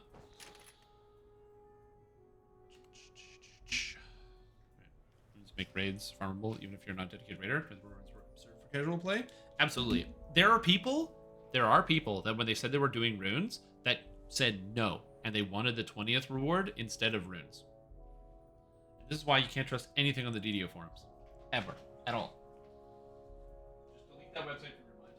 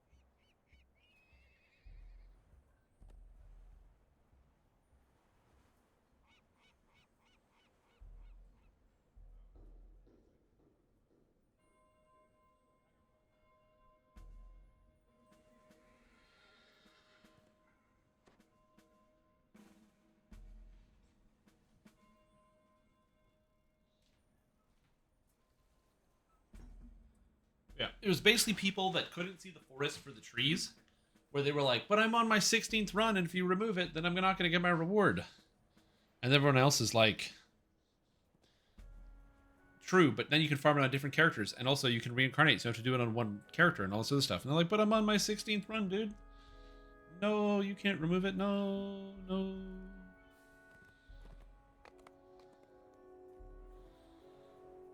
Alright, anyways. I'm going to make many of you very upset, because I'm going to swap to a game that no one cares about. That's right! It's raid time. I usually raid on Mondays. Raid night. Lego. And so, it's time to swap for deal raid. So I apologize for those of you that are like, oh no, video games I don't care about. No! That's okay.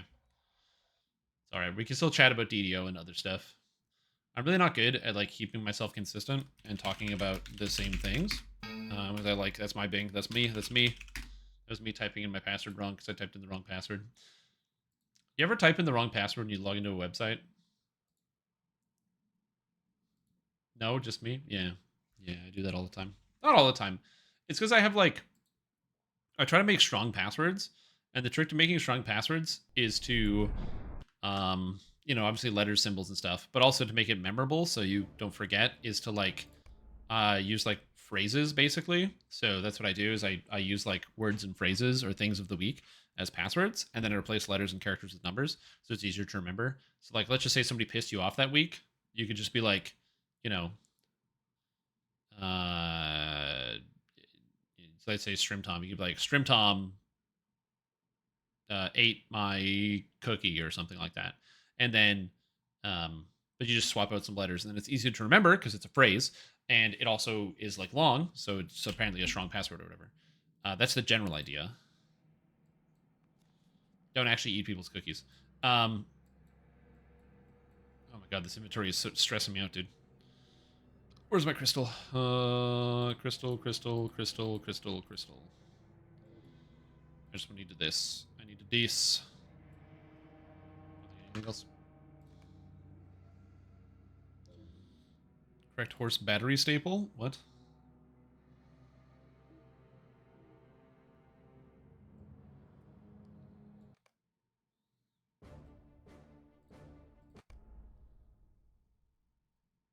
Correct horse battery staple.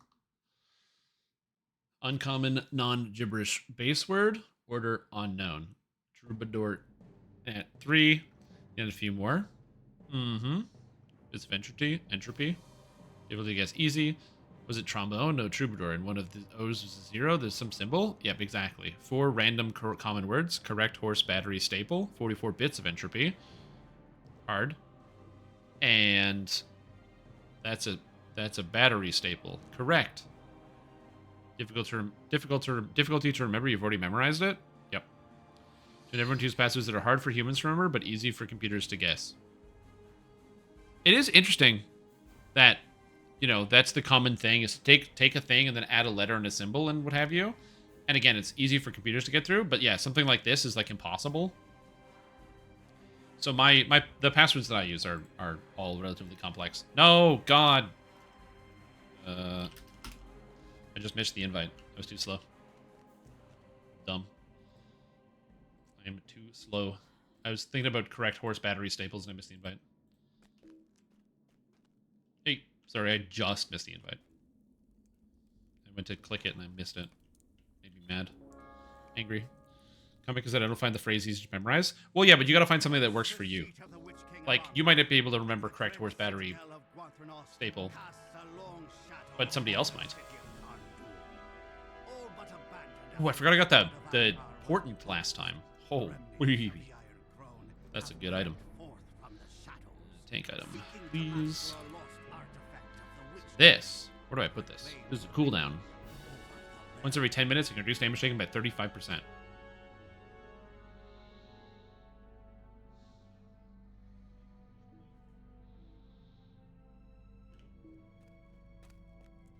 Okay, I'm gonna respec this tree real quick, because I'm gonna get rid of this ability because I never use it.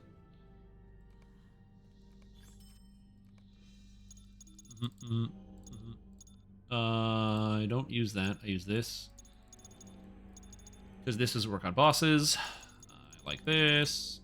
I like the damage. Feint evade is pretty good. I'm honestly not sure how good that actually is because I feel like I don't need it very often. Morale bubble strength. This is good. This is good. Defensive posture is good. This is good. So I need the bonus metal generation. I need the flat evade chance. I like having some of this. I like having the tactical mitigation. It's good. I like having this buff, which is good. I use parry chance and mitigations. I use this. I use this. I'm pretty sure I max out vulnerable application in 2 ranks here. And then with setup skill damage. No, finisher skill damage. Go finisher damage. And I can grab the might. I was using might because 21,000 might is a lot of extra stats, but I'm thinking maybe just go with critical chance instead. So how many points would I have to scrape? I need 4 points back.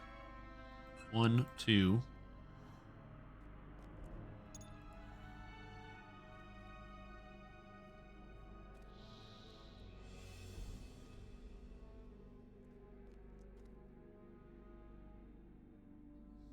Where do I get points back? I don't know if I need the mitigation.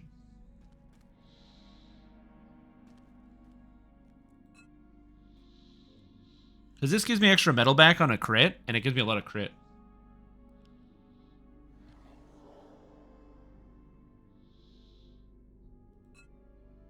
I think I can do this. So now I lost some might. So my parry and evade go down a little bit. But I gain the crit chance. And then I get extra crit in combat.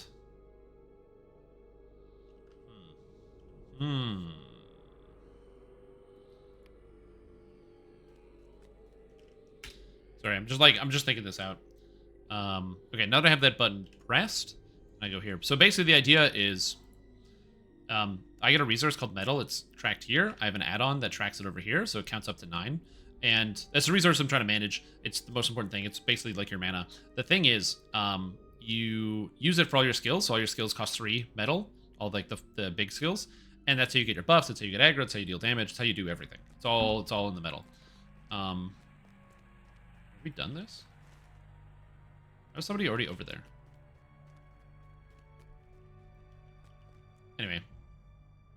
So the idea is, if I can generate more metal, then I can cast more skills. But the actual real problem is that you have this ability called Metal Shield. And what this does is it makes it so every time you take a hit, you reduce the damage you take by like 40%, but you cost you 2 metal. I have a set bonus that makes it only cost 1. But you're basically constantly draining metal as people hit you. But I have an effect which makes it so with this, if I get a critical strike, I generate 1 metal. And that gives me 20%, I think. Like, basically, every time I hit, it'll have, like, 20% critical chance. And then that's 20% chance to generate metal every time I use a finisher, which is pretty good. And then plus the battle-wise. And also, if I use an AoE skill on an AoE target, there's a good chance I'm going to get one back, like, automatically. I don't know. I'm, like, thinking about it. This might not be that good, but we'll see. And it might be better just to dump all of this. I really wanted to get Revel and Victory, which gives you 1 medal every time you get a kill, but I really can't afford to drop anything else because I need all this stuff.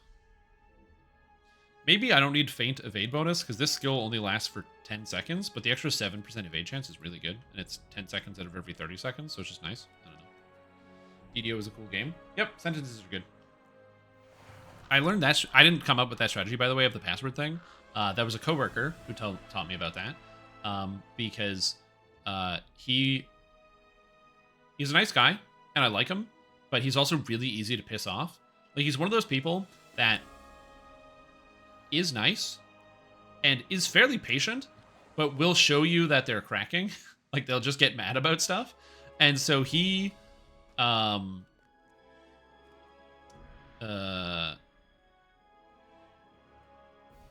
up the bridge. Oh.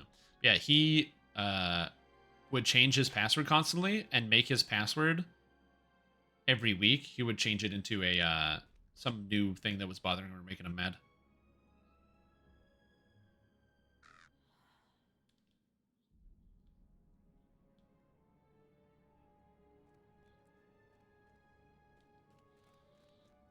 New instance. We're just setting the locks. Yeah, so I don't have that. Oh, Dark Prostate just reached level 20 with the 2 hours. You will get kick buffs remaining after being transferred to Thelanis. Oh, nice. I mean, you could probably join a new one. Like, join a new guild now that you're there. Also, I should get my dailies. Dailies. And weeklies. Weeklies. You are welcome among us. Rating. MMORPGs. Anyway, I don't know. As I said, I really enjoy raiding in these style of games, but I just don't want to do like the really intense endgame raiding. Who knows? Maybe in the future I might play like some of the other games that have common raiding. I've been starting to get into Guild Wars 2, and I don't know what the endgame is like in Guild Wars 2, because Guild Wars does the thing that I don't like that MMORPGs do, where they use different words for the same shit. I hate that. I hate when they do that. Don't use different words for the same thing. Just use the words that everybody else already knows. You're not special. You're not magical. Oh, what is it? SWTOR? That is flashpoints and operations instead of dungeons and raids? No. So I think it's fractals and is dungeons, and raids are called... Dude, I don't even know. I gotta Google it. What are raids in Guild Wars 2 called?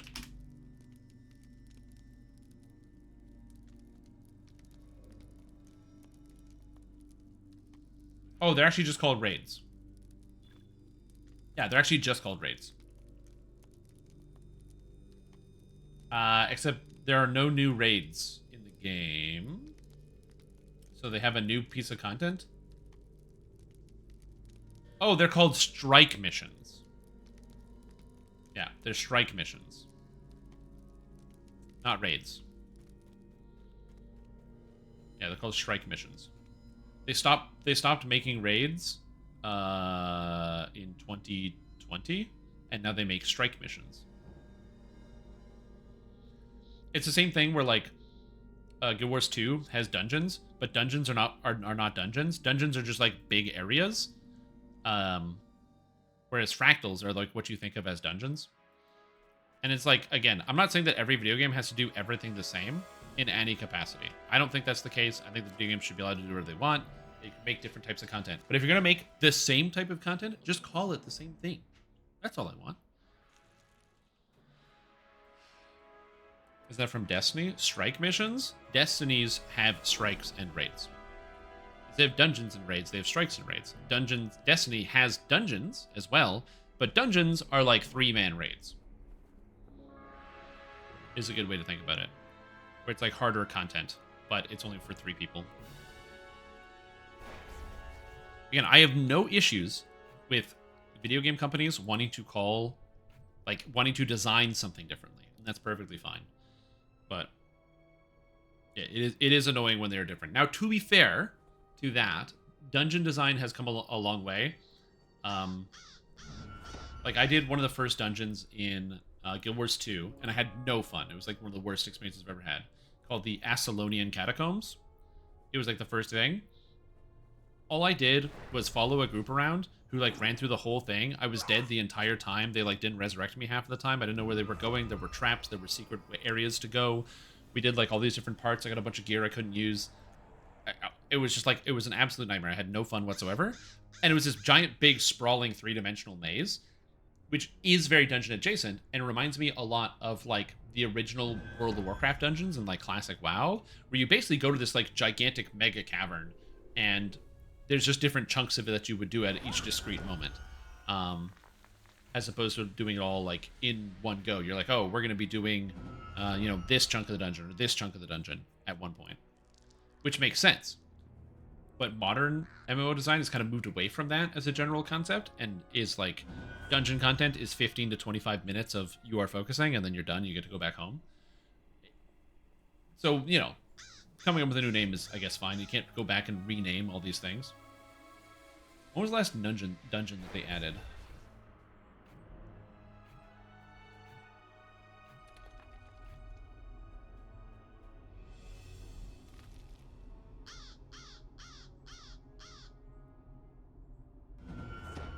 It would have been the fractals. So once they added fractals, they stopped adding new dungeons.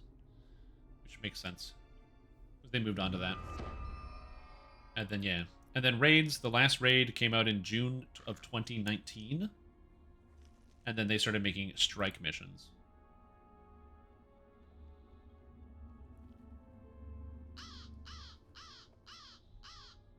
Which, again, no problem with the content. Just the naming of it. Just the naming of it. Again, I am one of those people that, you know, I don't not shop at Starbucks because I don't like the fact that they name their stuff differently. I don't go there because I don't like Starbucks products. But it also does bother me when they're like, the sizes are just small, medium, large, dude. You're not special because you named your drink a different, or the size of your drink something different.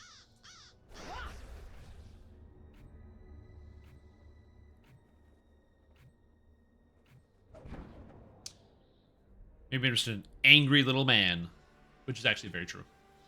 Very true of most things. Ooh. Hobbit gifts. Ooh. That's right. Oh, whoops. Oh, I have to delete that. Oh, that reminds me. I have to set up the purple set.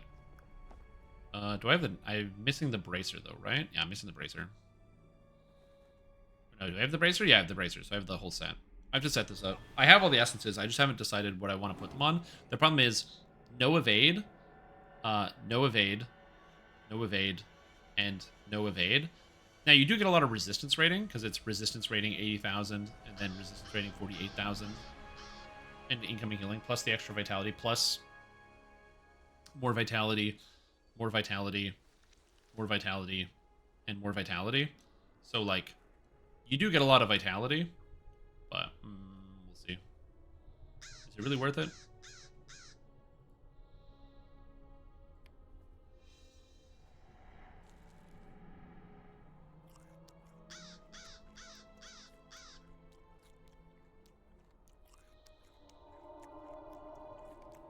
I am here. I'm just swapping trait lines. Gotta swap those trait lines. Also, Lord of the Rings is this dumb thing where there's abilities that are good with consumables, but the abilities have a duration. So what you do is you have a separate trait line just for food. And then I swap, I put the food in, and then I go back.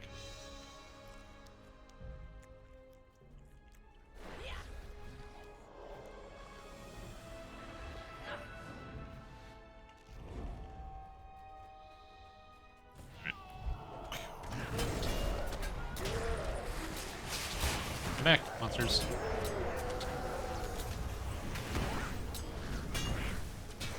Back to me. Come back to me, monsters. There might be some monsters that are over there. I gotta get this back somehow. I don't know how that went all the way over there. Come back to me. I think we're good, though. I think we have aggro number. The problem is, my character, as a brawler, is very bad at holding aggro on multiple creatures. It's like the big flaw in this thing is that initial aggro is very difficult in this class. So, it really struggles with getting an aggro at the beginning of the fight. Which is like one of the huge issues with this class. It's not terrible, because you can manage it. One of the things you can do is there's like a special upgrade you can get called the Tracery, and I could get a Tracery that would allow me to get that back. But or like to get extra threat, you can get an extra, I believe, per Tracery. It's like 40% threat or something generated. So it's not an impossible task. It's just annoying. And I don't have the resources. Because I can't be bothered to log in most of the time. I pretty much just log in for raid, and that's about it. Because I really like the raiding. Raiding is fun. That's weird. It's pretty much all I do. Is log in for raid. I enjoy myself. I have a good time. That's one of the reasons why I want to play another game like Guild Wars 2 or something. Just like have an MMO that I want to log in and play a little more often. Especially since the game is like so story driven, where there's like, you know, all these different elements of the story content that are really, really good and compelling. So for me, that's why I'm excited. Here we go. By just single targeting that guy, I was able to hit him. Who am I tanking with? He's scarring.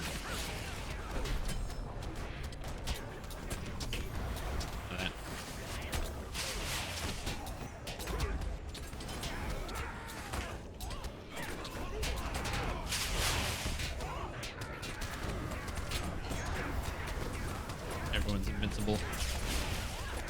Dude, look at that damage. It's just like evade, evade, parry, evade, evade, evade. This is why I run all my evade sets the way I do.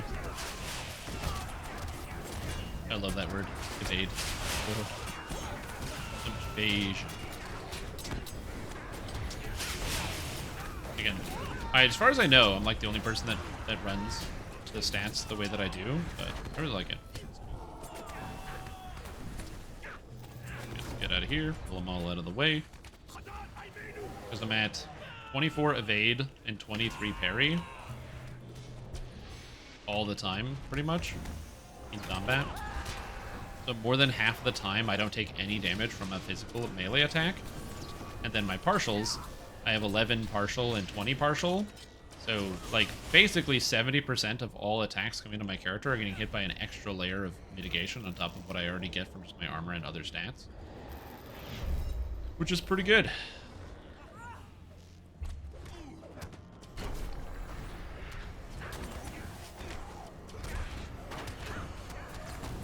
Hey, what's up, Gwen? How you doing? Oh, good call that you came in. You came in at just the perfect time. Would you be interested in... I'm going to post this in the Discord, I think. But would you be interested in Private League 2 for the next Path of Exile League for Auto Battler League?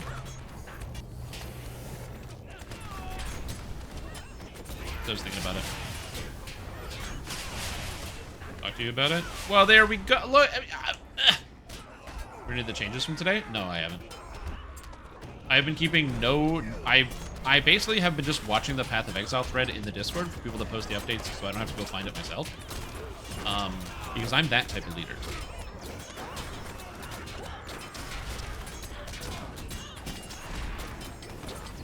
Am I disarmed? I am. I don't know how you disarm a brawler. They're literally my gloves, but whatever it is.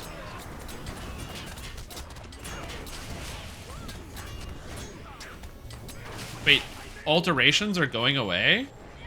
Sick. I'm excited to find out how you're supposed to get flasks crafted. But sounds cool. Wait, no more crafting bench? Oh, so it's no more PoE Ruthless. It's just PoE is Ruthless. Cool. I can't wait for the Reddit post. You guys remember when they said that they were going to balance Ruthless and the regular game different, and then they made the regular game Ruthless? I remember.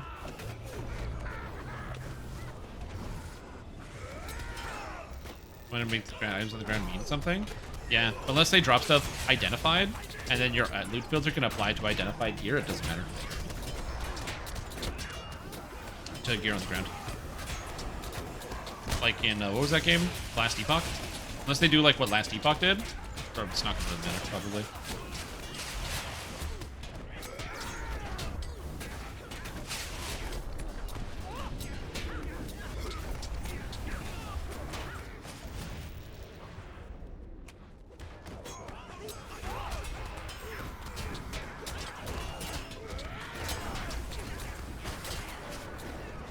Explosive Arrow Ballista.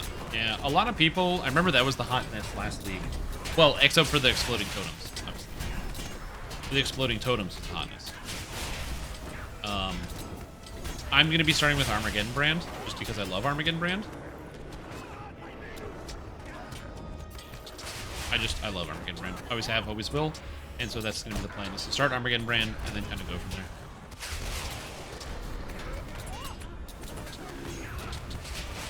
Still going to be easy to craft, yeah. The nice thing about Armageddon brand is I'm going to be playing Inquisitor, and so with an Inquisitor, all you do is just get crit, and then you don't need any penetration because you always crit when you penetrate, or sorry, always penetrate when you crit. So, yep. And then I also don't need to worry about having like a flammability curse, so I can have defensive curses. Loot items and identify them to get good items. No, there'll probably still be good crafting stuff. Do you have a link to that? Is there like a post somewhere?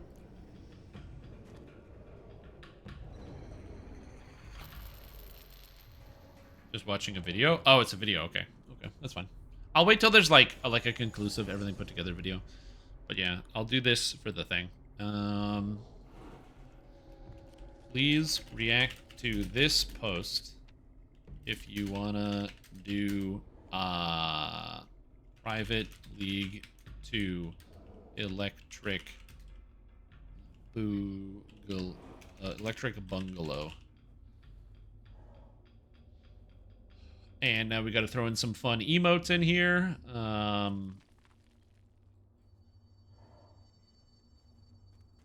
There we go. What was the thing that I gave people? Was it sand? It was sand. Sand. There we go. And before you ask and go like, oh, why did you make the role sand in Discord, Stream Tom? Because I was thinking about sand at the time and I was looking at a picture of a beach, so I typed in sand. I know, my thought process is just astounding. Video, and then my jaw dropped further and further down. Vendor, I guess, is going to have better stuff. Yeah, maybe. So we'll see.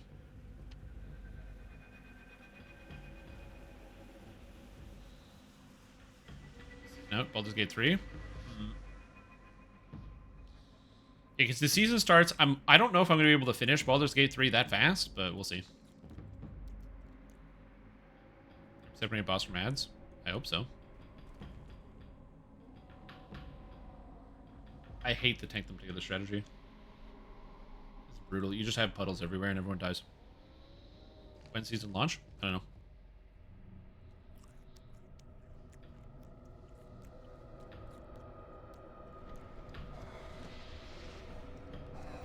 I do not know when the season launches. I couldn't tell you.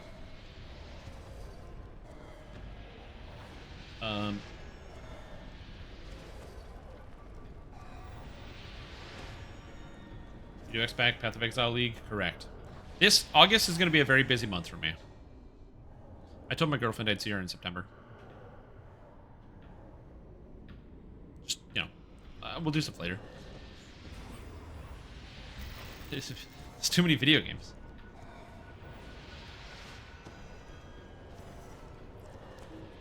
It's gonna be here. Also, if we're, I was gonna say, if you're wondering why the, why I'm just standing here waiting, one of our players, apparently their internet disconnected from their house, and so we're waiting for either them to come back and or replace them, based on news.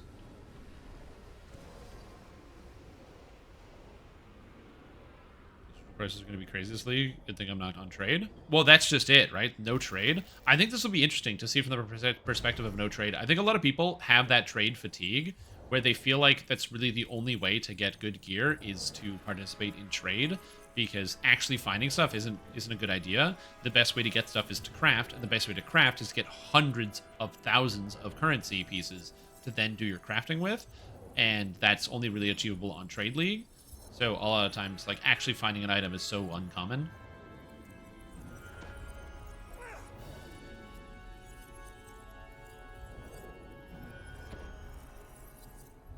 If affixes on Path of Exile gear, if, like, each individual affix had a maximum item level, that would help out a lot with... It would make crafting dramatically easier, but it would also help out a lot with the feeling of finding random stuff. Or if it was like, if you find an item unidentified, then the item unidentified, based on its item level, would have a maximum affix. So, or a maximum level on the affix. So, like, you know. PvDB, where's PvDB? Okay, so, like, I'm just going to try to explain myself the best way I can. So, modifiers. Okay, so, like, let's say I have mana on a dagger. Right, so mana has the item level 1 is, you know, barrel, all the way up to item level 81 is Zephyr, right? So imagine if, you know, let's say that this was item level 1 to 20 on randomly generated loot. This was like 11 to 30, the 17 to 37. So it's only 20 item levels or something like that. So like if you find randomly generated loot on the ground, you can't get like these first like 4 affixes. So you can only get this to this on randomly generated loot. Like the stuff that you identify off the ground. But crafting, the whole list is in, but on the ground, you have a higher chance of getting something better. Because it's more time consuming, but it also means you can find stuff, but it's not guaranteed because again, you can still find a bunch of random trash. Something like that might help with the process. I don't think they're going to ever do that, but something like that could work.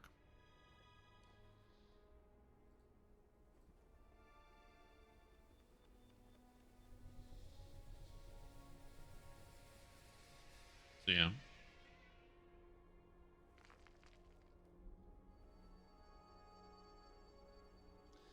Oh man, I put in these reactions and people already reacted. Oh, people didn't do the same reaction. So it doesn't give me a list of all of the people. So I have 1, 2, 3, 4, 5 people on the reaction. There we go. There might be like 11 reactions, but all the same people. It's funny. Yeah, it should be fun.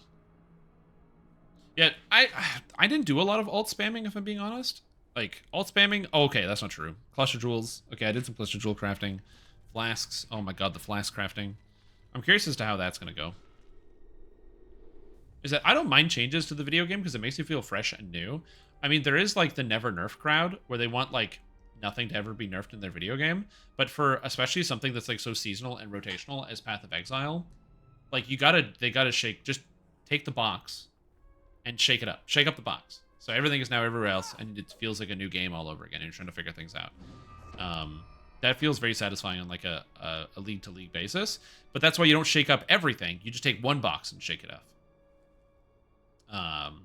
So that's why they did that wand shake. Like they took wands and they shook the box and they put the box back down. And now this time they're doing like loot generation. They're shaking the box and then putting the box back down. And so people can come back and still have their consistency. You know, if you're out here playing, I don't know, trying to think of a popular build that's like always good every time. Like Righteous Fire that everybody's always playing. You'll probably be able to play Righteous Fire again, no problem, because they didn't really change it. But that doesn't mean you can't try something else if you wanted to. Yeah, that's why I'm doing brands. Brands are usually pretty easy on the fingers. So I'll be doing brand. Armageddon brand. Also, because I bought an MTX for Armageddon brand, and then I never played it. So I need to go get the... I want to use my MTX.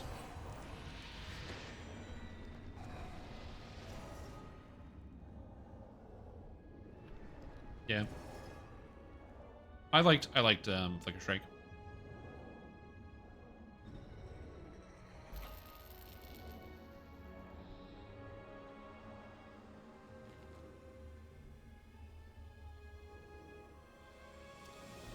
Flicker Strike.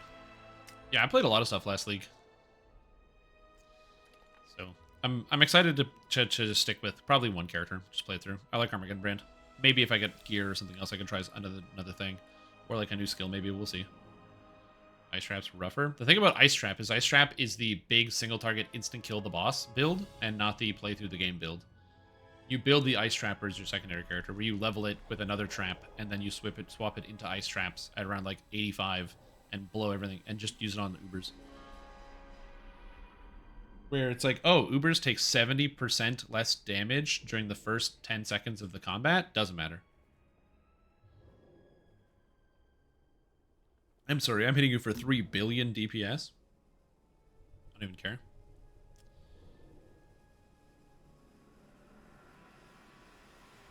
Yeah, DPS is also really weird in Path of Exile, where, like,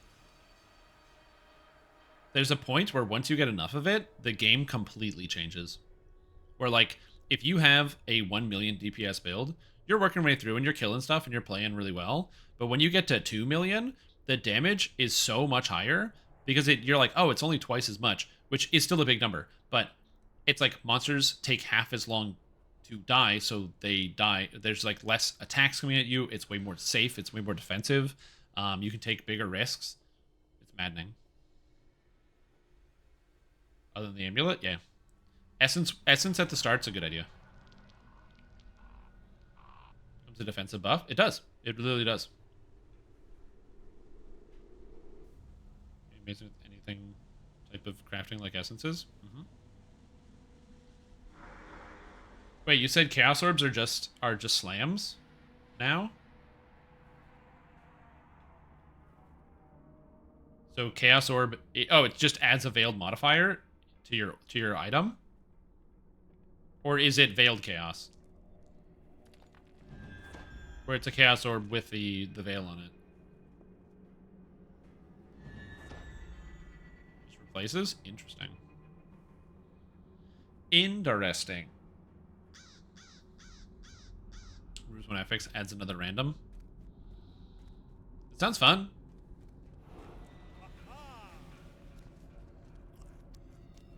Right.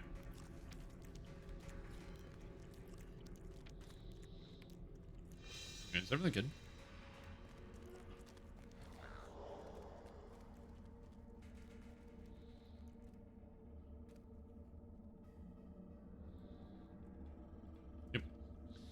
So they want people to use Chaos Orbs more often and stuff they find. They got a shit mod or two. Which, again, I think that's cool. Until I played solo Self-Found, like last league, I never used Chaos Orbs for anything. I literally just used them for trade. So actually using the item is very cool.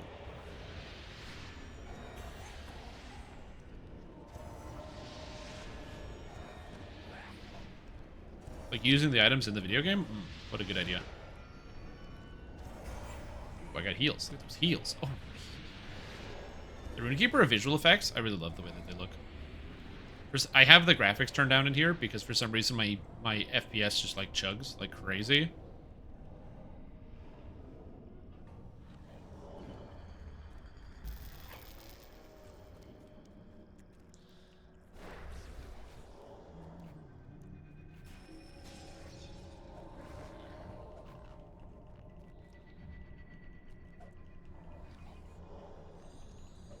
Yeah, the idea of actually using Chaos Orbs when you play the game is pretty cool. Also, this is a second boss. I don't think we're going to lose here, because this boss is not that hard, but we'll see. Second boss, OD raid.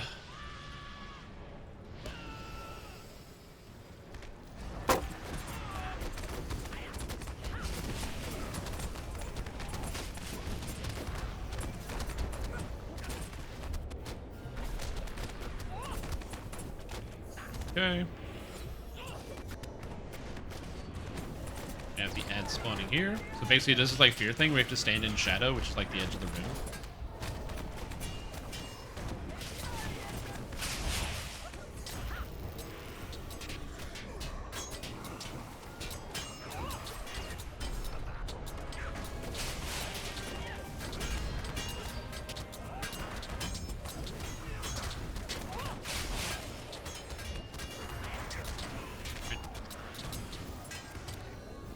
Alright, grabbing everything. That was bad. I don't know what's going on with our party comp, but something's going on here.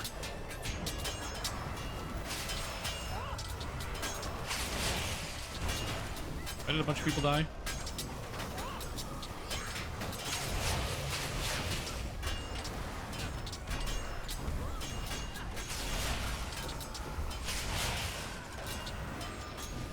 Okay, taking boss.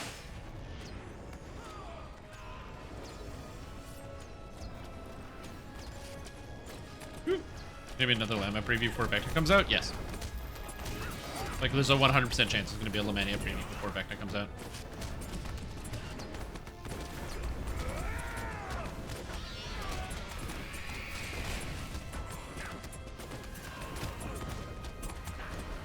Ooh. Here. There we go. Good boy. Yeah, there's 100% going to be a preview before Vecna. Okay, I'm just turning him.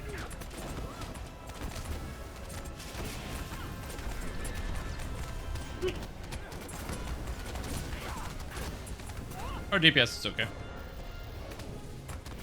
Oh, get him, get the lights. So basically, the reason why I was saying like there's something screwy going on here, there's something that's rotten in the state of Denmark, is because there's a mechanic in this fight where the ads that summon have a buff called corruption, and you have to remove it before they can take damage. It basically makes them immune to damage and deal more damage. And so the idea is that you have them remove corruption, or you have to remove the corruption first. Our damage is so much higher than normal. And that's, you just use an AoE corruption to get rid of it off of them. Hide. And for whatever reason, the AoE corruption removal didn't go out, so they had corruptions for like an extra little bit of time. Hey. Corruptions.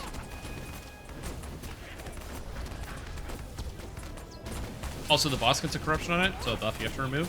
And the minstrel, it's a reflect. It only reflects magic damage. And so the minstrel in our party basically just like rise when that happens. There you Guardian's got everything. Okay, buffs. Okay, so I'm gonna take some splash damage.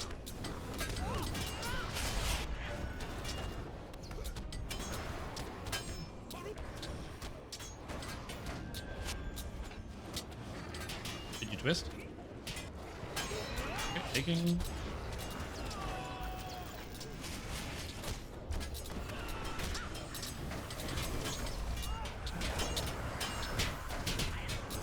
I don't know if it's not working, but all these monsters literally always have the corruptions every time. Taking boss. Shit. We're not gonna get the damage. Also, whenever you kill one of these ads, they drop a puddle, and these puddles make it so the boss takes extra damage during the fight. Unfortunately, you're not going to get him in the puddle, so he's not going to take any extra damage. Sometimes their RNG will get you. There's like different timers as you go through it on like exactly when the boss has like the next phase coming up. Fortunately, we only have to get him down to 8%. It's not a big deal.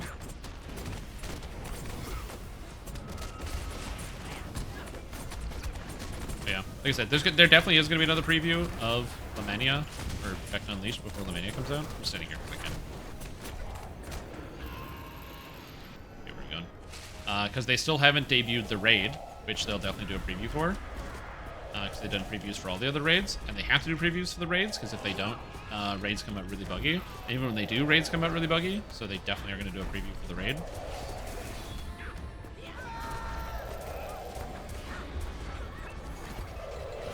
Okay, and get these ghosts.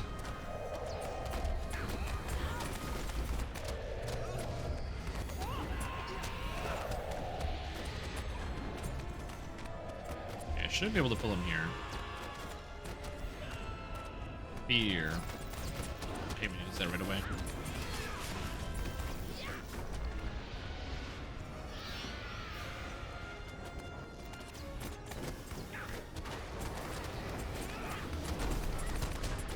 Yeah, you can live for a sec.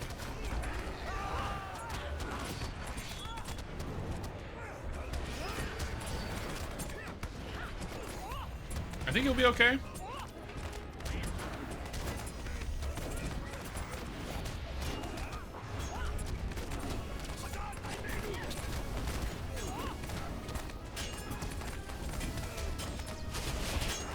Alright, pulling boss.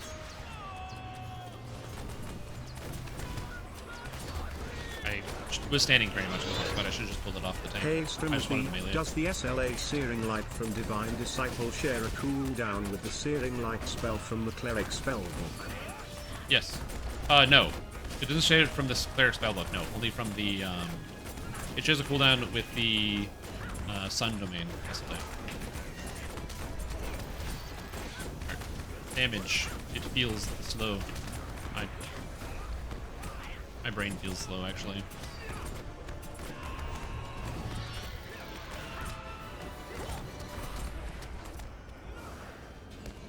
We have 20 seconds, I think. Which is really bad, but that's fine.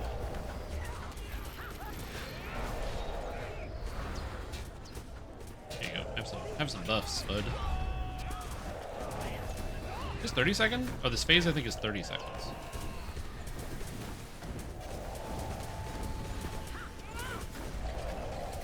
Oh yeah, we got more than time. He only has 200 million hit points. He's dead. And he feared right before this.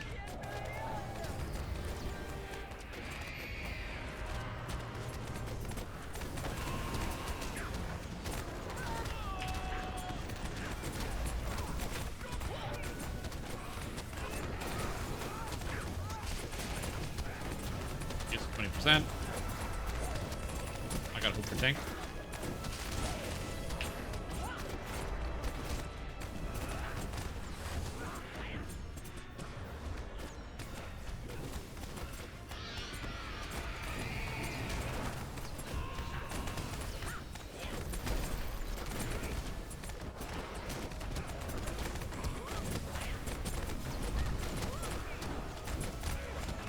Rage.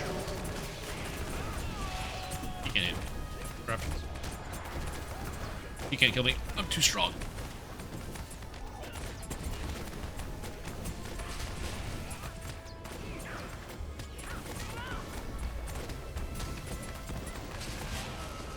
Alright, it's over. We're good. We're good. DDO hazes have always released with new X pack. I've never been around to build up or start one. Yeah. To be fair, the beginning of a DDO expansion is not as exciting as it is in other expansions, because usually Dungeons & Dragons Online, it's a very, like, yeah, it's a, like, a lot of expansions have, like, lots of secrets. DDO has one secret per expansion, which is cool, and it's exciting to find. So I'm just checking something. Plant feet. It says 40.5. What's this? It's 49.5? Yo, I don't have this? My plant feet is purple? Oh my god.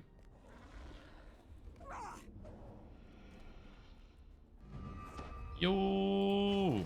That's a huge upgrade for me. My god. Also, I got a ring. I don't care about. The one, right? Yep, riveted ring. Yep. But yeah, it's not as much hype. Because also the content, you run through it pretty quick. Like, you're going to play through the entire expansion content in, like... If you don't read any of the dialogue, you'll be done in 2 hours, right? So...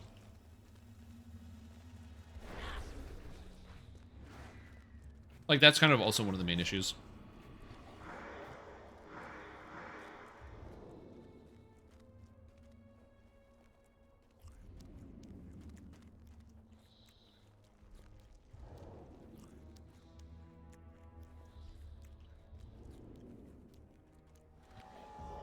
Oh, people actually want items? Shit. I have all the gear that I need already, so there's still people that want it. There's a lot of gear that dropped out of this boss fight, so there's like all these items. I will say the ability to just have these extra boxes on screen, I wish we could do this in DDO, where I could just like pull up items without it having to be like my only examine, but being able to have individual windows is so nice. Oh my god, being able to showcase gear. Because what you do, when I've done like for like guides and things that I've made for this game, is you just go and you just make a box for each one of your pieces of equipment, and then you can have it all displaying on one screen. So as soon as like, oh, what jewelry are you using? I can just be like, oh, I've got this and this. Got this ring, I got this ring, I got this bracelet. And, you know, you can like showcase it all on screen so it's easier to see and share with other people.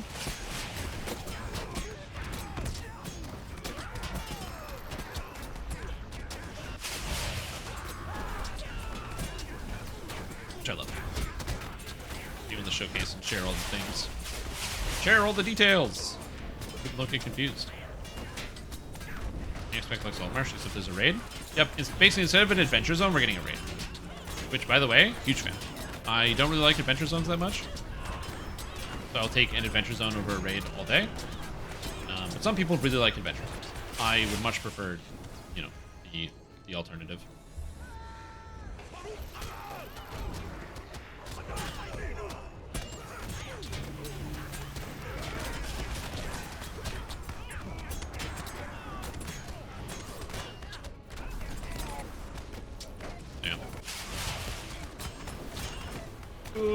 Give me my weapon back. I love that you can get disarmed as a brawler. I feel like brawlers should get a natural immunity to disarm, but they don't. Well, that's the other thing too, is like, I don't know. I explore an adventure zone one time, but I definitely don't enjoy finding all of the secrets to every adventure zone every time. Some people really do. They really like adventure zones in the game, and I can't fault them for that. Like, it is a cool feature. It's a cool part of the game. It's just not something that I particularly care too much about.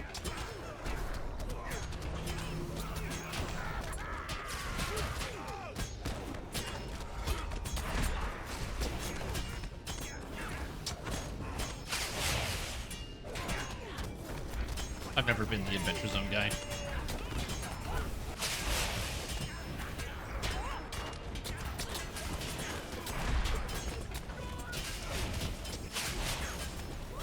.25. So with all my mitigations up, I'm at 78% physical mitigation and 79% tactical. Oh my god. That's why you take so little damage on the old Brawler.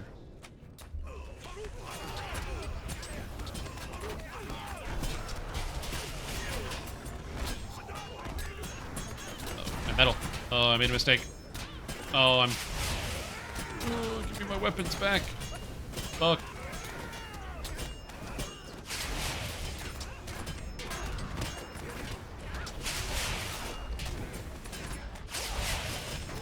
Kill them all in a big ball.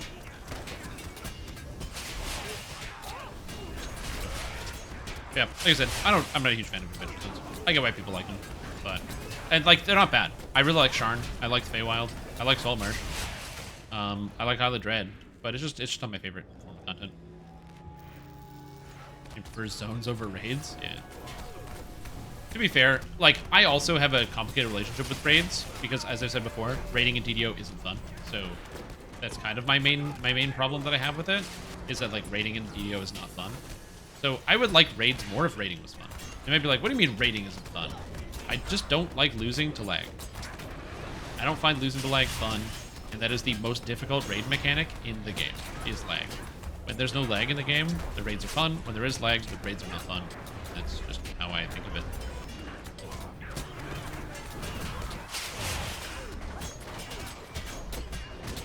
Who knows, maybe it will be some frabjous day where there is no more raid lag, and everything is cool, and everything is different.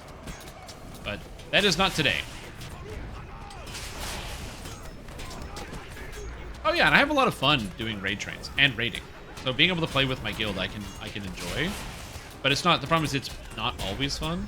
Like I enjoy raiding pretty much every single time in Lord of the Rings Online. Every raid night that I come on, I enjoy doing this. Like I'm having fun pushing the old keys and tanking the old monsters. It feels good. It's pretty satisfying. It's a satisfying experience.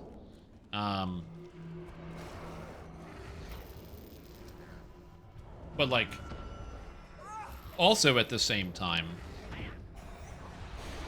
the game is actually working, so that's kind of important.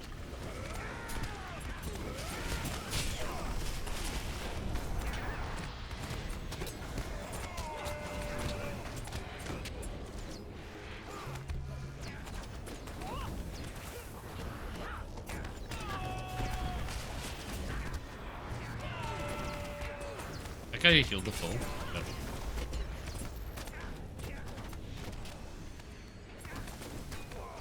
I'm gonna heal this one. I got all 3, baby! Yes, that's exactly what I wanted. I just wanted these 3 guys to stand here and wail on me.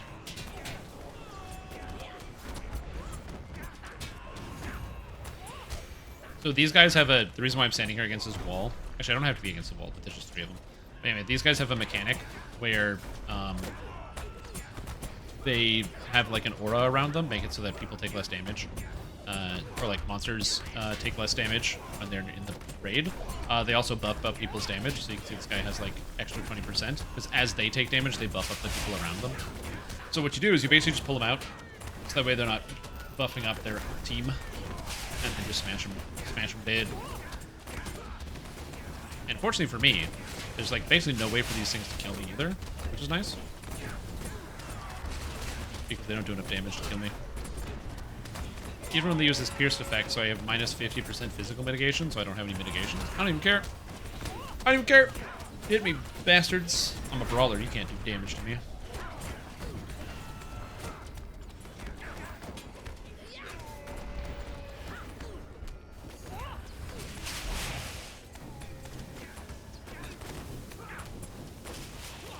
There's a Oathsworn in the group. Oh, he must have taunted him when it went up. There we go. Oh, I guess he taunted it off of me because he wanted it in the group now. Right.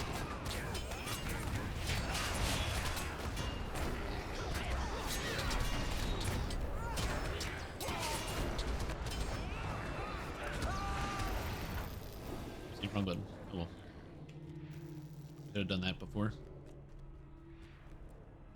Do you have any aggro on anything? No, we're good. All right, there we go.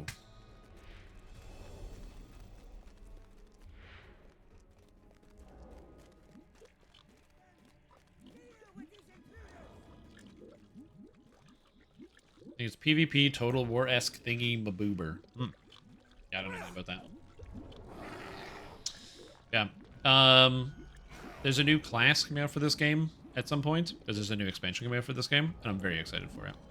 I'm stoked.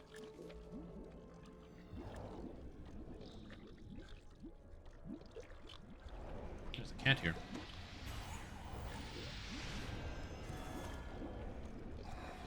I'll just show this because it's funny.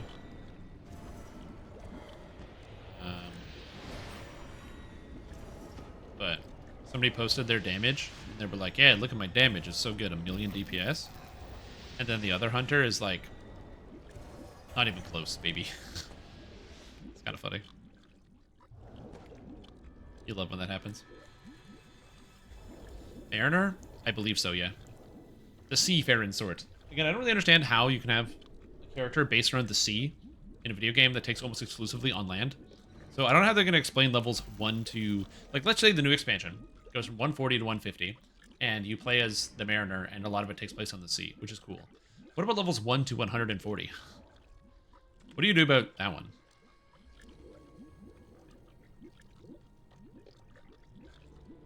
How do you explain away that? I know they're a Mariner, but they're fighting on land. They're good at fighting on land. The old, you know, left foot, right foot.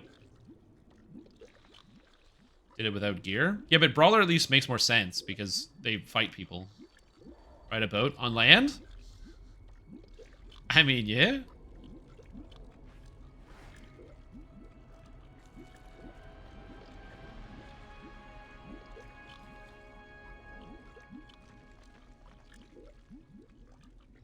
We'll see. Yeah, I don't know how they put the boat. Man, I feel bad. The lava's so bad looking. Ugh. Ugly lava. Which really dumb. Yeah. I think the new class is going to be good. Because they had a bunch of missteps with Brawler, and now Brawler's pretty good. So hopefully the new class will also be good. Knots and stuff, true. Right, they're dinging around. I do love the idea that there's just, you have a class with a guy that just has a rope tied around his shoulder or something, and he's like, ugh, and he's moving slower because he's dragging the whole boat behind him the entire time.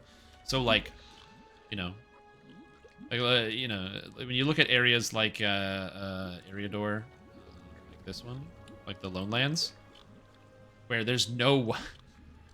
There's like a tiny swamp river sort of thing where you have like this tiny river, but then you have nothing for like 7 kilometers, and this guy's just like just dragging the boat around.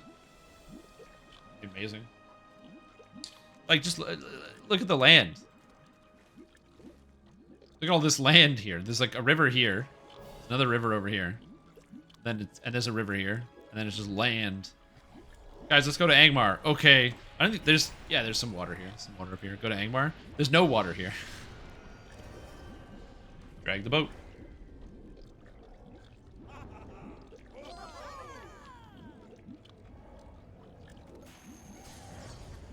So sweet because they have just ride their boat? Yeah. Yep, I'm here.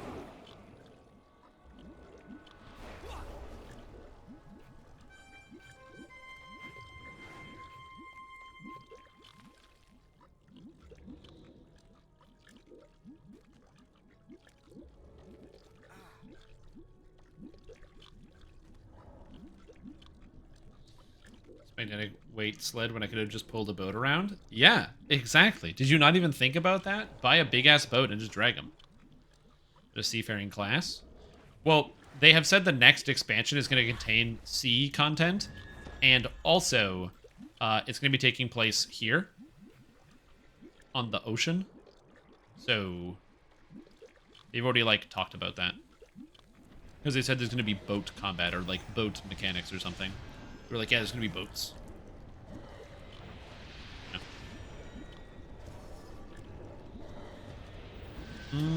Boats.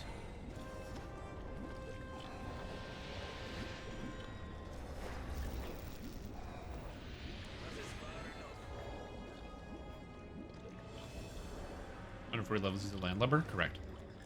He's lumbering that land around.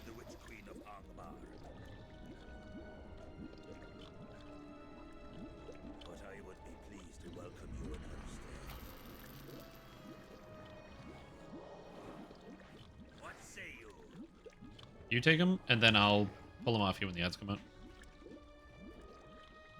Let us hope you've got more fight in you than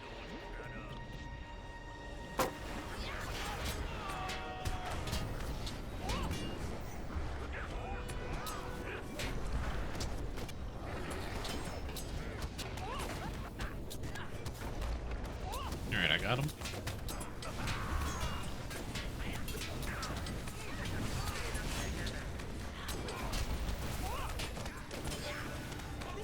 People some extra stats.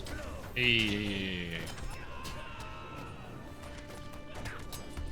Get out of here, please. I'm trying to heal my teammates. Prevent bad things from happening.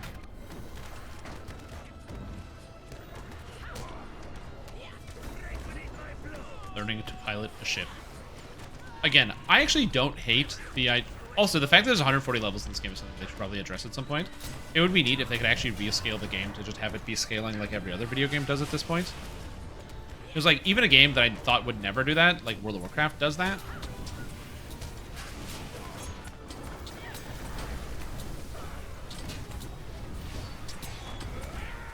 Good.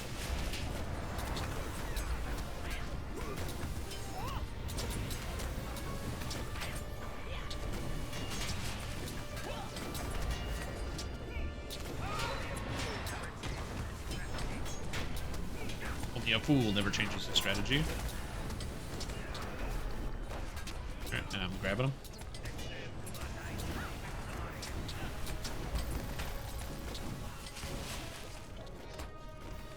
Okay. Thank you. Ugh. I got them both, yep.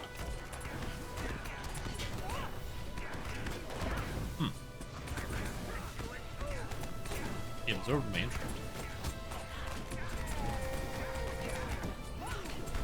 No, stop healing. Oh my god, I didn't notice the corruption. So bad. That was entirely my fault. Whoopsie! That's brutal. I cannot believe I just missed that. Oh, that's gonna waste like an extra like 3 minutes.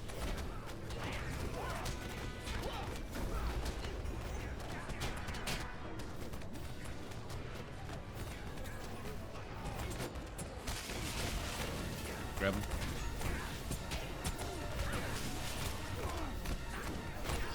Whoopsie! I made a huge mistake.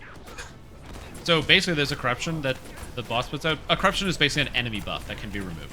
So shorthand, it's just an enemy buff that is removable.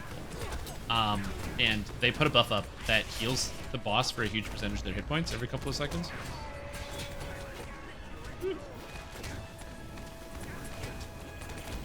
And sadly, for me, I forgot to remove it off of him, so we just got a bunch of health, because I'm bad at the game.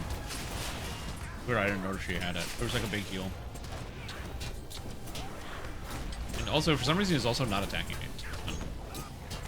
Destiny's getting rid of their power level numbers bloat.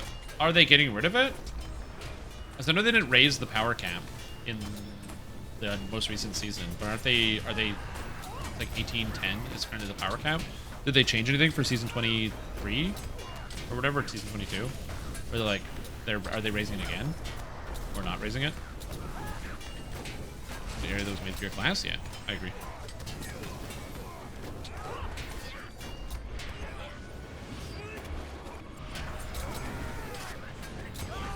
Duration of this, 15 seconds.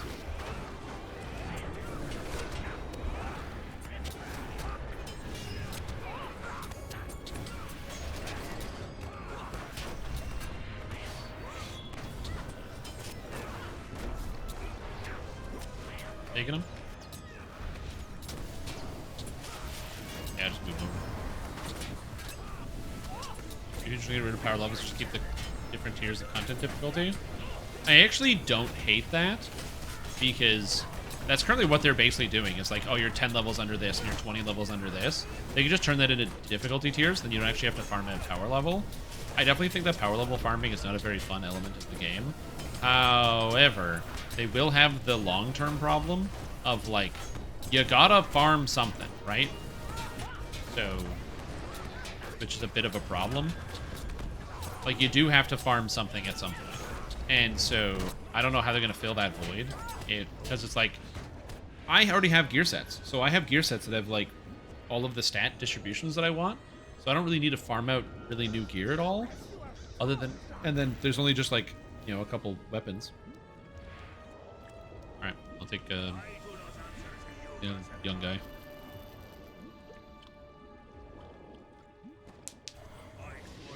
Should make most weapons viable? Yeah, but wasn't... What weapons aren't viable? The only thing that's not viable is, like, the retired weapons, right? And, but most people I game with play to farm the new guns. Yeah, I can see that. I still haven't logged into this season. I own it. I just haven't played it yet because I just haven't had the desire to log in. I actually installed it and then didn't want to play it. I, like, put it back on my computer and I was like, I can't be fucking bothered.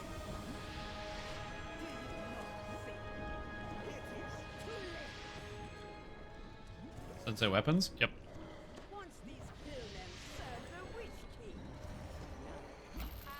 I don't think I have any sunset weapons. What do I have? I think I have a curtain call. Better devils. Do I have any other sunset weapons? I think it's it. I think it's just curtain call and better devils.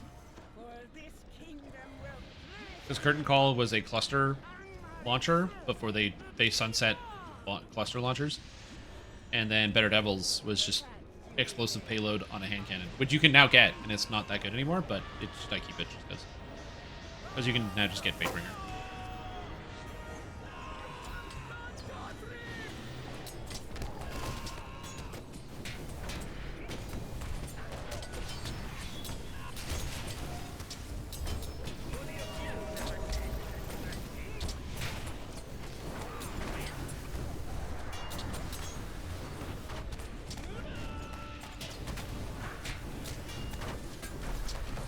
Somebody dropped a blood boil under me. Nice.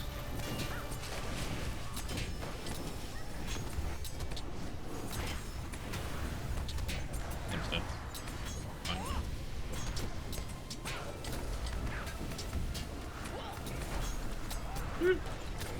Best railways. The interesting thing was that fishing. New Class 50 is like 8 out of 10. I'm sure it's pretty good. I have no doubt in that. The playlist activities have been pretty good. I've liked all of them recently. I just again didn't have the desire to log in. The only thing that was interesting is that in the dungeon, there's the launcher, the grenade launcher, which looks pretty cool. All right, taking over.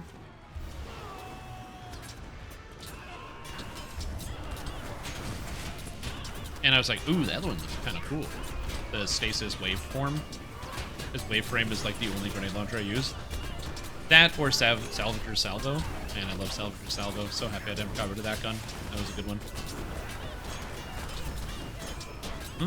I just don't generally do dungeons because, like, my friends that play Destiny don't really do hard content. They just log in and do, like, playlist activities.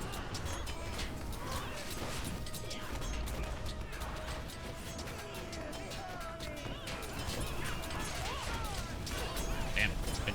I did not expect that to happen.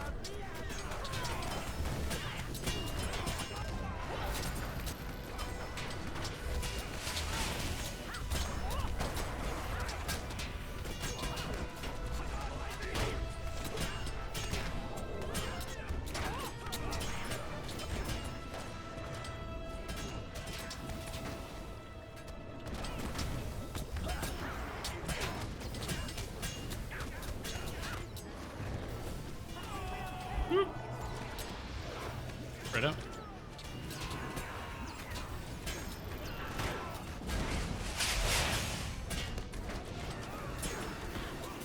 Oop. Forgot that this part of the season's content. Yeah. Like I said, I never really do the dungeons. Not because the dungeons aren't good, but again, I play with people that, you know, I play with people that just don't enjoy that level of challenging content. Like people that like use guns because the guns are cool. You know what I mean? And not people that go get the meta guns. So like the last dungeon I did was with a buddy of mine, and we tried to 2-man it. It was the Galahorn dungeon. God, it took us at least 3 hours to get through it, the two of us. And like we finished the boss, and I had like 95% of the damage dealt because I was using like, you know, double linear fusions and all that. Boss.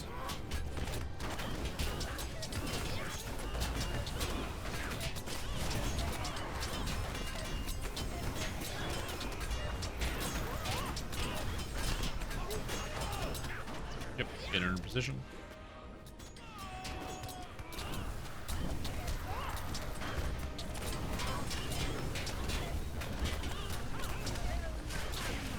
Okay, sorcerer, come to me, sorcerer. You're mine. I got one. Oh no, the taunt got everything.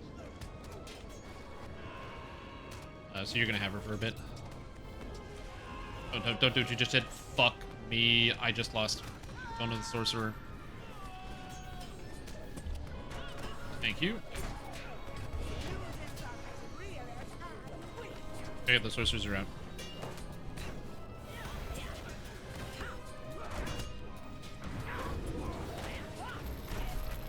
I was hoping that the other tank's taunt wouldn't have grabbed the monsters off me that I didn't want them to be removed.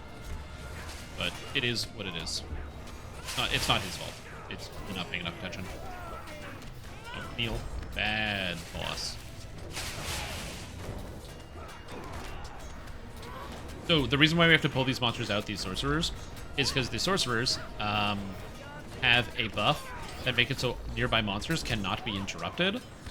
And so it's very important for that buff to get removed, because if you don't, or like to get them away, because if you can't interrupt them, there are these priests that do like tons and tons and tons of healing. And so you have to make sure you remove that buff. Also, they put a buff on themselves that makes them reflect, or that makes it so you take 10% of your health in damage every time you touch them.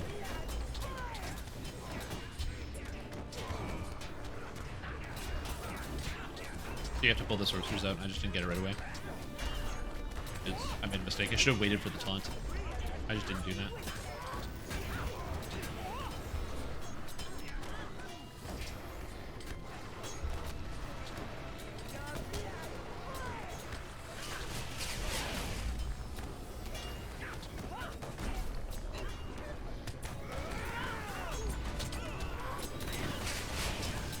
Okay, he's got it all.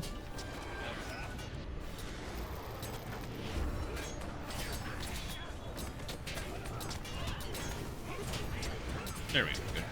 Fight space over now.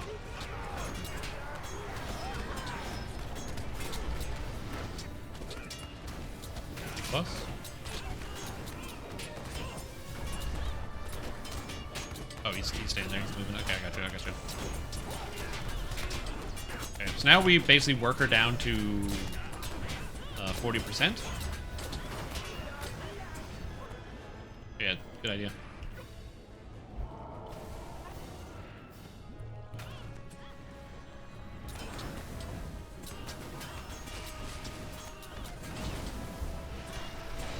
Here to me, lady.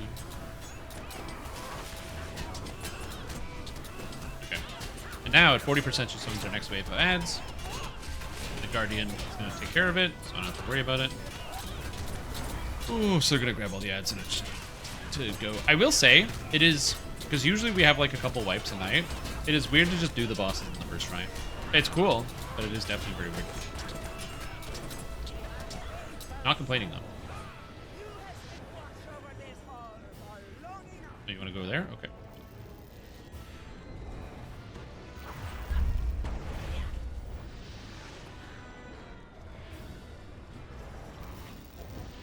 Okay.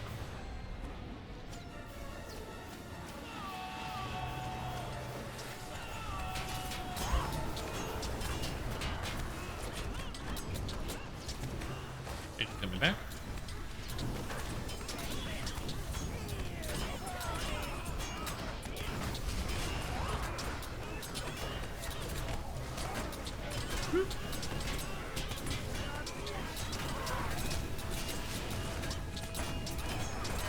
So basically, the way this fight is, the reason why this fight's kind of dangerous is she summons these gargoyles, and the gargoyles do tons of damage. They're all frontal cleave, and suck. They're frontal cleave. They do like millions upon billions of damage, and they knock you back. And if you get knocked back into the lava, you die. And so it was really hard to figure out how to deal with that problem. However, there was actually an answer that we didn't do for the first like several weeks of beating this boss. Is just don't kill them. They can only do their knockback if you remove their corruption. That makes them actually take damage because they're immune to damage until you take off the corruption. And so you just don't kill them. So the Guardian stays back there. They don't get knocked back, so they can just tank it forever because they don't do any damage to them because they're actually a tank. And you just kill the boss. So this fight that has a 13-minute enrage, we're clearing it probably before 9 minutes. Because the boss is doing it more. Because this is supposed to be a really hard part. And it turns out you just ignore the gargoyles. And it's like, oh, cool. It doesn't get like a buff or anything that makes it so you can't take damage while they're active.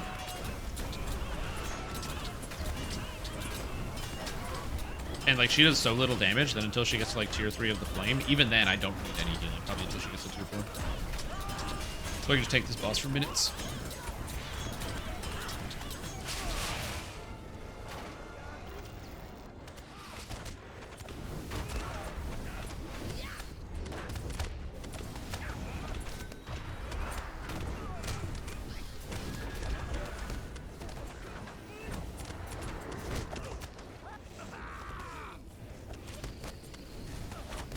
Whoops.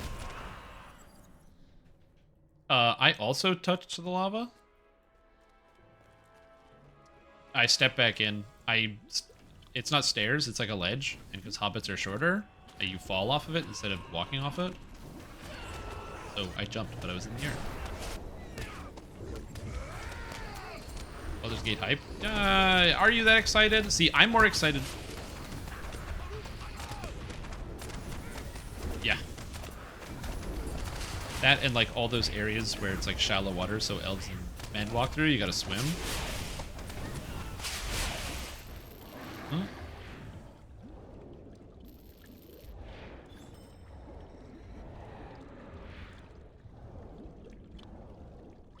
So basically, if you're a bigger race, you can just walk off this ledge.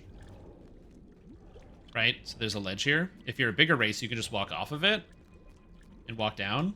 But because I'm a hobbit, sometimes you just like, there's like you get air like that. So you get air instead of walking down it. And as a result of getting air instead of walking down it, you can't jump while you're in the air. So I got screwed up. I also want to try Remnant 2. So I watched the young Ipsum play Remnant 2 for just a very short period of time.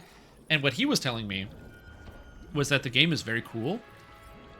and it basically looked like Dark Souls, sort of, but with guns. And the way you described it is just like Dark Souls, but with guns, and it's easier. And I'm like, it makes sense. Skill issue? Literally, it's my race. It's because these stupid little tiny legs. Look at my legs. It's very annoying.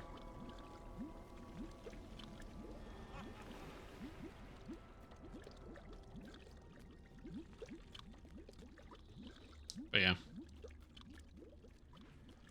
See? Like that. Like I said, if you're a bigger race, you just walk down it every time. Because I'm a smaller race, that hop is so annoying. Melee spellcaster build? Yeah, I don't know. I literally have never played Remnant from the Ashes. And I definitely did not play Remnant 2. I'm excited for Shadows of the... What am I excited for? Shadows of the Erd Tree. Phantom Liberty in Cyberpunk 2077 is going to be good. Baldur's Gate 3 is going to be good. New DDO expansion is going to be good. New Path of Exile League is going to be good. I'm still waiting for, like, something to happen. I don't know what, but something is going to happen. And then all of a sudden, announcement, Bloodborne for PC. Please. FromSoft. Please. I need it.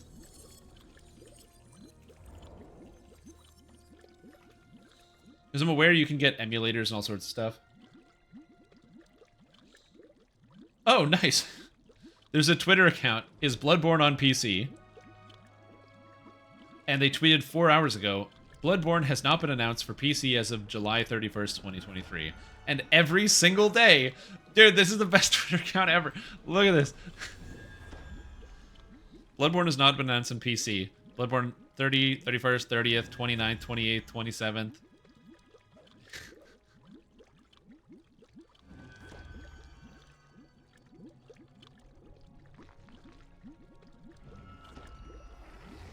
Just want to apologize. I've been pretty ill, so I missed a few days and posted this a day early by accident. So normal posting will resume from tomorrow. It might be a bot. There's a human being. Like this. Is Bloodborne on PC will officially rebrand as Is Shadow of the Erd Tree on PC later today. Cause, or some say Cosm, confirms. Look at that. Because it's rebranding as X and they're making fun of him. Oh my god, it's so good. It's also sad. PS5 hardware. I've seen this YouTube video where they basically have a custom modded PS5 that can run Bloodborne at 60 FPS, which is very cool. But you can't do it yourself.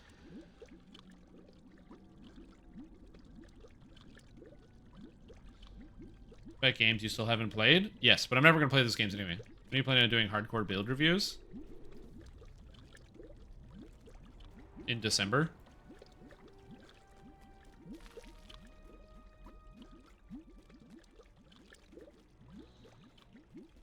They're making a new Fable game? No way.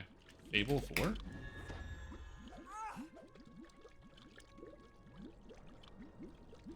They're making a new Fable game? Why?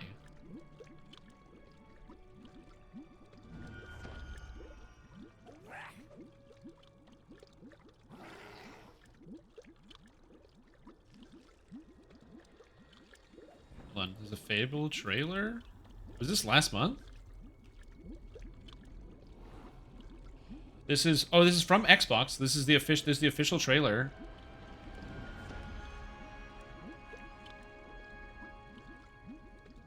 Okay, what's this? Alright, Fable. Gameplay trailer.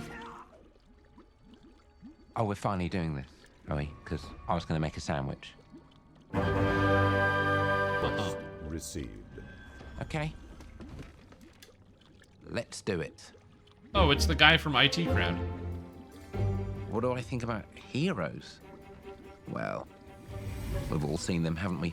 Swanning about the place with their disproportionately high cheekbones and comically massive weapons. Wanker. Roughing up bandits, because they like to rough up bandits, don't they? Living it up with the common folk. The animation looks very flashy in this. On a day-to-day basis, I'd say the true hero is me, someone who's breaking new ground with fruit, with veg, on the agricultural side of things. Just look at them. Not wafting around mythical That's so creatures. stupid. That's kind of funny. And that's what they are. Wafters. Yeah, well done. You see, I'm not here to slay legendary beasts. I'm here to conquer the vegetable.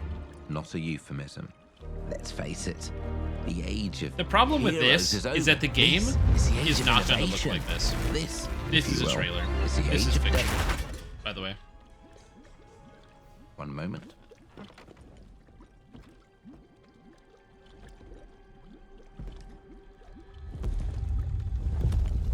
This is awkward. Oh, snap. Yeah.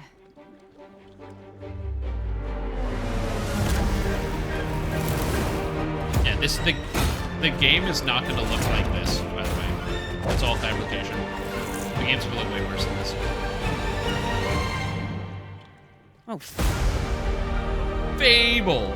Wow! Oh, shit! Amazing. Yeah, I'm not excited for that at all.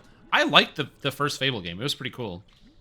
But I remember the first Fable game before it came out, there was like they promised this like magic massive, basically they promised Elden Ring and they gave you Fable 1. Because it was 2003 or whatever. But yeah, hope they had a character creator because I don't want to play as that girl. Yeah, I mean, they might. I didn't play Fable 2 or Fable 3. I only played Fable 1. I enjoyed it. I had a good time with Fable 1. But it was like... I feel like there's so many better RPGs nowadays. Especially considering, like, you know... like, I'm trying to think of a good comparison. Like, Dragon's Dogma 2 is coming out. And it's probably going to be way better than Fable 4. But, I don't know, maybe. 3 is okay. Fable 3 is the one where they had the guns and the werewolves, right? Or is that Fable 2? What's the name of the guy behind Fable? Who's the guy behind that? Peter Molyneux?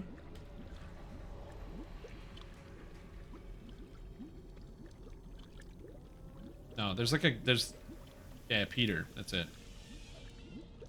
The promise everything, deliver way less than that sort of guy.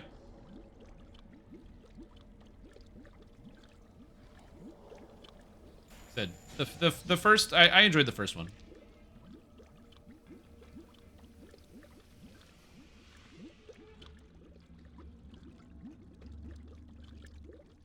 Yeah.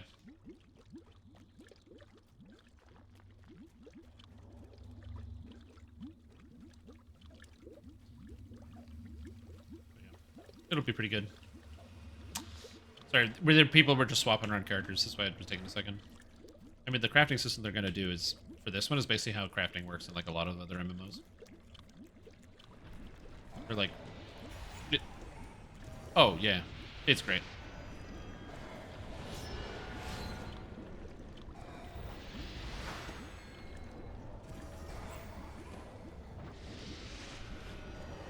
No. I don't want to spend 100 hours... like, that's why this character has no crafts. I can't be bothered.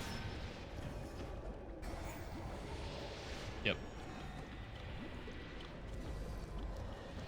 Fable. Fable. Like I said, I already have too many video games that I'm excited about. And I am not excited about Starfield. But a buddy of mine is going to buy Starfield and play it. And then I can question him about whether it's good or not. So that's good enough for me. So I don't have to know. I don't have to think about it.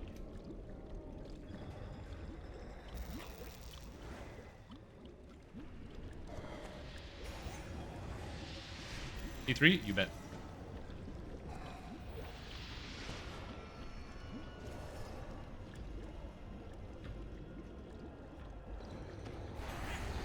Gonna let down a whole new generation of Bethesda fans? Yep.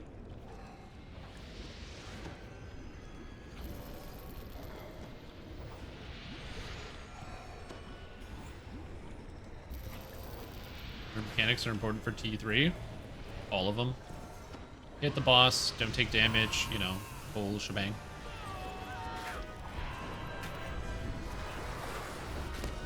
Hit the boss, don't take damage. What do you need to know?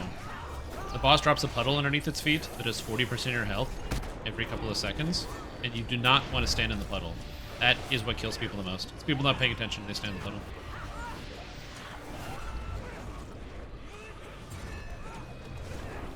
Oh, I'm taking it.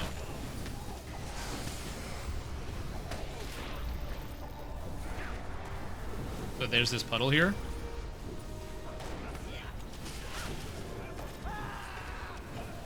Taking.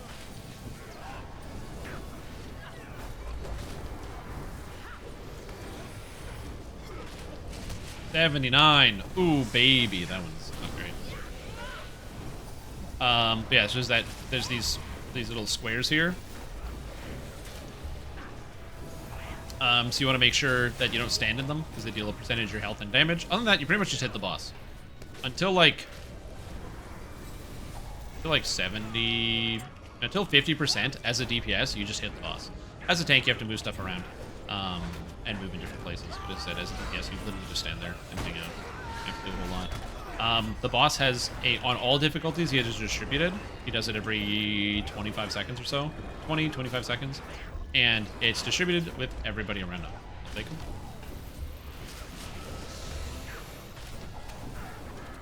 Oh yeah, if you want to keep it, sure.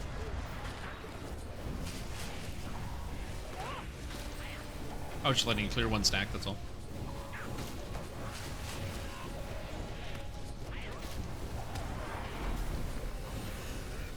Alright, just grab it back so I can move it. Whee. And then he's coming across.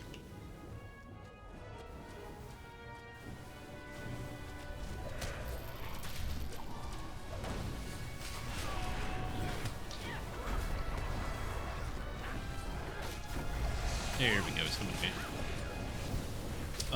What else do you need to know?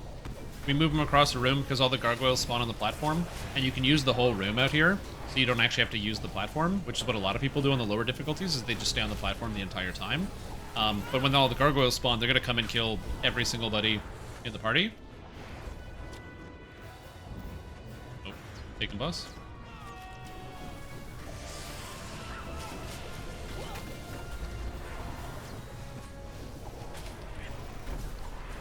Sorry, I'm just listening to the callouts. There's a different tank than I'm used to, and so they're doing things differently than I'm used to. It's also one of the reasons why I personally use my, yes.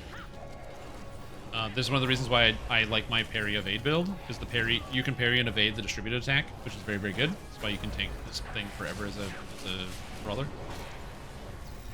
Yeah, range a little closer, please.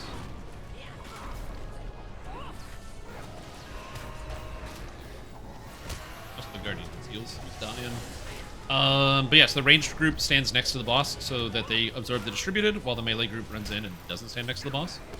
The melee group just charges in over there and fights all the things. And I'm just literally going to hold the boss and just walk it back. And when the boss gets to 40%, it adds a knockback into its rotation. So you have to deal with the knockback. Knockback is up.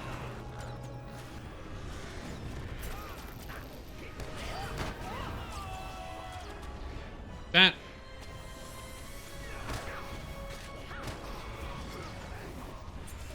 Please hit the boss. Please, thank you. And that's pretty much it. You don't really need a whole lot else. Alright, grabbing him.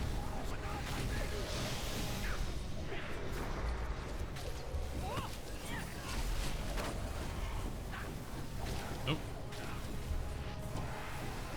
Oh, sorry, I taunted. I didn't see that I didn't get him. That was on me. I didn't notice I didn't get him. I pressed my taunt. I assumed I got him. Whoopsie. Oh well.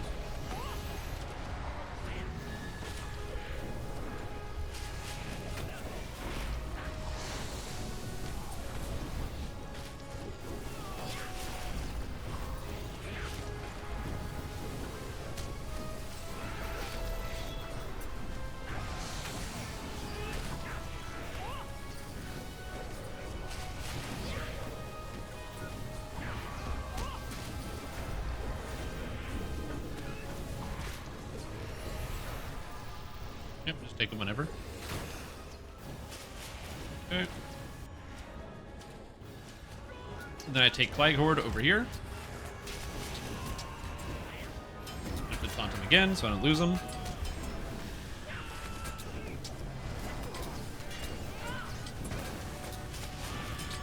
Go, we're good.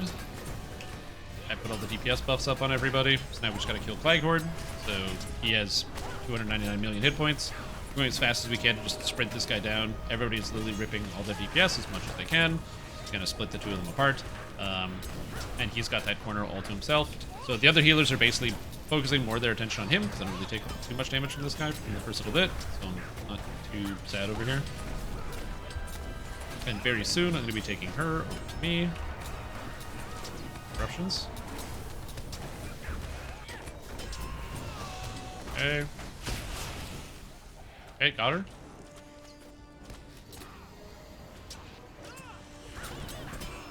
Okay.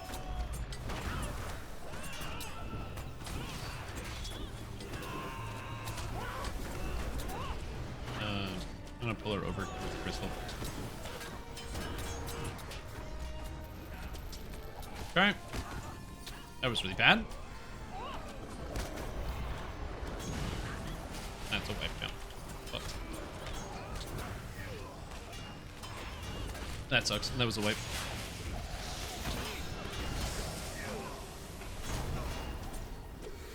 Basically what happened is the tank died. If the other tank hadn't died, we'd be fine.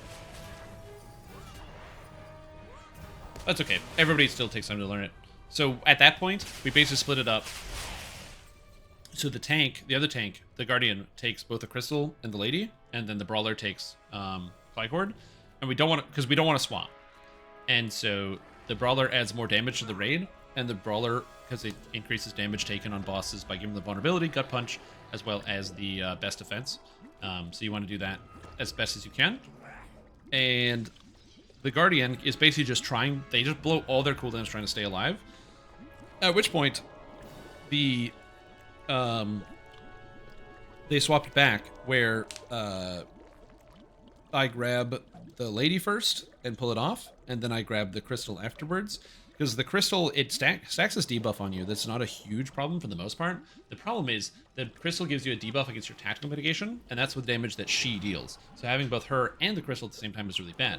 Now you might be wondering, okay, well, if that's really bad, then how come you kill, like, you do it in that order? You kill Claghord, the melee guy, and not her first, since the debuff is, you know, that the Crystal gives you makes you take more damage from her, while you have that person tank the same thing.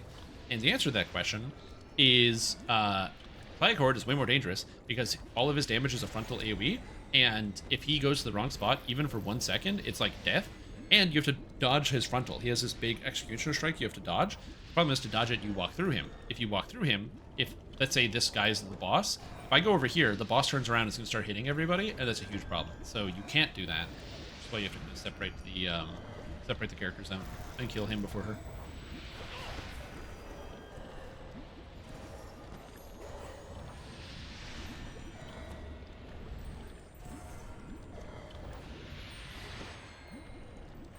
It's like, oh, it's complicated. I wouldn't say this fight's too bad. It's mostly just like a tank fight. Realistically, knowing the positioning, standing in the right spot, is going to save you a lot of headaches, a lot of time. That's like 80% of it. It's just standing in the right spot.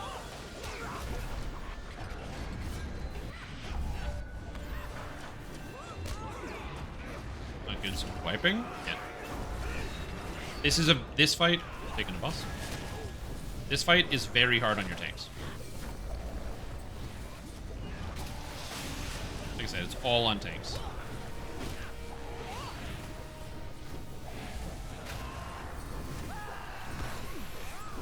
Take him back.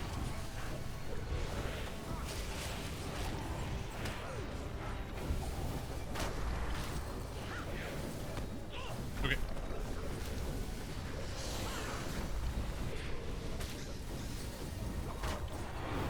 We got the reset call. In we go. We learn to do the. They have to learn as do the rest of us. This fight's really, really, really hard. The reason why we reset is there's a debuff you get. It's this like shard debuff. It applies it at exactly 85%. So at 85%, the boss puts out a debuff on the whole raid called Rain of Thorns or whatever. Rain of Crystals, Rain of Shards, something like that. And it stacks up over time. But the stacks are based off of the initial stack. So right before 85%, you put on every debuff in the game. Double disables from the Burglar, you get all the lures from the Lore Master. We even have the champ use the Champion's Challenge, which reduces damage by 30%. And you get all that at the same time.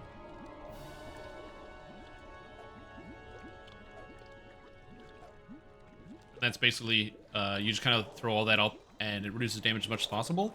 And right now in tier 3, if you have everything active, it's a 4.6 damage bleed. If you have nothing active, it's a 10k bleed, which then stacks up. And it gets like, obviously taking double the amount of damage is unnecessary, and being able to prevent a lot of that is really nice. So that is the stratagem. Yeah, taking this boss fight is tough.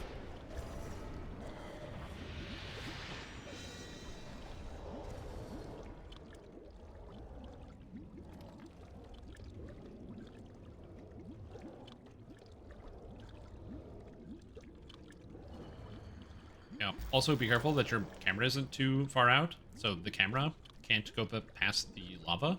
So if you if your camera's zoomed out past the lava, you can't click on anything.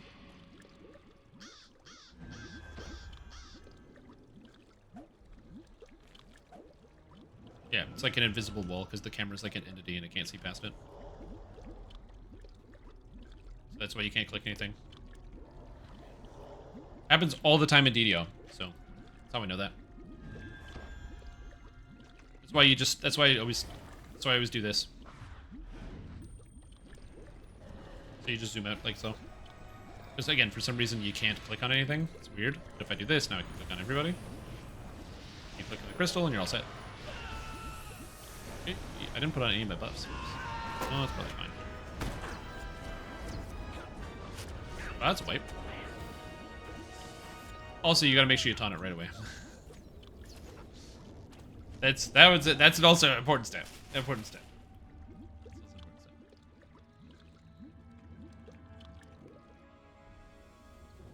So yeah, it's an interesting, interesting time.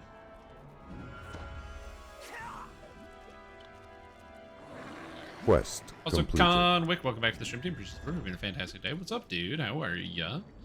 How are you now? Hopefully you're doing good. We're just doing some raid, clickety clacking the old keeb. Click, click, click, click, clack, clack, clack.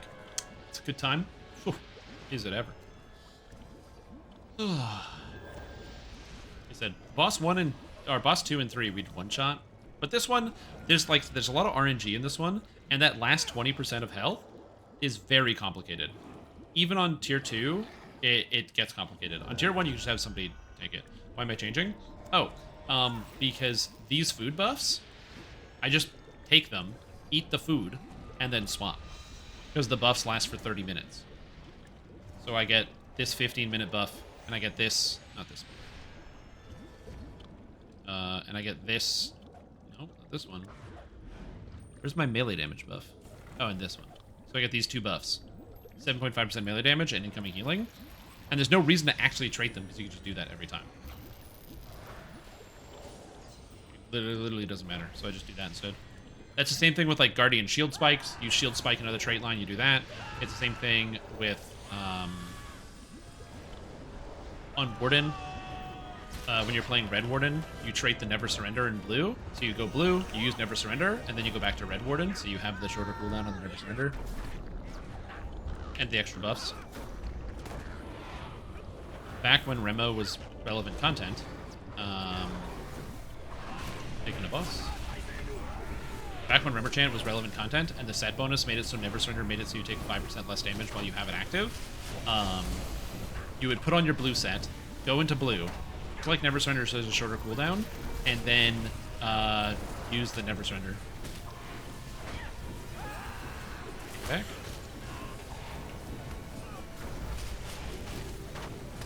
6.2, there we go, so better.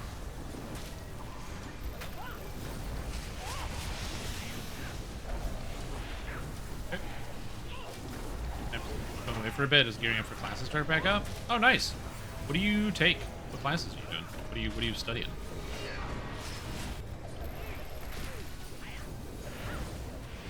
Your field.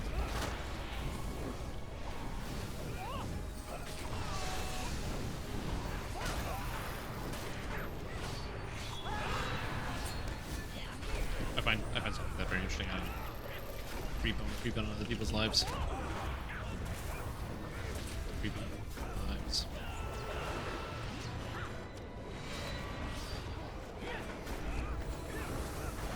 I usually don't listen to music while I'm raiding because I find it can be mildly distracting. But for some reason, I just decided to listen to the classic Billy Talent album, Billy Talent, Taking Bus. And it is giving me the right vibe for this.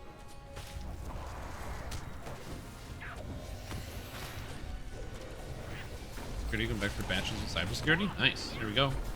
So you're saying that when there's some type of cyber crime and people need to call the cyber police, that's you.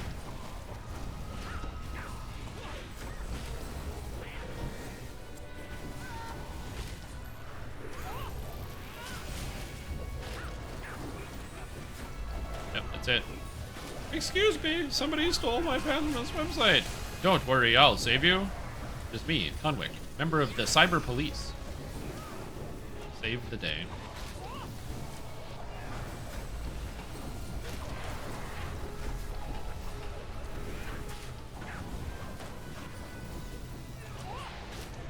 I'm gonna out of here.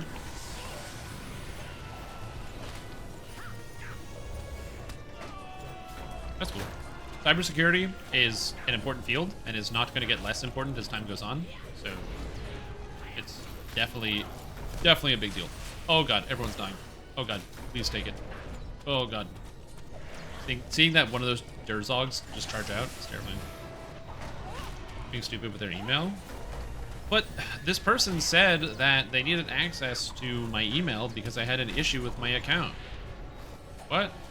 No, I didn't. Oh, I didn't even notice that it wasn't from Microsoft. Oh my gosh. It says micro hard in the user address. I didn't even notice. Oh, I didn't notice the email came from somebody named Peter. My bad.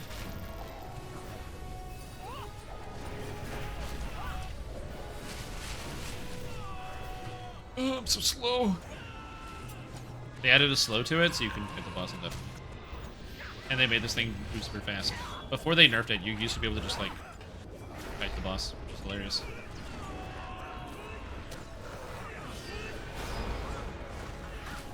Take a boss.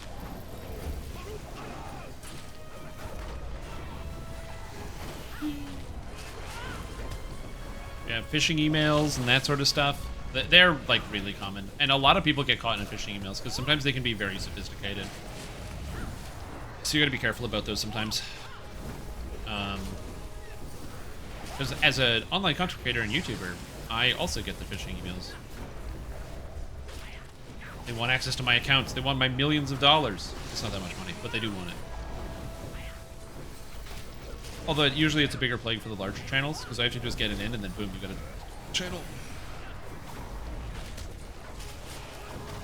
It can happen to anybody. It's like they got Linus Tech Tips.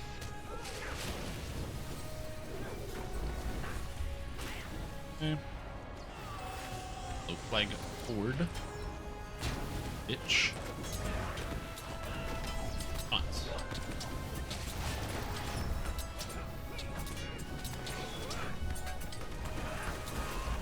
Yes. You shouldn't do any damage to me.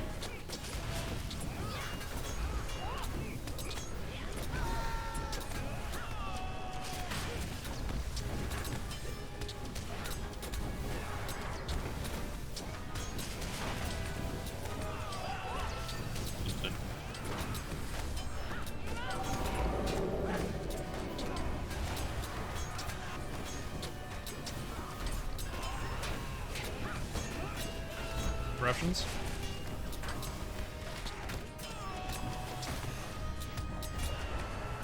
I'm dead. Fuck. I died with this cooldown. I should have used it. It's too much at the same time. I died with the cooldown. That's embarrassing. Damn.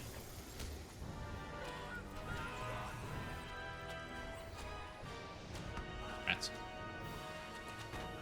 Do you capture the good runs? Oh, I've beaten this multiple times on stream. I don't think I have, like, a video of it. But basically, all that has to happen there is that the other tank needs to not die. I don't know if it was because we were slow or what happened, but yeah, it's just, as long as the other tank doesn't die, you're all good.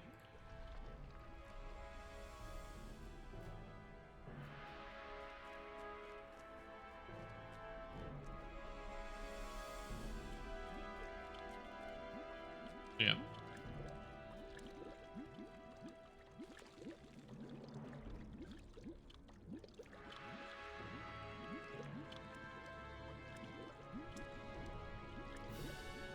Also, I'm not used to the portent that I have.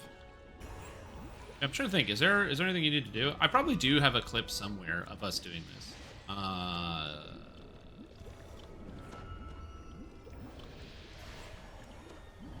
Yeah, I do. Hold on.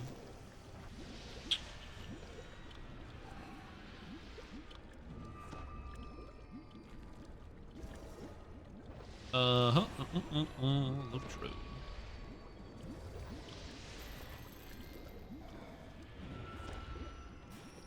Okay, I have stuff, sorry.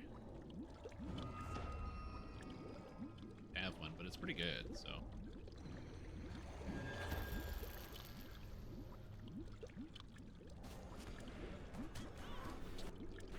Any game increases? Yeah, right here. So, right here, so I'll give you this video. I'm basically explaining the mechanics of the fight and what's happening. So, you can start watching somewhere around here, but I'm basically explaining the mechanics and what happens. So, the beginning is pretty straightforward. So, you know, you start the fight, 1 tank, 2 tank, and then blah, blah, blah, you swap aggro, pull the boss back, blah, blah, blah, blah, blah. Again, the first 50% is the same every time. Nothing happens, the boss has no mechanics, you just, like, hit the monster. Then we go to prepare, and we're going to move it. So at this point, once we get to 50%, I pull it across the room, and then everyone comes over here so that the guy can pick up the gargoyles. So he picks up the gargoyles, and he's going to bring the gargoyles to the other side of the door. So you're going to see there's the guardian here. He's running past. He's on this side. He runs over here. So he's running down this way. Isn't lagging, so it's not. So then I'm turning. Shut up. Anyway, so now I'm turning, and basically I'm just going to hold the boss and then walk the boss backwards. So he did an AoE taunt, and he pulled it. Why did I go this close? Oh, yeah, we were doing the pull it all together strategy. We were also taking this entire thing as one big puddle. You don't have to do this, but this is what we're doing. Usually you can just separate them, but we were doing this because it's faster. Anyway, so we tanked it all in one spot, blah, blah, blah. We tank. Okay, it's dead. So now the crystal's going down to 20%. So you tank it down to 20%. 1 tank holds it. And then at 20%, so I'm holding the crystal right now, so I have the debuff. All right, at 20%, it's going to summon the other 2. He takes it, okay? And then when he takes it, they're coming in.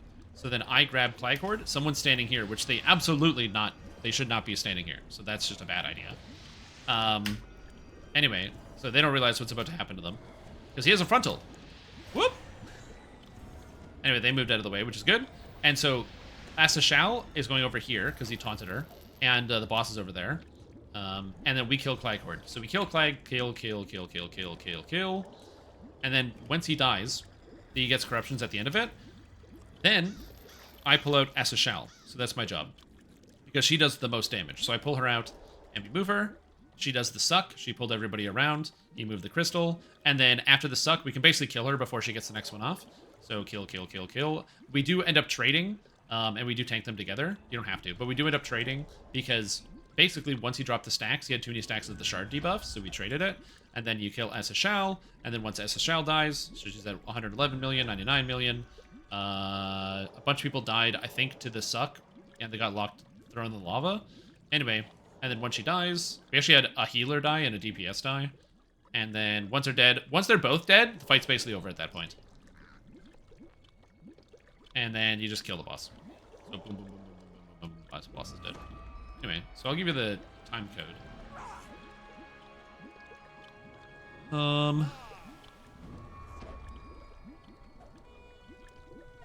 Oh, here.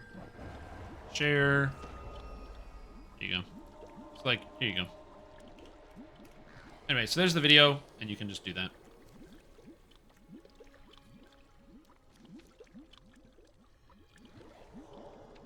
Are we ready? I was not paying attention.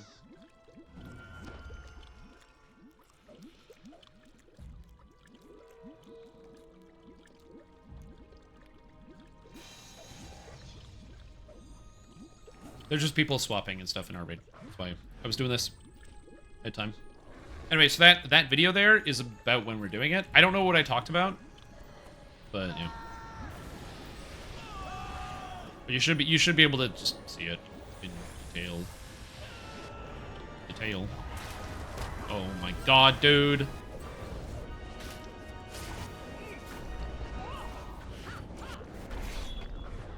Yeah, so hopefully that'll help you out and help out the guild.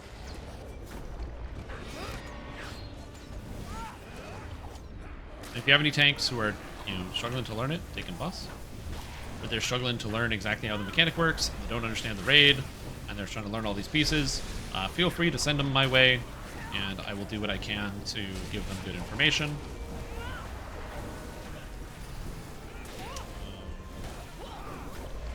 Yeah, this fight is a lot of taking it back.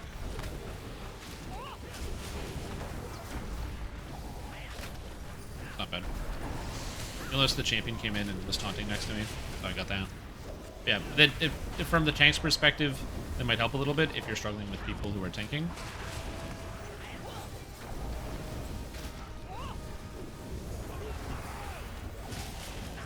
Move it back a bit. There you go, perfect.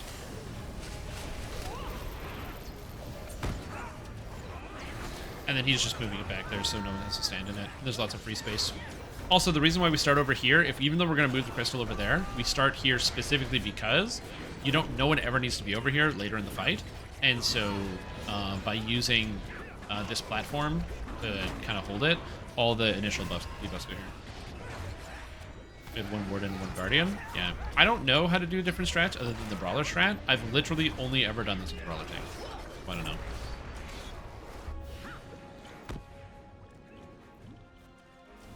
Taking it.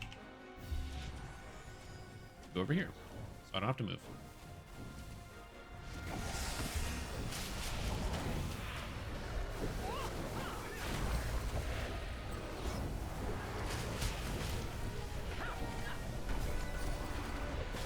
There you go. So yeah, as far as like the individual comps, I don't really know much about Captain, Gordon, what have you.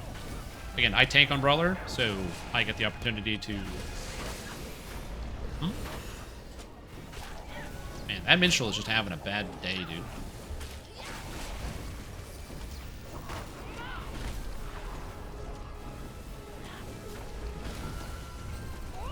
Yeah, that Minstrel's having a bad day. That's 2 deaths. Good. Just in this raid so far. And I had my buffs out, as by the way. Whenever that happens, I always put out the innate strength and the roll.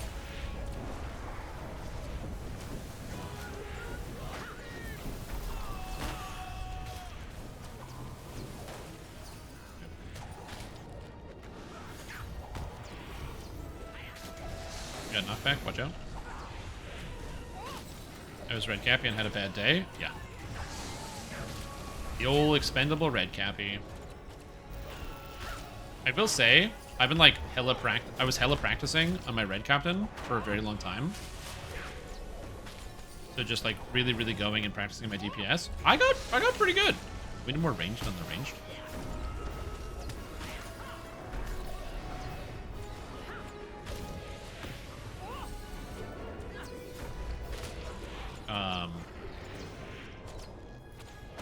Yeah, you can actually do a fair amount of damage, which is nice. Okay, the boss just decided not to do anything.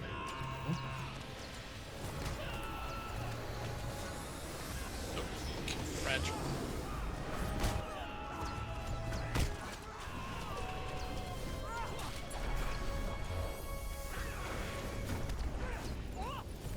I'm grabbing him. There's banners on the wall that get in the way of your cameras. Getting close and not getting pearls, also not getting gargoyles when they come out? Yeah. So there's a program or an add-on you can get called Gibberish, and you can set up specific like keywords for it.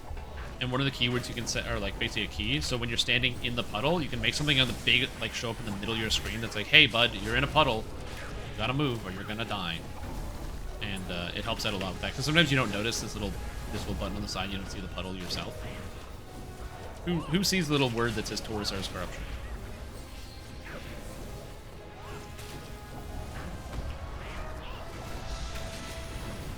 Okay, sucks. Like Bram?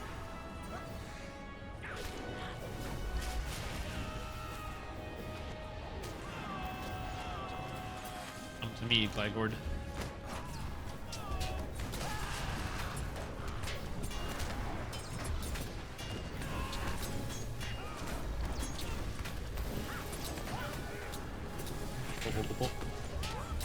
Just gotta make sure you taunt them as well. You gotta make sure you can, or you know how to chain taunt, so that way you never lose aggro on bosses. Some people also don't know how to do that to make sure that they always keep it. That also helps if you're familiar with that. Okay, so you give me the Shattering Strike 2. Okay for now. Don't get hit by Executioner Strikes from Tom. So you, oh, the Executioner Strike, you have to walk through it.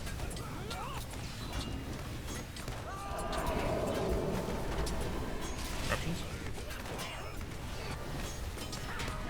Okay, I'm gonna use my big cooldown button. Okay, got her. She's coming.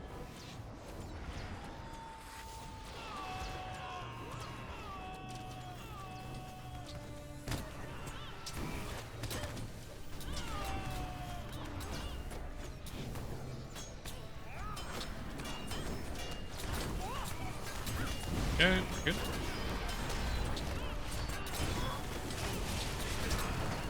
Alright, we can swap in if you want. Okay, got it. Okay, Crystal's coming. Get out. Crystal's coming. Go melee.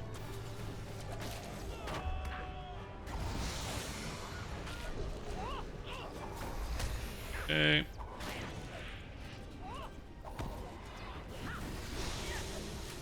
I was taking so much damage, I was accidentally in the puddle. We got.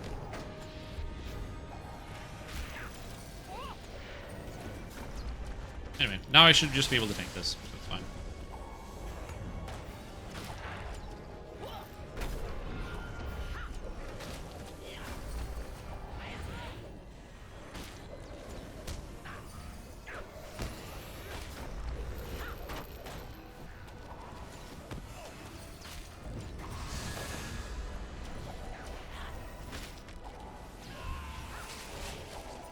I did not get pulled.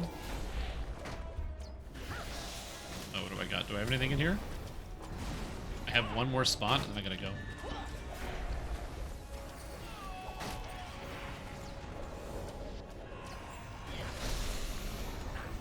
I'm okay for now.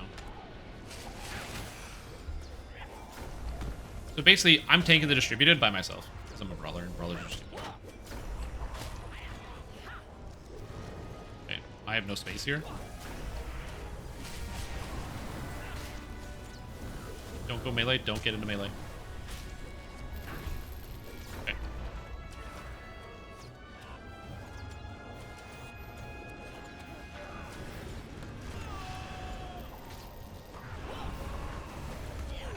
Taking it. And that's it. Now we just tank the boss.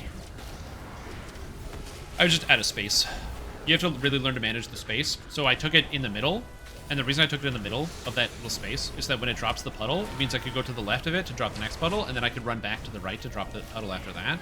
If you take it on just the left or the right, you basically can only use the left and the right side, but because I did the middle, it gave me a little sliver on each side that I could use. So it's basically 3 puddles instead of 2. They call it squeezing water out of stone. Gotta use every little bit of space that you got. And then I'm just gonna take this till it's dead. Prime buff bars and buff monitor. Ooh, I've never used buff monitor. I'm not familiar with that one. That's it. That's the boss fight. That's it. Also, I still am not used to using Portent of Deafness, which I probably should have done at some point. Just don't bomb somebody. There's also that eyeball above your head. It has 2 effects. One of them is only tier 4 and tier 5. The tier 3 effect is that you basically explode, dealing damage to people around you. So if you have the eyeball and it's counting down, you can just step outside, explode, come back. And that's it. Oh, I didn't beat Gurkrak. Amazing. And that's the raid weekly. Yay.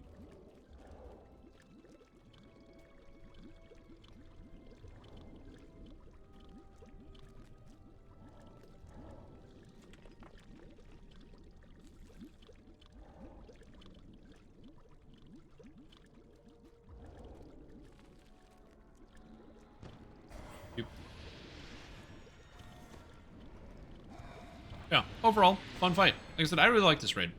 I find this final boss fight has a lot of moving pieces. You need your DPS to be doing the job, you need people to be paying attention, and it's hard on tanking. Ugh! This tracery is so staggeringly bad. This tracer is so bad. Oh my god. Every time.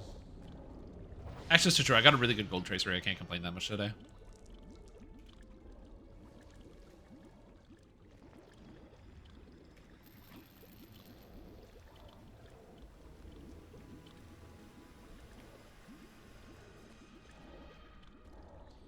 Oh, somebody got a 5.5 base morale. Yep.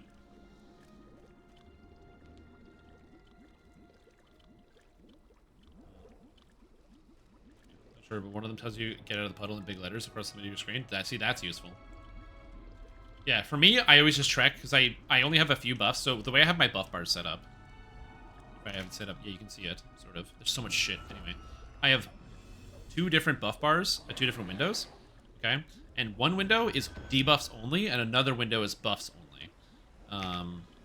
So slash buff bars. Plugins manager?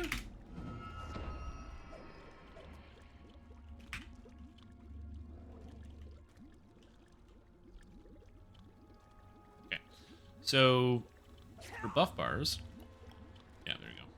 So for this one, the actual things, as I said, I have 2 windows, and one window is just debuffs. So, oh, this is the buff window. So this buff window just gets rid of a whole bunch of stuff. Effect triggers. So, oh, sorry, this is the debuffs. So I just set it up here so it says all debuffs, and so I can see that. And then I have a second window, which is my actual buffs. And the actual buff window, I actually don't care about every buff. I don't need to know every single buff, right? So that is not important to me. Instead, I only care about the buffs I care about, which are my tank buffs. So only the tank buffs that I apply are the ones that I can see. I don't care about, it's like, I don't need to see everyone's buffs. I don't need to see food. I don't need to see, you know, the minstrel has an anthem on me. Irrelevant. So because I only need these ones, I just hard typed each one in, as opposed to just using the general trigger, which is kind of the idea here. So I just did like, so my plant feet is I literally just typed in like plant feet is the name of the debuff. And to know the name of the debuff, you literally just like press the button, and then I can see plant feet says to coming up here. As I press, because now I'm standing in it, so I know. Oh, I'm at. So I can look over and be like, oh, plant feet tier 2. Okay, cool.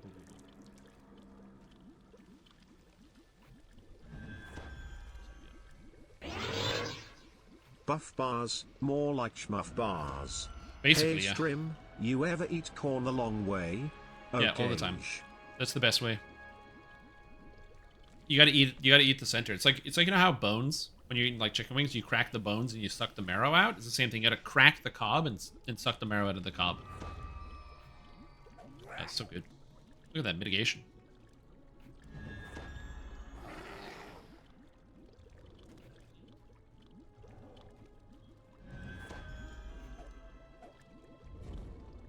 And then I get so much reduced damage taken. If I have all my buffs up, I take 80% reduced incoming melee damage with 74% mitigation, which goes up to 80%. So 80% reduced damage plus 80% mitigation. So that's, I only take 1/25 of normal damage when I have my cat lens up.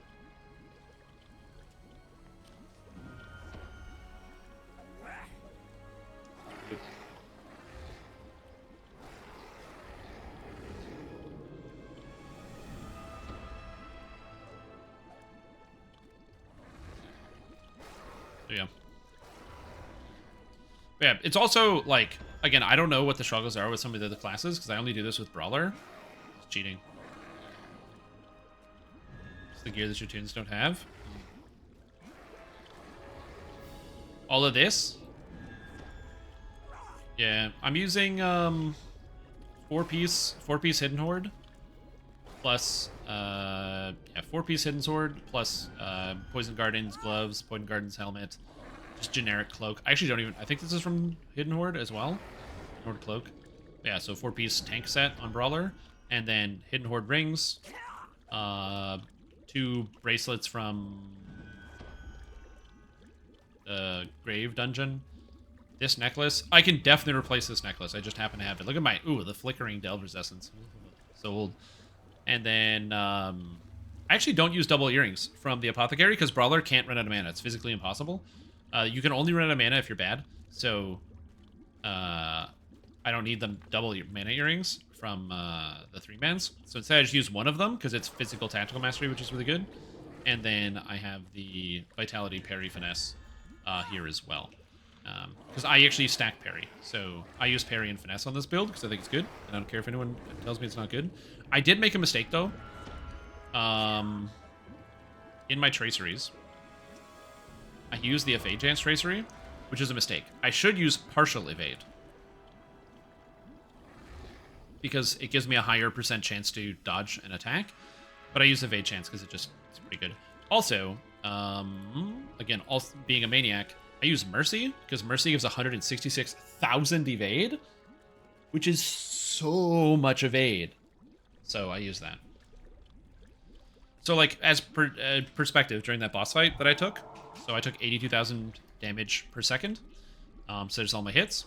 And of the hits that came through, physical avoids was 23%. So 23% of all hits that I took, I avoided with physical avoids. But devastating sweep is the distributed, right? So like morale damage, I can't affect that. There's a lot of things that are unaffected by that. Overwhelming corruption, shattering strike, consuming flame. So all of these hits I couldn't. So if you ignore all of these, and instead you look at this, you look at like just the devastating sweep, the distributed. 55% of the time I reduce the damage of the distributed. So let me move this in the center. Oh, that's not how you do that. But yeah, so 55% of the time, I reduce the damage of the distributed. 23% of the time, I completely ignored it. 25% of the time, I reduced it by a huge percentage, which is massive. Same thing with double sweep, which is just an attack. Same thing. Distributed. 52% of the time, I avoided it. Devastating whirl. I barely got hit by this. And then there's the things that you can't avoid, just like these. And then the morale damage you get avoided. Hey Strime Tom, you ever gonna grow a beard? Have you ever considered it? I can't grow a beard. I just haven't shaved because I'm lazy. That's it. Exclusive laziness. But, yeah. Oh, what plugin is that? This is combat analysis. And combat analysis is fantastic because the way it works is you can break down your damage and all your effects that you have. So, and you can break down by fight. So I can pick a fight. So let's say, for example, Castellan Overtures, right? So I can just click this. It has all my data here. And then I can look at all of the data. How much damage did I deal? How much damage did I take? And I can break down each individual effect. So like morale damage, these things. So the main hits in this fight were not block, parry, or evadable. So you can see the majority of the damage that I took, I couldn't block, parry, or evade. There's nothing to do about that. Or Shadow Cleave. In fact, it's just the melee attacks. So I absorbed most of the damage. 76% of the time, I avoided this. 50% of the time, I avoided this. 70%, 73%. The problem is that's such a small amount of damage. The majority of the damage is unavoidable. So, for example, boss 2, BPE, not as good. But for boss 4, super good. Same thing with boss 5. If you're ever gonna if you download this program and you want to use it to analyze your stats, especially when damage, it's gonna be difficult to analyze damage because you'll see like, oh, I did 52,000 DPS, which obviously I'm a tank, so it's not gonna be a big number. What you don't want to be looking at is the amount of damage that you're doing. That's important, but you mostly want to be looking at skill usage. So when you click, so I can click my name, it'll bring up all the skills that I used, and these skill usages determines your damage. So for example, if you ever see like a melee attack, your auto attack being at the top, that means you're not using skills often enough. So you got to be using your skills more frequently, so you're not just like auto attacking that's dealing the majority of your damage, because your skills should be doing more damage. Similarly, you might look at somebody's. I'm just gonna pull up one of mine. Give me a sec here. I probably have a DPS check thing here. Give me a sec. Okay, so like, as an example, right? This is my minstrel parts that I did at some point when I was still practicing. So my DPS was 709,000 on the dummy, but what matters is the skill usage. So if you were like, oh man, I'm only doing 400,000, why am I not? You shouldn't see the same damage, right? You're going to do less damage if your gear is worse, but you should see like the same order of skills, because the skill order isn't going to change how much damage each thing is. So you go like, okay, dissonant piercing cry, 61 piercing cries in 3 minutes. How did you get that? What did you do? Oh, using minor ballad and perfect ballad. Why are you using both ballads? What, Coda of Fury 23 times? I only use Coda of Fury 4 times, so it's good. Can be on cooldown? No, you shouldn't have that situation. Do I have a Captain Parse? Captain. Where's my most recent Captain Parse? Can I get a number 9 large? Or can I not change my skill order? No, you can't get a number 9 large. So, Captain, this... I'll wait till you're done, ads. Just let me know. But, like, this is a Captain Parse that I did. And I did 400,000 DPS. So I did 400,000 DPS. So this is with Blade Brother. So I did 400k. And the thing you're going to notice here I shall attend is to it in a trice. this in this sub, or in this pull. Also, Horse, thank you so much for giving us a sub to Nashron. Wows. So in this pull, you're going to notice that Devastating Blow, Blade of Elendil are up here, and then the bleeds. Devastating Blow and Blade of Elendil are your highest damage skills. So you want to use those basically as often as you can. However, you also want to make sure you're battle readied all the time. And there's a skill I'm not using. This rotation that I was doing for 400k, I ran out of skills to use because I wasn't using Gallant Display. Gallant Display on red is your hardest hitting skill, and it should be number 1. Gallant Display is number 1. So you pretty much always fill with Gallant Display. So it's skill, skill, Gallant Display, skill, skill, Gallant Display, skill, skill, Gallant Display, skill, skill, Gallant Display. If you do that, you will always have something off of cooldown, and it's the hardest hitting skill by a mile. So Gallant Display is the big one, because every time you use it, its damage goes up by 50%, so it doesn't look that good. And you might be like, oh, but it's an AoE, it's not good for single target. But every time you use it, its damage goes up by 50%, and so it gets better and better and better. Additionally, there's also a, I don't know if I have it. There's an essence. Do I have an essence box? I don't think so.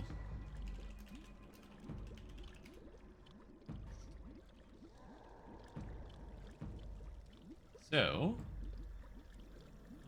there's the class essences. Yeah. Captain? Gallant Display, this one. So this is a cloak essence. So this only goes in the special crafted cloak. So you're probably not going to get that unless you're doing the delvings all the time. But this increases Gallant Display damage by 50%. And that is a multiplicative 50%. So every time you use Gallant Display, you gain 50% increased damage. But this increases that 50% damage by 50%. So it's like every time you use Gallant Display, it's doing 75% more damage than before each time. So with 3 Gallant Displays, you're doing 225% normal damage, and it hits super hard. And it's a full frontal cleave, so you can just cleave everything down. It's the reason why captains can parse better than champions right now, if they're using standalone, which is really funny. But the rotation's really hard to figure out, so... And a lot of people also aren't doing it. So, anyways, as I said, there's a lot that goes into it. Yeah, skill usages is basically what you're going to want to think about. And also just understanding the rotation.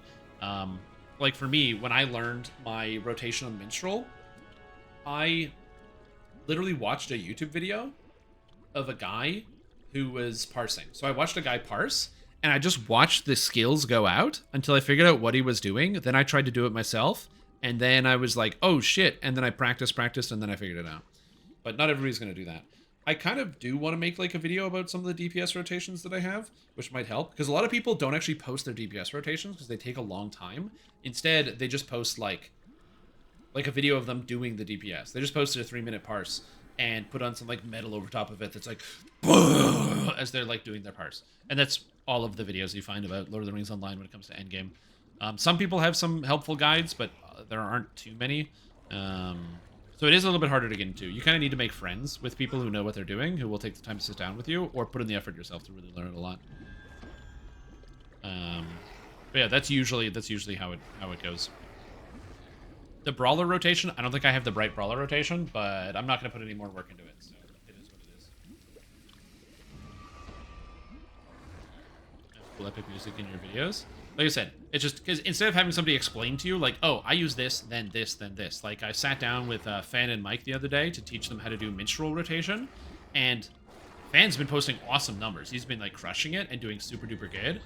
And then, so now all of a sudden I can pull this up. This is his parse. I don't know if he wants me to post it, but now this is his parse. And, oh, transparent windows. Anyway, guy did 700,000 DPS. And look at that. He's got the piercing cries. He's got both minor and perfect ballad. He's got the Coda of Furies. He could bump up the Coda of Fury usage a little bit, but he's got some. But that could be RNG. He's got the Call of Fate. He's got the Call of Rome. He's got the Harsh Echoes. He's got the Timeless Echoes of Battle. All of this is happening in the right layer, so it's good. He's practicing, and because I taught him how to do it, then he can now show somebody else how to do it, and it just progresses, you know. So, but it's also hard. It's really, really hard to explain your rotation. It's like explaining somebody how to use a fork and knife to eat. It's like a thing that you just kind of do. And then you have to like explain it to someone and you're like, well, you do this and you do this and you do this. And someone goes, why? And you're like, And there's also details that I will forget about in a rotation. Especially when I'm trying to explain it around. Like, how do I make the decisions when I tank? Bro, this is like just 20 years of experience tanking in MMOs. So like, that's how I make decisions. It's rough. It's a rough one. So, but as I said, there are some good resources out there, and you can probably find people that can always give you advice and help you out if you want to figure that out. The nice thing about Lord of the Rings Online and World of Warcraft and other games is that these are really established games, so the mechanics are pretty much universal between them for the most part. Like, Lord of the Rings is not that much different from WoW, so if you understand some of the basic concepts to how to do stuff, you'll figure it out here. Again, the reason why people use rotations is it's basically like timing, so you can do A, then B, A, B, C, D, E, F, G, H, and then eventually it rolls back to A and you start over again. Whereas a class like Minstrel, which is one of the newer DPS people are learning to do, the reason why it's harder for some people to grasp is it's not a rotation, it's a skill priority. Because you have tons of resets where your skills will reset their cooldown. And so it's not like you could just wait on cooldowns, because sometimes you press a button and boom, you get a reset. And then you press a button and boom, you get another reset. And then press a button and boom, you get another reset. And so you have to kind of like be on your feet and improvisationally make your skills go. And so that can be a little bit harder for people. It's the same as level 130 Warden. When the level cap was 130, Warden was also improvisational. They had an ability called Seize the Moment, which basically made all your skills have no cooldown for 10 seconds. And so every time you got Seize the Moment, you had to like start machine gunning through your skills. But you could get Seize the Moment into Seize the Moment into Seize the Moment into Seize the Moment, or you get no Seize the Moment for a minute. And so you have to know when you're actually going to be using the Seize the Moment, what's coming up. And then on top of that, you then also had, there's like a bleed that went, and you basically applied bleeds to targets, and then you had to remove the bleeds, and basically you pop the bleed, so you destroy the damage over time, and it has a chance, it deals AoE damage, and has a chance to apply a extremely powerful bleed. But the best part about it is it was a 50% chance to apply a secondary bleed that was better, and a 30% chance to not consume the original bleed, and you had a 50% chance to get the Seize the Moment proc. So your parses would have a variance of like almost like 50% a lot of times, where you would parse like 200k and the next parse is 350. And you did exactly the same thing, it's just RNG gets you. And practicing in some of those moments. So again, it's kind of interesting. There's a lot of different ways that people do these, and it's a complicated moment. But man, I love that. That's the element that I like, that refining those moments where you're trying to figure out the little intricacies and ins and out. I wish my hands didn't have arthritis, so I could go back to playing Warden again, because it was really fun. But yeah, I can't do that anymore. It's not good for my internal organ systems. So I gotta pump the brakes on playing Warden. It's too high APM. It's actually probably one of the reasons why I shouldn't play Minstrel either, because the APM is also really high. But we shall see.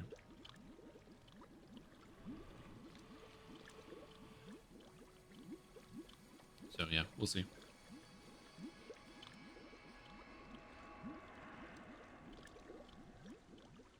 About Runekeeper? Oh, Runekeeper is the easiest thing in the universe. So, Runekeeper, yellow is not viable, so no one plays it. Red can be used if you have like a lot of hunters, because then the hunters can all run Fire Oil and you debuff. And red is literally just push your highest damage skill every time. So it's really easy. And then healing Runekeeper is heal the tank. If people start dying, hit Rousing Words, where you just stand there and heal people and on a duration. And if people are still dying, hit the AoE bubble. And if people are still dying, well, that's the other tank's job, or the other healer's job. Runekeeper is definitely one of the easiest classes in the game. I think for the entry level, I think Runekeeper is definitely an easier healer to learn than Minstrel, because Minstrel you have to actually select people and target people, whereas Runekeeper you kind of don't. You just press your big heals. The thing about Runekeeper that makes it harder, I would say, is maximizing damage. You have to do several different things to maximize damage to increase, you know, the way that you kill stuff, or the rate at which you kill stuff. One of the big ones is the Blizzard that you get. They get Flurry of Words, where you drop a Blizzard down, and monsters inside of it have a higher chance to be critically struck, and you want to keep that Blizzard up 100% of the time. The thing that makes it easier is you can cast the Blizzard while moving. So let's just say we're tanking here, right? So the boss is right here, the Guardian or whatever is right here, boss is here, rest of the raid is right here. So we're all hanging out right here. If you're healing on Minstrel, or on Runekeeper, healing, and then cool. My Flurry of Words is coming off cooldown. You click Flurry of Words, you can cast it while moving. You go here, Flurry of Words drops by the time you get to here, and then boom, back out. So you're not like, it's not like you walk here, then you start casting Flurry of Words, then you start walking back. It's one motion, you never stop. Flurry of Words, drop, and I'm back home. And then, but you have to make sure you know when you're going to be dropping the heals, when you're going to be doing that, because you're going to be caught in that animation. Because Runekeepers don't have a way to reduce their induction speed for the most part. They can reduce the induction speed on heals, but that's about it. And then also, Rune Sign, because you get the Rune Sign, which is your default skill. That's like the trait skill. So it's like this one. Like it's the Rune Sign. And it's a major single target heal with a dot that also reduces damage taken by 8%. So knowing when to press that is really screwy. Like, knowing when to press that button is like... Because you're basically going to be using it as an 8-second cooldown. So you want to be using it all the time. But sometimes you might want to wait, like, the quarter second and then throw it in. And that type of intricacy of knowing exactly when the big hit is coming, that's where it gets, like, really complicated. And you can really work on the micro.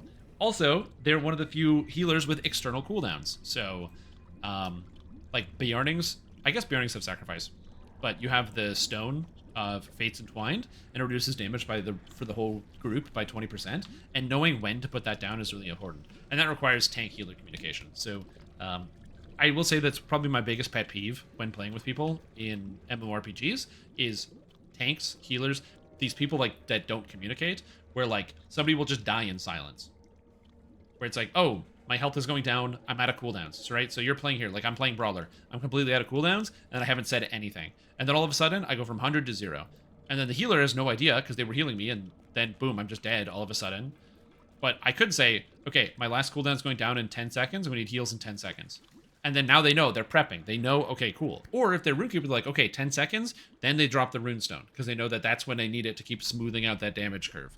It's the externals. The externals are very, very good. Captain is all about externals. They have two or three external cooldowns where they reduce the damage taken by the tank. And so tank, captain, healer communication is really important to making that work. And I just find a lot of people don't like to communicate. They just kind of like things to happen, or they don't want to talk about, you know, what they're doing in here. So when I'm streaming, I'm a little bit less communicative in the raid. But if I'm not streaming and I'm actually like 100% focused into the fight, I am usually like just being like, my cooldown's this time. I have this much on time. I have, you know, this is coming off cooldown. This, I have nothing. I'm going to have nothing for 8 seconds. I'm going to be doing this. We should move over here. Like, I'm basically saying everything I'm doing, which is good. Blue Captain? Yes. I've never been allowed to take Blue Captain into the raid. It makes me very sad. I've always wanted to bring Blue Captain in here. I've never been allowed. Oh. It's fun. It still just doesn't do enough. That's the problem. How to set up the UI well? I don't. But pro tip for MMORPG UI, I got one for you. Check this out. Pro tip. Every MMORPG, put your health bar right there. And the enemy health bar right there if you can. Why? You might be like, but it's in the middle of my screen. Exactly. Most MMORPGs have your health bar up there. So you're like, am I dying? Let me look at, and you have your 8K monitor that's like 8 feet long, and you're like, am I dying? You gotta look up there, and it's like, oh, yep, my health is going down. Okay, sounds good. And I gotta make sure I get a heal, and you're already dead. No, huge mistake. Right there. See, where am I putting this? You want it right in the middle, right underneath where you're going. So you want to have, so that's like MMO Design 101. Everything else doesn't matter. Everything else, the specifics doesn't matter, but your health bar should be as close to the middle of the screen as possible so you can see your health bar. This is not that intrusive. This is not that intrusive. You want this to be as close to the center as possible. Outside of that, that's pretty much it. Let me move this somewhere.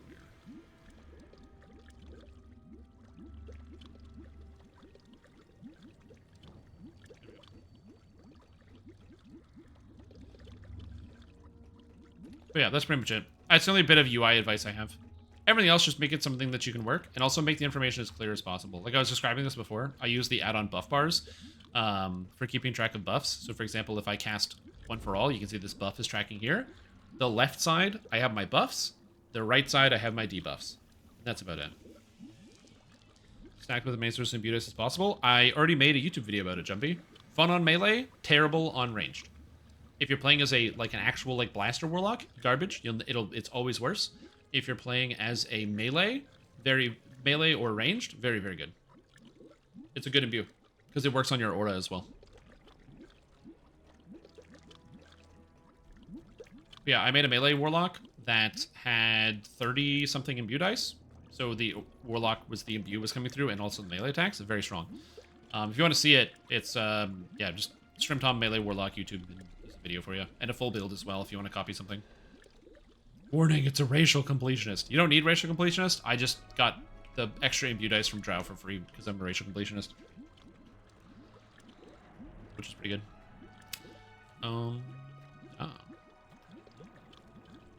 Yes.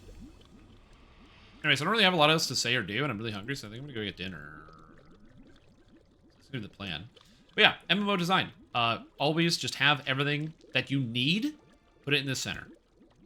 So same thing, if you have a group and you're a healer, you want the healing, you want the life bars right here, right next to your screen, either on the left or the right, wherever it's used to focus. Because the games will shove everything to the sides, so they focus on the gameplay first, which is really good for immersion, right? Because it is less immersive to have your health bar right in front of your screen, and I get that.